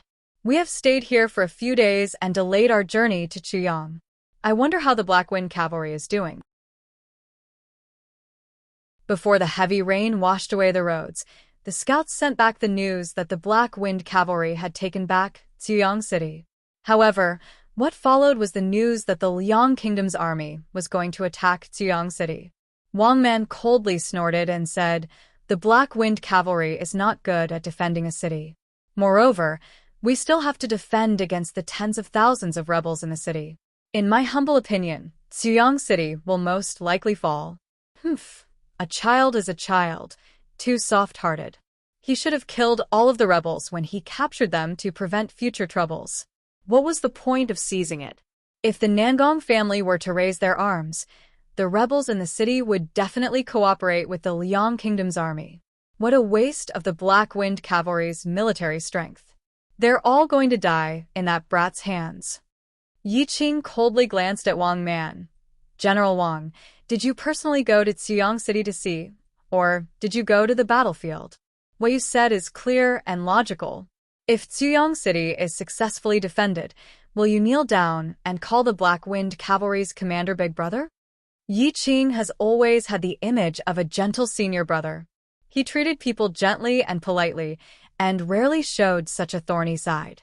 In Shangguan Qing's words, "I can give you face, but you can't not know it in your heart." Wang Man opened his arms. Humph. If he can defend it, then why not let him be the great general of the West? Under normal circumstances, when the crown princess heard this, she should have come forward to stop it. "General Wang, what are you talking about? You are the most senior elder, and your experience in leading troops is unparalleled. The position of the great general is yours. How can you give it to a fledgling brat?" The reality is, the crown princess looked at Wang Man in surprise and helplessly said, "Since the great general said so, then this one will be the witness." Wang Man. Shangguan Yin looked at Yi Qing again. "Yi Qing, why are you looking for me?" Yi Qing cupped his hands and said, "Originally, I wanted to say that if the road is blocked tomorrow, I will take a detour first, but it's okay now." Shangguan Yin nodded and looked at the rainy night outside the tent. "I really want to reach Chuyang City soon." Chuyang City. After a big battle, the North Gate was full of devastation. The city's defenders were cleaning up the mess at the scene. The medical officers and soldiers evacuated the wounded soldiers from the scene. At the city gate, a medical officer and a city's defender were carrying a wounded soldier covered with blood on a stretcher. Suddenly, the medical officer's footsteps stepped on the corpse on the ground.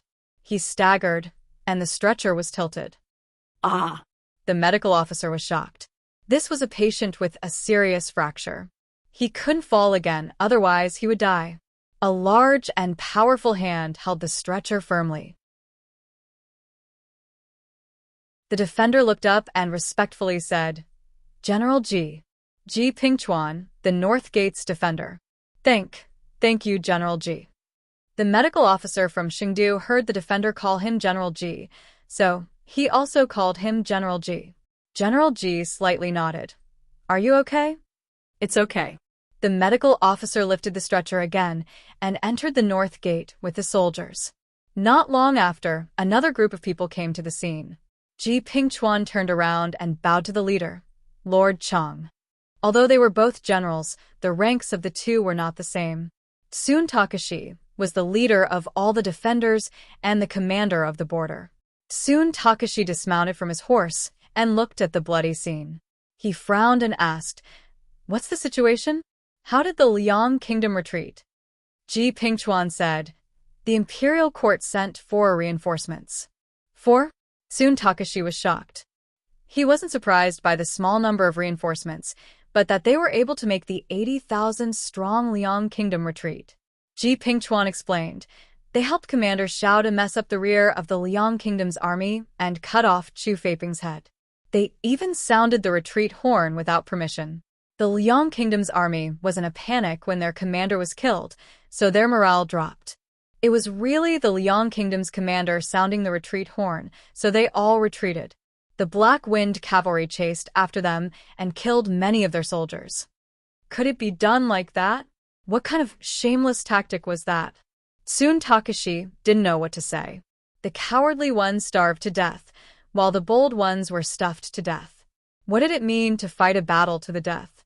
This was it. The success rate of this plan was less than 10%. If it was Tsun Takashi, he definitely wouldn't be able to do it. Firstly, he couldn't kill Chu Feiping. Secondly, how did he come up with the idea of sounding the retreat horn? How's Commander Xiao? Tsun Takashi asked.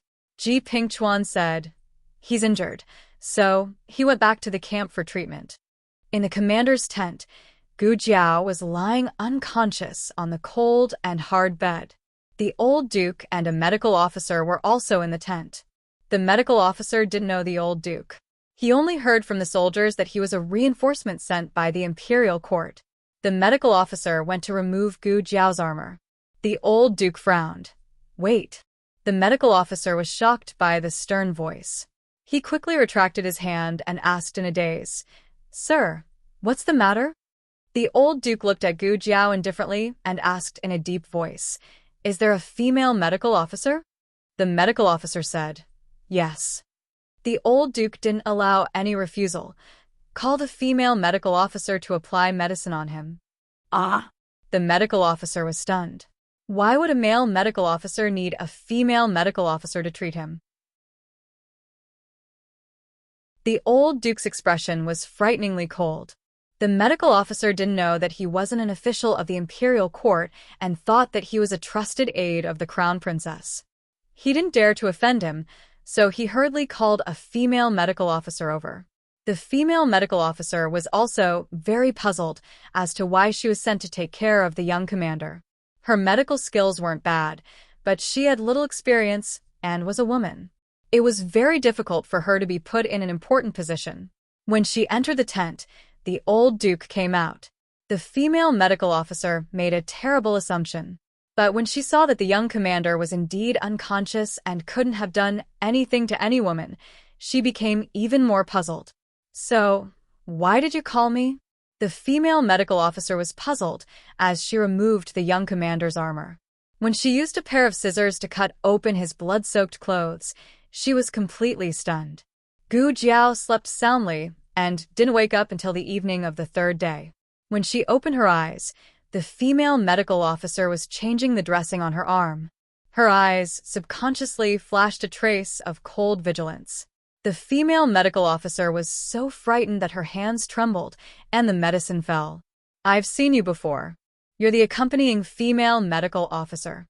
The vigilance in Gu Jiao's eyes dissipated. She sat up and said, How long have I been asleep?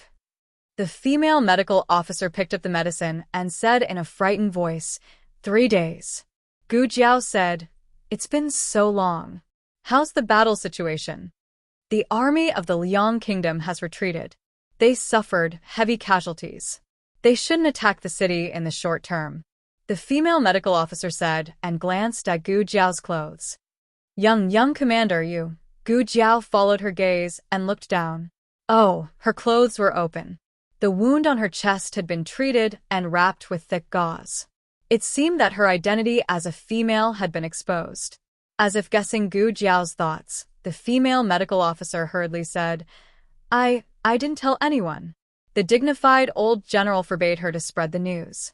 He even said that if she dared to leak a word, he would kill her with a knife.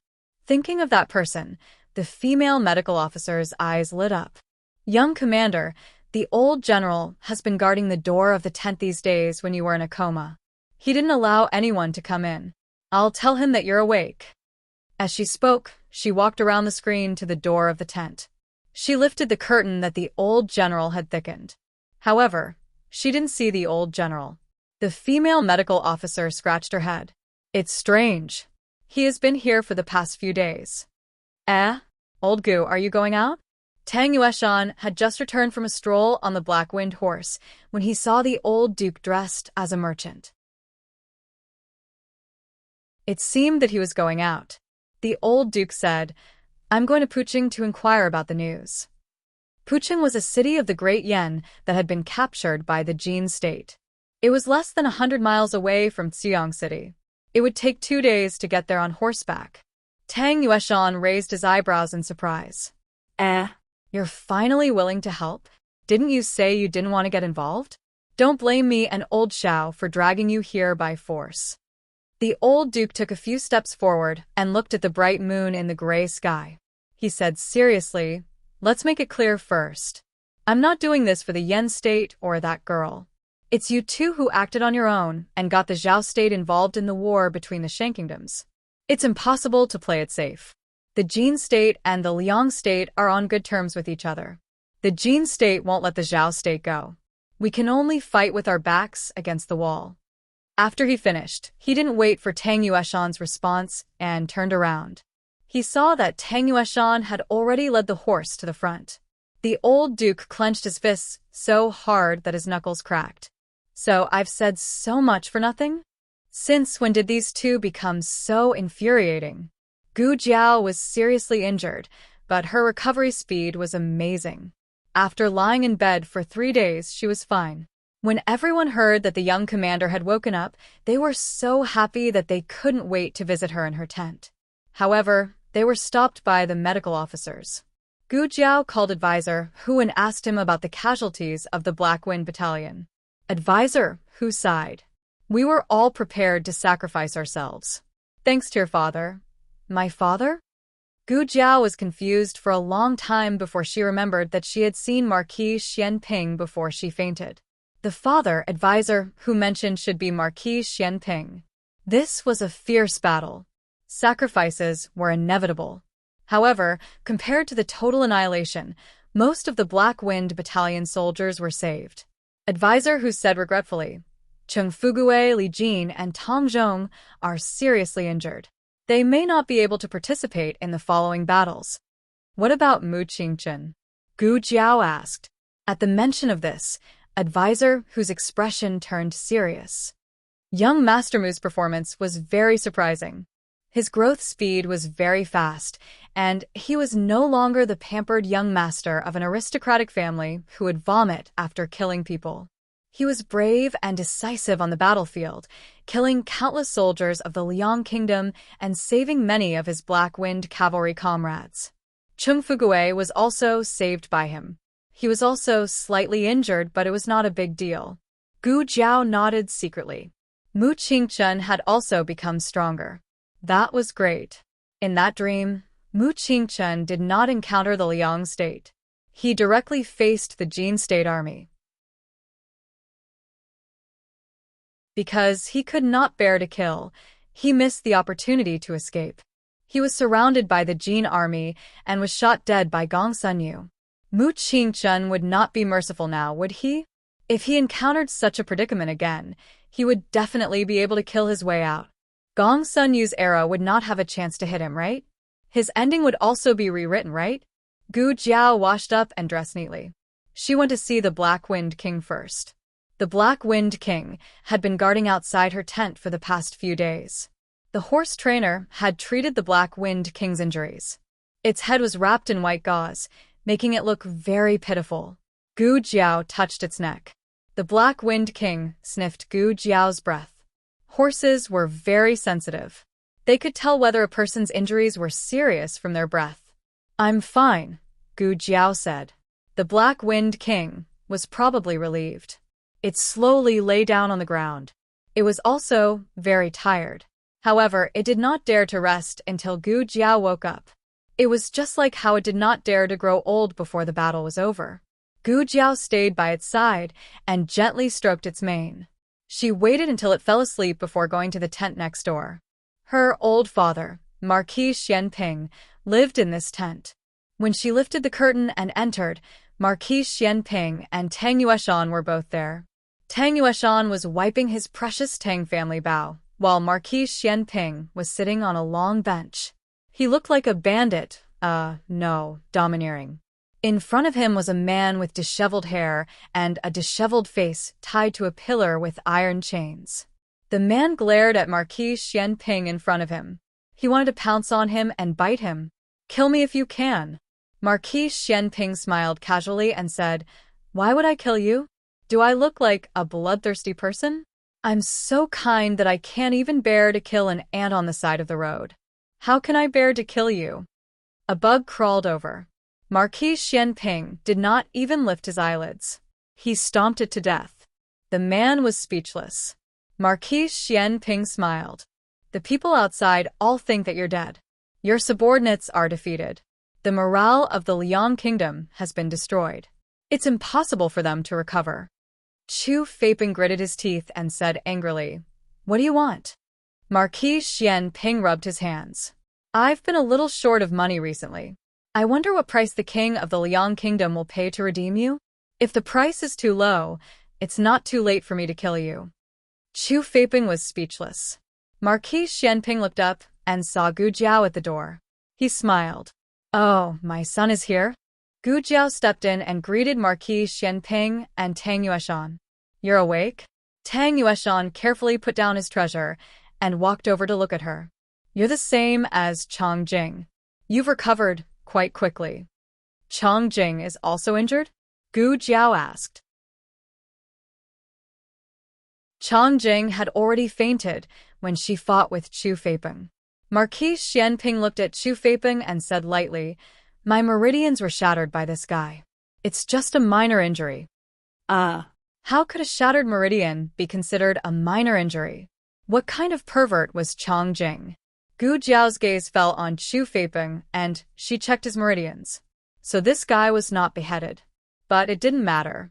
His dantian was destroyed, and he would be a cripple when he returned. Gu Jiao asked, "Other than him, did you capture anyone else?" Marquis Xianping said slowly, "You mean those swordsmen? They're dead." Anyway, she already knew that Long Yi's master was the sword hut. In the future, she could investigate in this direction. Gu Jiao loosened her hand and asked Marquis Xianping, "You want to use him to negotiate with the Liang Kingdom?" Marquis Xianping, Gu Jiao suggested, "Then you'd better hide him first." Marquis Xianping, "Why?" Gu Jiao said, "The Imperial Army is about to arrive. Chu Feiping is also a bargaining chip for them to negotiate with the Liang Kingdom. You should be careful that they won't snatch Chu Feiping away." Oh. Marquis Xianping laughed arrogantly. "In this world, no one can snatch things from this marquis." Outside the East City Gate, the Imperial Army arrived. Chang Wei led his subordinates out of the city to welcome them. The group of people knelt on one knee and saluted. "Welcome, Your Highness the Crown Princess." The dusty curtain of the carriage was lifted. Shangguan Yan, dressed in a crown princess robe, came down from the carriage with a dignified look.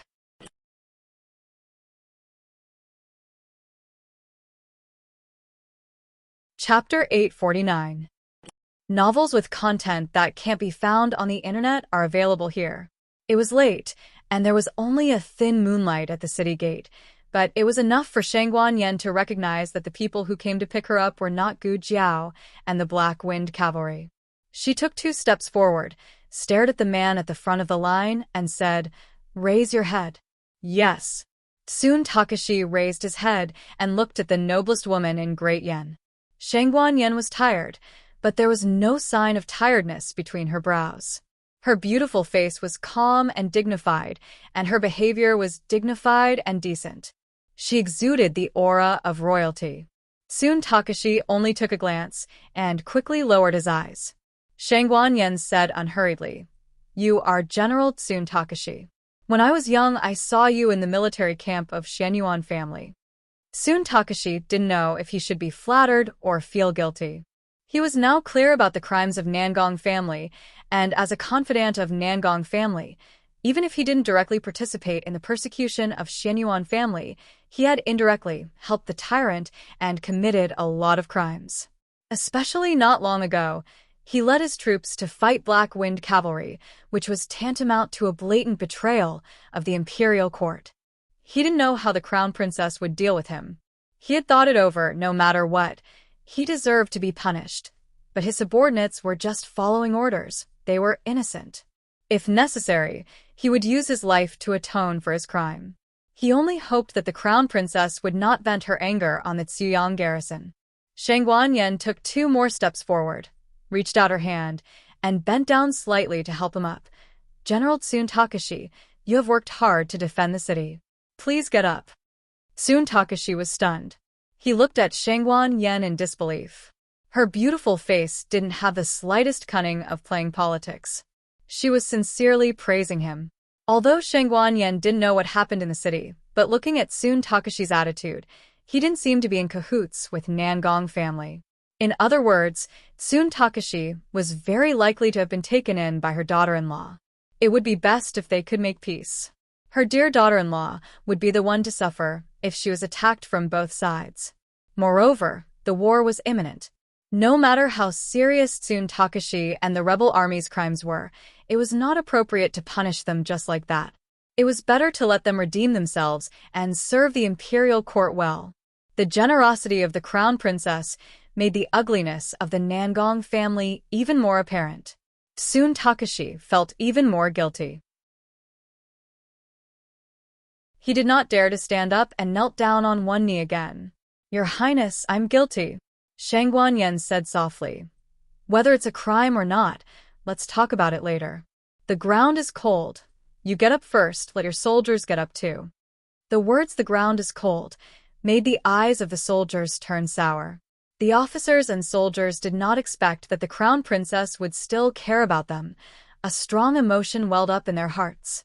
This was not an era where people were judged by their appearance, but Shangguan Yen, as a woman, had a beauty that could cause the downfall of a country.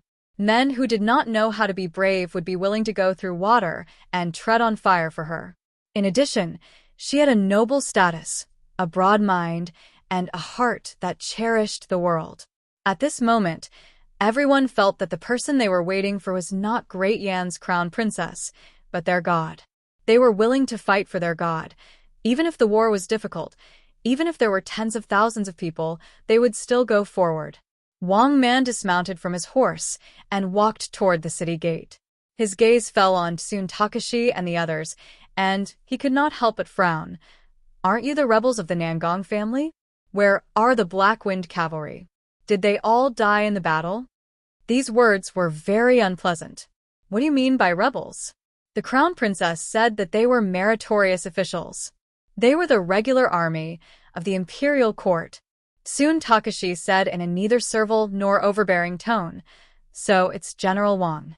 The Black Wind Cavalry has set up camp in the city. Because we just won a battle a few days ago and inflicted heavy losses on the Liang family, this general boldly asked my brothers to rest in the camp. I will go out of the city to welcome the crown princess. His words were very clear. First, not only did the Black Wind Cavalry not die in the battle, but they also won a beautiful battle.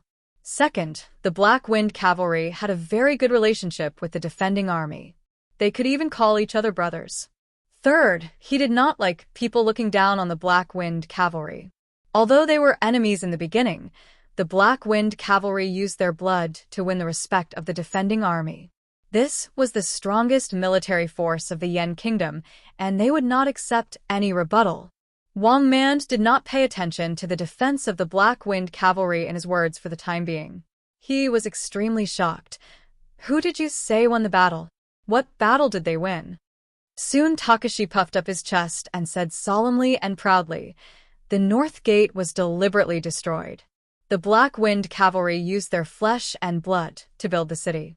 20,000 of them fought the 80,000 soldiers of the Liang family. Not only did they behead the Liang family's General Chu Feipeng, but they also lost 50,000 soldiers of the Liang family. Wang Man's jaw almost dropped to the ground. What did you say? Chu Feipeng is dead? Chu Feipeng was the Liang family's divine general, the spiritual leader of the Liang family. With him around, there was no battle that they could not win. When Wang Man first heard that Chu Feipeng was the commander of the army, even he felt that it was very troublesome. On the way here, Wang Man racked his brains to think of a way to deal with Chu Feipeng. Who knew that before he could even use his fist, Chu Feipeng's head fell to the ground. Impossible. No one can kill Chu Feipeng. Shangguan Yen thought in her heart. Could it be Jiao Jiao? Except for her, no one should have the courage to behead Chu Feipeng.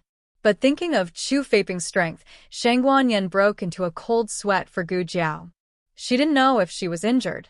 In the presence of outsiders, Shangguan Yen restrained her worry about Gu Jiao. She revealed a gratified smile. When I first came to Tsuyong, I heard the good news. I'm very happy. If Imperial Father knows about it, he will definitely be very happy. This time, we were able to repel the Liang army, not only because of the Black Wind cavalry but also because of General Chang's help in defending the city. Soon Takashi cupped his fist and said, "This humble subject is ashamed." This humble subject didn't help much in the battle against the Liang family's army at the North Gate. This humble subject doesn't dare to claim credit. However, the 4 experts sent by Her Highness the Crown Princess played an outstanding role in the battle. Our army is like a god. Shangguan Yen was slightly startled. I didn't send any experts to Tsuyong. This time, it was Tsun Takashi's turn to be surprised. Aren't they sent by Her Highness the Crown Princess? But they claim to be the Imperial Court's reinforcements. They also have a handwritten letter from Her Highness the Crown Princess. After saying that, Tsun Takashi took out a warm letter from his arms and raised it above his head to present it to Shangguan Yen. After presenting it, he suddenly felt that he was too abrupt. Shouldn't he give it to the palace maid? If a rough man like him touches something, won't it dirty the Crown Princess's hands? But which one is the palace maid? Huaner was standing next to the Crown Princess dressed like a little eunuch. No wonder he didn't recognize her. Shangguan Yen personally took the letter. Tsun Takashi was secretly relieved. At the same time, he was a little nervous and excited. The Crown Princess has an incomparable noble temperament, but she doesn't put on a high and mighty air. She is really an approachable Crown Princess. After Shangguan Yen opened the letter and read it, she was also confused. It's my handwriting, but I don't remember writing this letter. There's also my personal seal on it. What the hell is going on? Right, there's also this. It says that it's your keepsake. Soon Takashi pulled out a token and handed it over to Her Highness the Crown Princess. Shangguan Yen held it in her hand and looked. Wasn't this the bank's token that she had given Xiaoheng before leaving? If there wasn't enough money for travel, take it to the bank to get some money. So, it was like this? Aheng had come? Didn't Aheng go to Tsang Shui Pass to take care of the problems with the countries of Chun and Zhao? Could it be that Aheng had changed her plans and came to Chuyang to meet up with Jiaoju? This sort of possibility was not impossible. Soon Takashi did not hear about the eldest grandson. Looking at it like this, Aheng had concealed her identity and came over. That's also true. The eldest grandson was on his way to Tsang Shui Pass. Of course, he could not openly appear in Chuyang City. Forget it. What was she blindly guessing for? When she saw Aheng in a bit, wouldn't everything be clear? Shangguan Yen was impatient to see her son. She could not wait to march over with the army. She sat in the carriage and said to Tsun Takashi, "This monarch remembers. There was such a thing. It's this monarch's trusted aide. Lead the way. This monarch wants to see them at the military camp." Yes. Soon Takashi mounted his horse. Shangguan Yen opened the window and said to Wang Man, who was still immersed in the silence of Chu Feipeng's death, "Great General Wang, I will leave the army to you. I will trouble you with leading the soldiers to the military camp to meet up with this monarch." Yes. Wang Man recovered and cupped his hands to comply. The carriage entered the city and quickly sped into the night. Shangguan Yen took a deep breath and squeezed her fingers. Faster, faster, even faster. She wanted to see her son. She was almost impatient. She had missed out on so many years in the past. Now, she cherished every day that she could see her son. The carriage stopped at the military camp. This subordinate. Soon Takashi spoke. "There's no need to report." Shangguan Yen got off her horse. She wanted to give her son a pleasant surprise. Which tent are they living in? They are all living next to the young commander. As Tsun Takashi led the way, he pointed at the tents in the middle and said, "There are 3 over there. There are 2 people living in the tent on the left. One of them is extremely handsome, while the other is an extremely powerful expert." Handsome? A very powerful expert? Were they not Aheng and Long Yi? An oil lamp was lit inside the tent, and the silhouette of a man could be seen from the tent. It seemed that he was reading at night. To be so diligent, it was definitely Yeheng. Also, that perfect nose and the outline of his brow bone were clearly Yeheng's. Shangguan Yen lifted her imperial dowager's robe and could not suppress the joy in her heart. Quickly walking over, she lifted the curtain. Son. Just as she entered, she clearly saw the man inside the tent. The word son was immediately stuck in her throat. The newest chapter of this book has not been completed.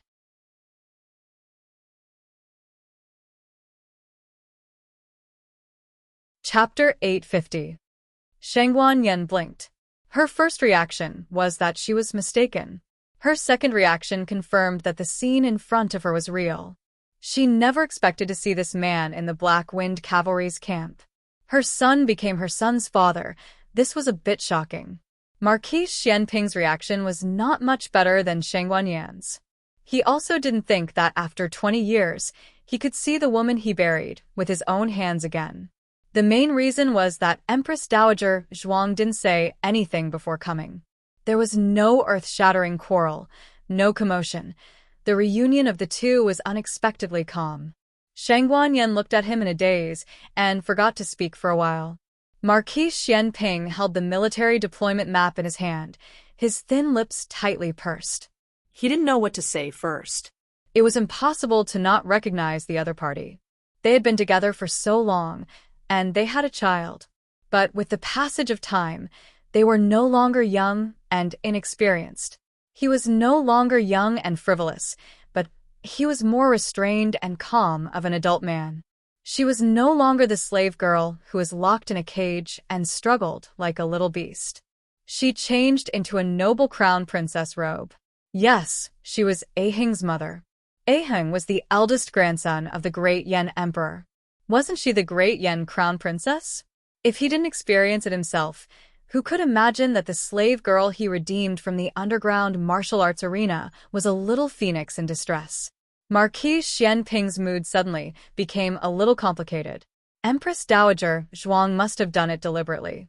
She deliberately didn't say that Shangguan Yen would come here, deliberately catching him off guard.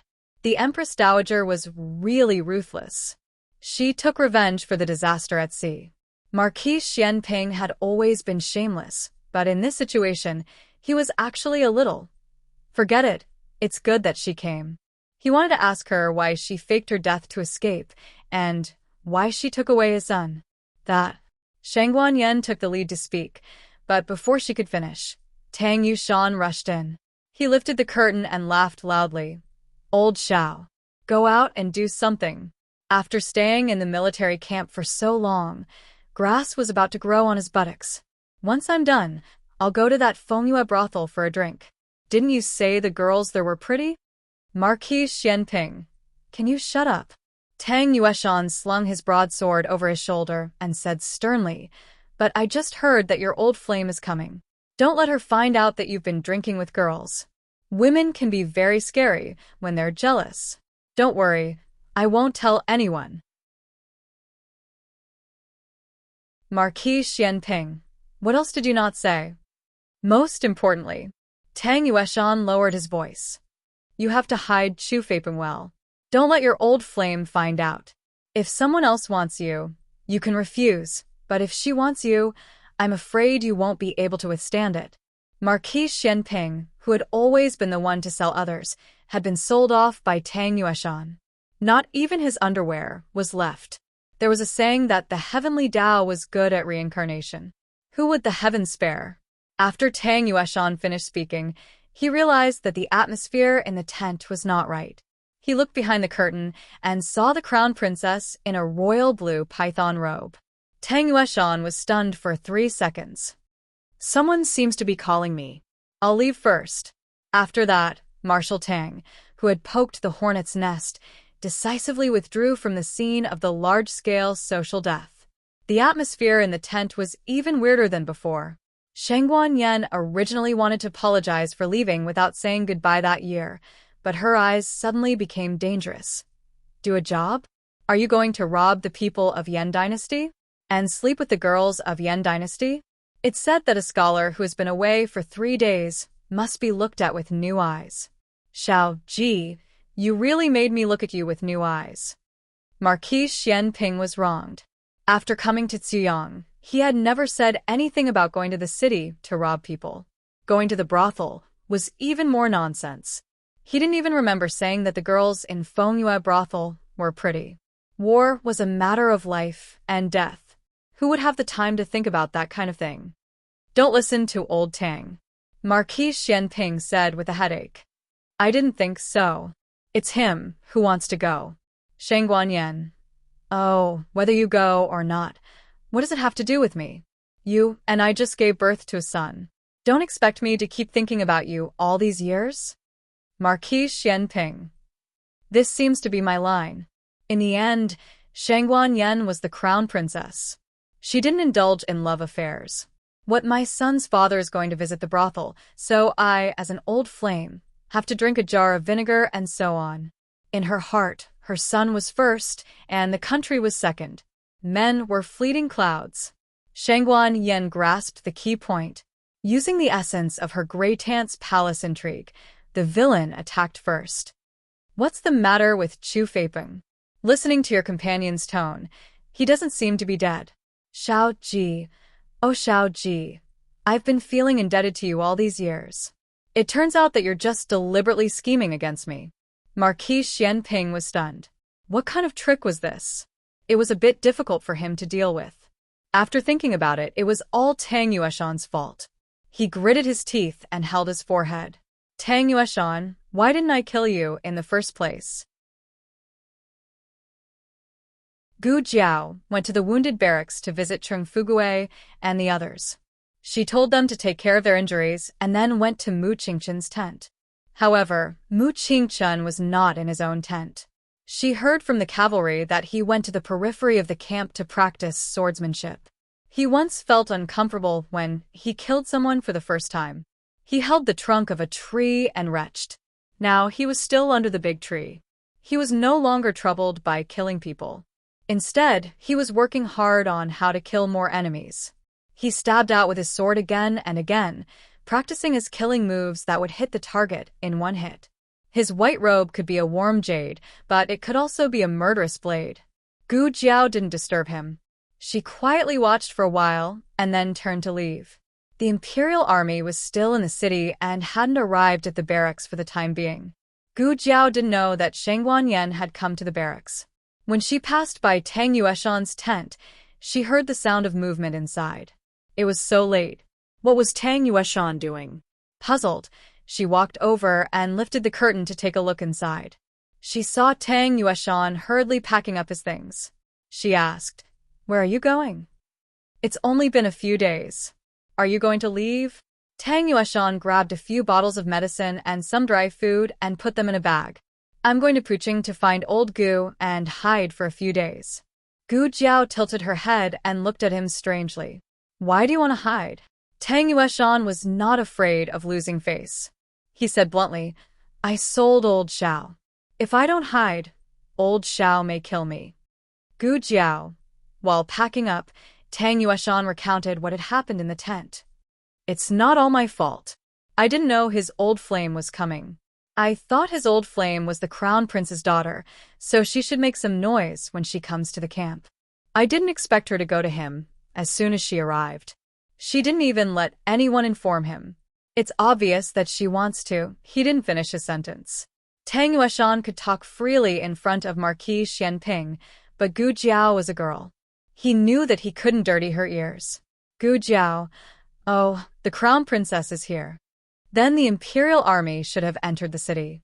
Gu Jiao didn't think too much about why she went to find Marquis Xianping instead of informing him. That was between the two of them. She wouldn't interfere. Gu Jiao touched her chin. The Liang Kingdom's army is weak. It's unlikely that they will fight back. The next step is to drive the Liang Kingdom's army out of Yannan Pass and take back the new city occupied by the Nangong family. Cuyang City is safe for now. I'll go to Puching with you. Tang Yueshan asked, "You're going too? Don't you want to stay here?" Gu Jiao said, "I'm not needed here for now." The Black Wind Cavalry had just fought a big battle. They wouldn't fight again for a while. Gu Jiao said, "The information about Puqing is very important. It's better if more people go." Tang Yueshan agreed with him on this point. Jin was the most profound country among the 6 countries. Their military strength and financial resources were far better than the Liang Kingdom. They brought Gong Sunyu, who was much more difficult to deal with than Chu Feiping. "Okay, let's go find old Gu." By the way, he also wanted to see the scene of old Gu and the little girl recognizing each other. It must be wonderful. Tang Yueshan deliberately didn't tell Gu Jiao that her identity had been exposed to Gu Chao. He was waiting to see the good show between the two. Gu Jiao frowned and looked at him. "I feel that you're holding back something bad. Was it that obvious?" Tang Yueshan said seriously, "I'm not. Don't talk nonsense." Gu Jiao also went back to the tent to pack some medicinal materials and tools. She also took a first aid kit and a set of night clothes. At this time, Sheng Guanyan was still in Marquis Xianping's tent. The candlelight was changed and couldn't illuminate her figure. Gu Jiao thought about it and didn't go in to disturb them. She went to tell advisor Hu and asked him to tell the crown princess and her father that she and old Tang were going to Puqing to spy on the military situation. She estimated that they would return in 3 to 5 days. "Don't you want to go after seeing the crown princess?" Advisor Hu was thinking for Gu Jiao. This was a good opportunity to show her face in front of the crown princess. The crown princess would definitely remember his lord's merit. However, if his lord left Tuyang and the imperial army or the border guards also made military contributions, his lord's glory might be taken away. Advisor Hu was thinking too much. Commander Xiao was the crown princess's daughter-in-law. What merit could there be? Who could surpass Gu Jiao? "No, I'm leaving." Gu Jiao went to the tent. The Black Wind King had already woken up and was waiting for her energetically. In fact, Gu Jiao didn't intend to take the Black Wind King with her. She wanted it to rest for a few more days. However, the Black Wind King had already recovered and was ready for battle. It was determined to go with Gu Jiao. Gu Jiao patted its neck and said, "Okay, let's go together." Tang Yueshan came over on his Black Wind horse. The Black Wind horse was the most powerful warhorse in the 6 countries. After riding it, no other warhorse could be compared to it. The Black Wind horse was so powerful. She wondered how the Black Wind King would feel when riding it. Tang Yueshan coughed softly and said, "Girl, let's make a deal. Let me ride your horse." Gu Jiao said, "Can you let me use your bow?" Tang Yueshan hurriedly protected the Tang bow on his back and said vigilantly, "Only the heir of the Tang family is qualified to touch the Tang bow. You can't." Gu Jiao ignored him and mounted her horse. The Black Wind King suddenly attacked Tang Yueshan's horse. It raised its front hooves, which scared the Black Wind horse so much that its hair stood on end. "Hey!" Tang Yueshan hurriedly bent down to tighten the reins and calm the frightened Black Wind horse. Gu Jiao elegantly raised her hand and touched the Tang bow on his back. "Here, I touched it." Tang Yueshan was speechless. One big and one small galloped into the night. They left Tuyang City in the middle of the night and headed in the direction of Pu City. Gu Jiao knew a shortcut that would take them to Puqing before dawn. However, Puqing was occupied by the Jin army. It was not easy to sneak in. The two of them had to disguise themselves, and so did the 2 horses. At least, they couldn't let people know that they were the powerful Black Wind King and Black Wind Horse. "Girl, will this really work?" In a forest near the city gate, Tang Yueshan was smearing mud on the 2 horses under Gu Jiao's command. Gu Jiao was busy combing the Black Wind King's mane. Of course, the messier the mane, the better. They had to look like they had escaped from a nearby city. Gu Jiao then disguised herself and Tang Yueshan. "Are they father and daughter?" Tang Yueshan asked. Gu Jiao glanced at him and said, "They are young master and mute slave." Tang Yueshan was speechless. When everything was ready, the sun had risen. The battered and exhausted duo rode on the dirty and bleeding horses to the entrance of Pu City. Unlike Marquis Xianping, Tang Yueshan did not have a lover from the Yan kingdom. He could not speak the language of the Yan kingdom. Therefore, the mute slave was very suitable for him. There were already many people waiting in line at the city gate. Some of them were strong men captured by the Jin army from the surrounding areas. Some were villagers who sold vegetables and fodder for the Jin army. They were all selling the crops they had worked hard to grow at a very low price. There were also Jianghu people who were not afraid of death and returned to the city. Tang Yueshan whispered, "Isn't it a bit unbelievable that we escaped from another city? Who would escape to the Jin army's territory?" "Traitors," Gu Jiao said. How could this work? I am here to join the Jin army. My father is from the Yan kingdom and my mother is from the Liang kingdom. Just because the two countries were at war, they killed my mother cruelly. They want to kill me. They say I am a bastard of the Liang kingdom. I am not convinced. Why?"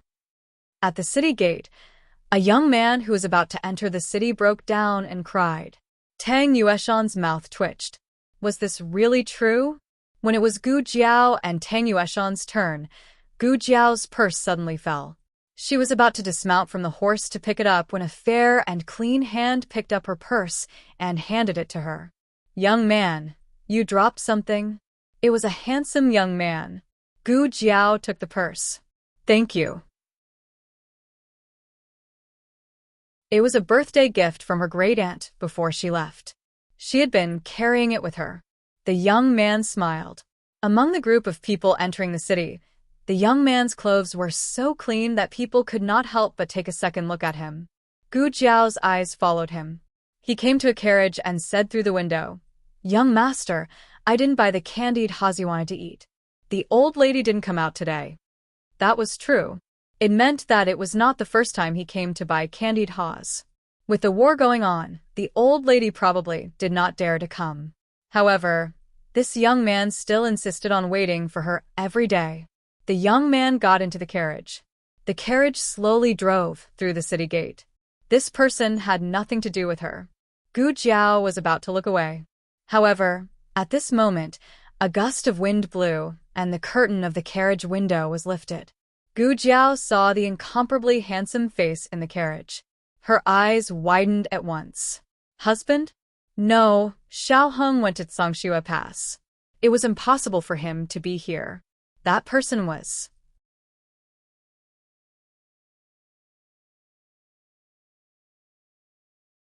Chapter 851. What are you looking at? Tang Yueshan pulled Gu Jiao's sleeve, indicating the space in front of the horse. It's time to move forward. There was a large space in front of them, and the people in the line behind were impatient. Although they didn't want to enter the city, they can earn more money if they enter later. It's better to finish early and go home to rest. Gu Jiao said, "Nothing. I'm just looking around." Black Wind King took a few steps forward. At this time, the carriage had successfully passed the checkpoint at the city gate.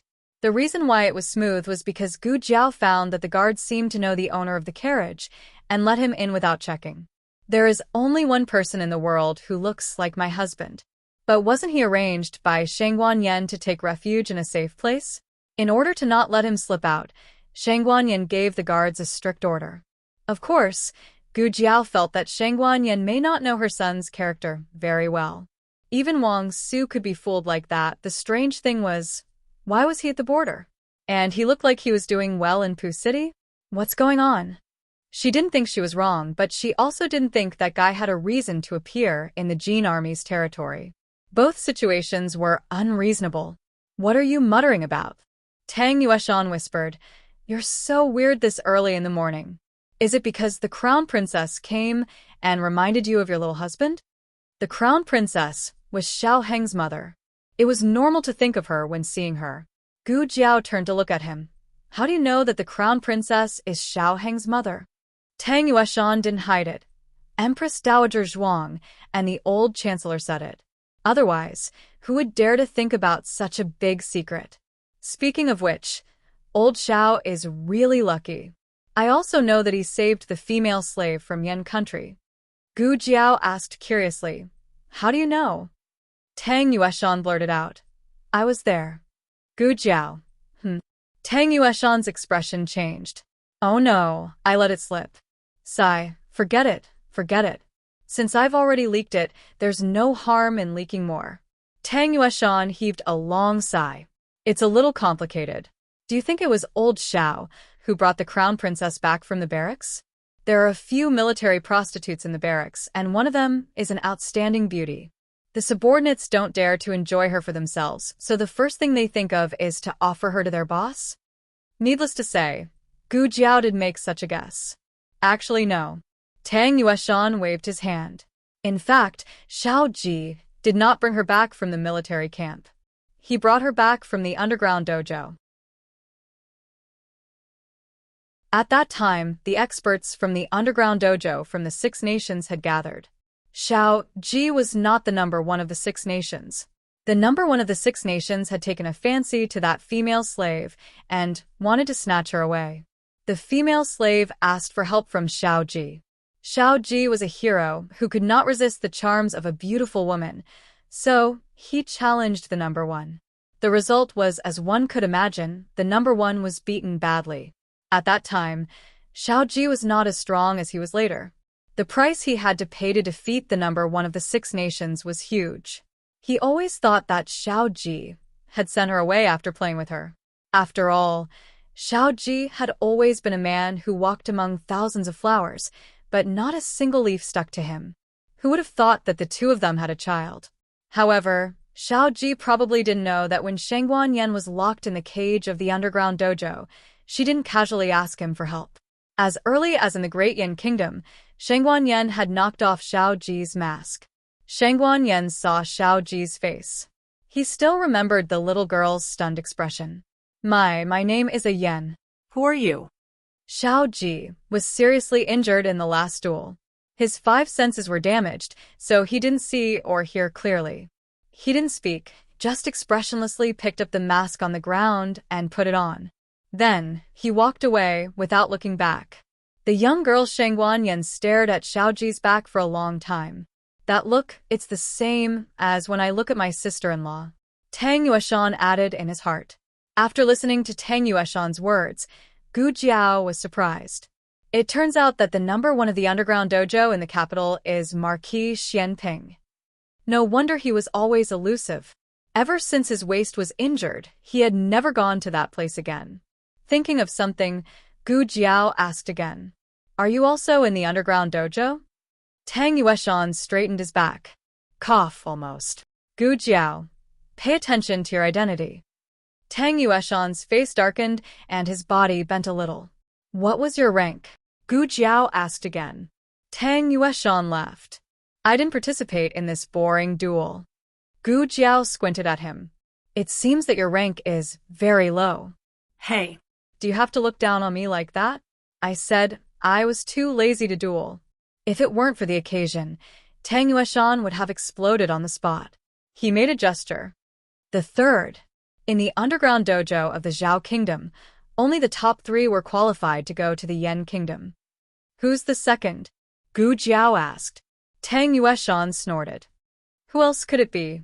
But I know who they are, but they don't know who I am. This is my ability.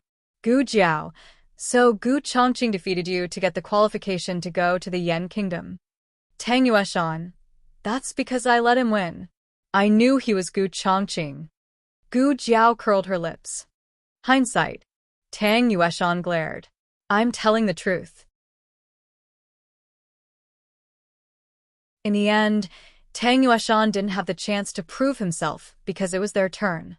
We came from Xiang City. My grandfather is a businessman of the Jin Kingdom. My whole family was imprisoned by them. It was not easy for me to escape. Please let me go to the city to seek refuge. Gu Jiao was just reciting the lines this time. She didn't show her excellent acting skills. The effect was unexpectedly good. My grandfather has been in the Yan Kingdom for decades. I was born and raised in Xiang City. I don't speak the Jin language well. As Gu Jiao spoke, she took out a bag of silver and gave it to the guard. The two entered the city. It's not as strict as I thought. Is it because the Jin army is not disciplined? and the defense is loose? Or is it because the Jin army is not afraid of spies in the city? Gu Jiao thought while looking at the scene in Pucheng. Pu City was a much larger and more prosperous city than Xiang City. Its population was twice that of Xiang City, and the amount of taxes it paid to the imperial court every year was 3 times that of Xiang City. However, what Gu Jiao saw now was not what a large city should look like. The doors of the shops were closed, the streets were empty, and the signboards were torn to pieces by the Jin army. The city was bleeding. Let her go. You bastards. Let her go.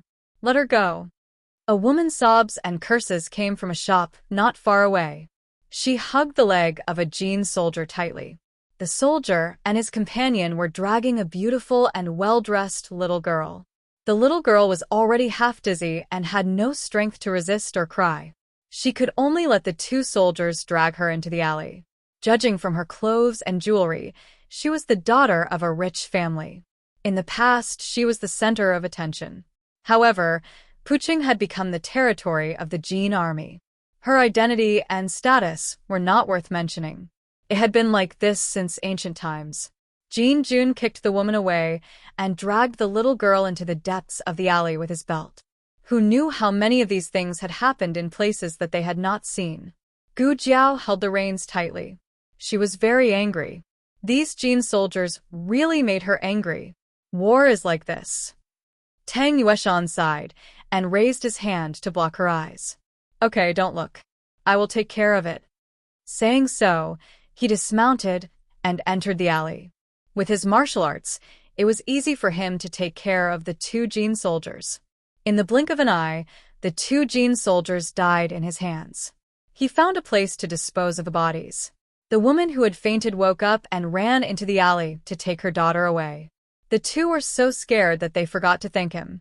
When they reacted and wanted to kowtow to their benefactor, Tang Yueshan had already returned to his horse and left with Gu Jiao. Gu Jiao rode on the black-winged horse and walked on the deserted street. She said, "The situation in Pucheng is worse than expected." When the Nangong family took over Xiang City, they used the banner of killing the tyrant, restoring order, and stabilizing the country. Thus, they treated the people well. The Jin army did not have any fear. They were here to invade. The people of the Yan kingdom were not people. They were resources that they could take away at will. "We must end the war as soon as possible," she said seriously. "Someone is coming," Tang Yueshan said. The 2 dismounted. A group of about 100 Jin soldiers walked towards them. The leader was a corporal. When the 2 passed by, the corporal just glanced at them. A poor young master and a servant. There was nothing to be concerned about. The corporal left with his men. After making sure they were far away, Tang Yueshan said, "I have been here for so long, and I still don't know where old Gu is. If I knew I would come, I would have asked him to give me a signal." Gu Jiao said indifferently, "We will investigate ourselves. The investigation is secondary. The main thing is that I want to see you 2 betray each other." Tang Yueshan's strong desire to live made him suppress the words. "Where are you going to investigate?" he asked. "The mayor's mansion," Gu Jiao said. Tang Yueshan almost choked. He thought that Gong Sun Yu probably lived in the mayor's mansion. There were many masters there.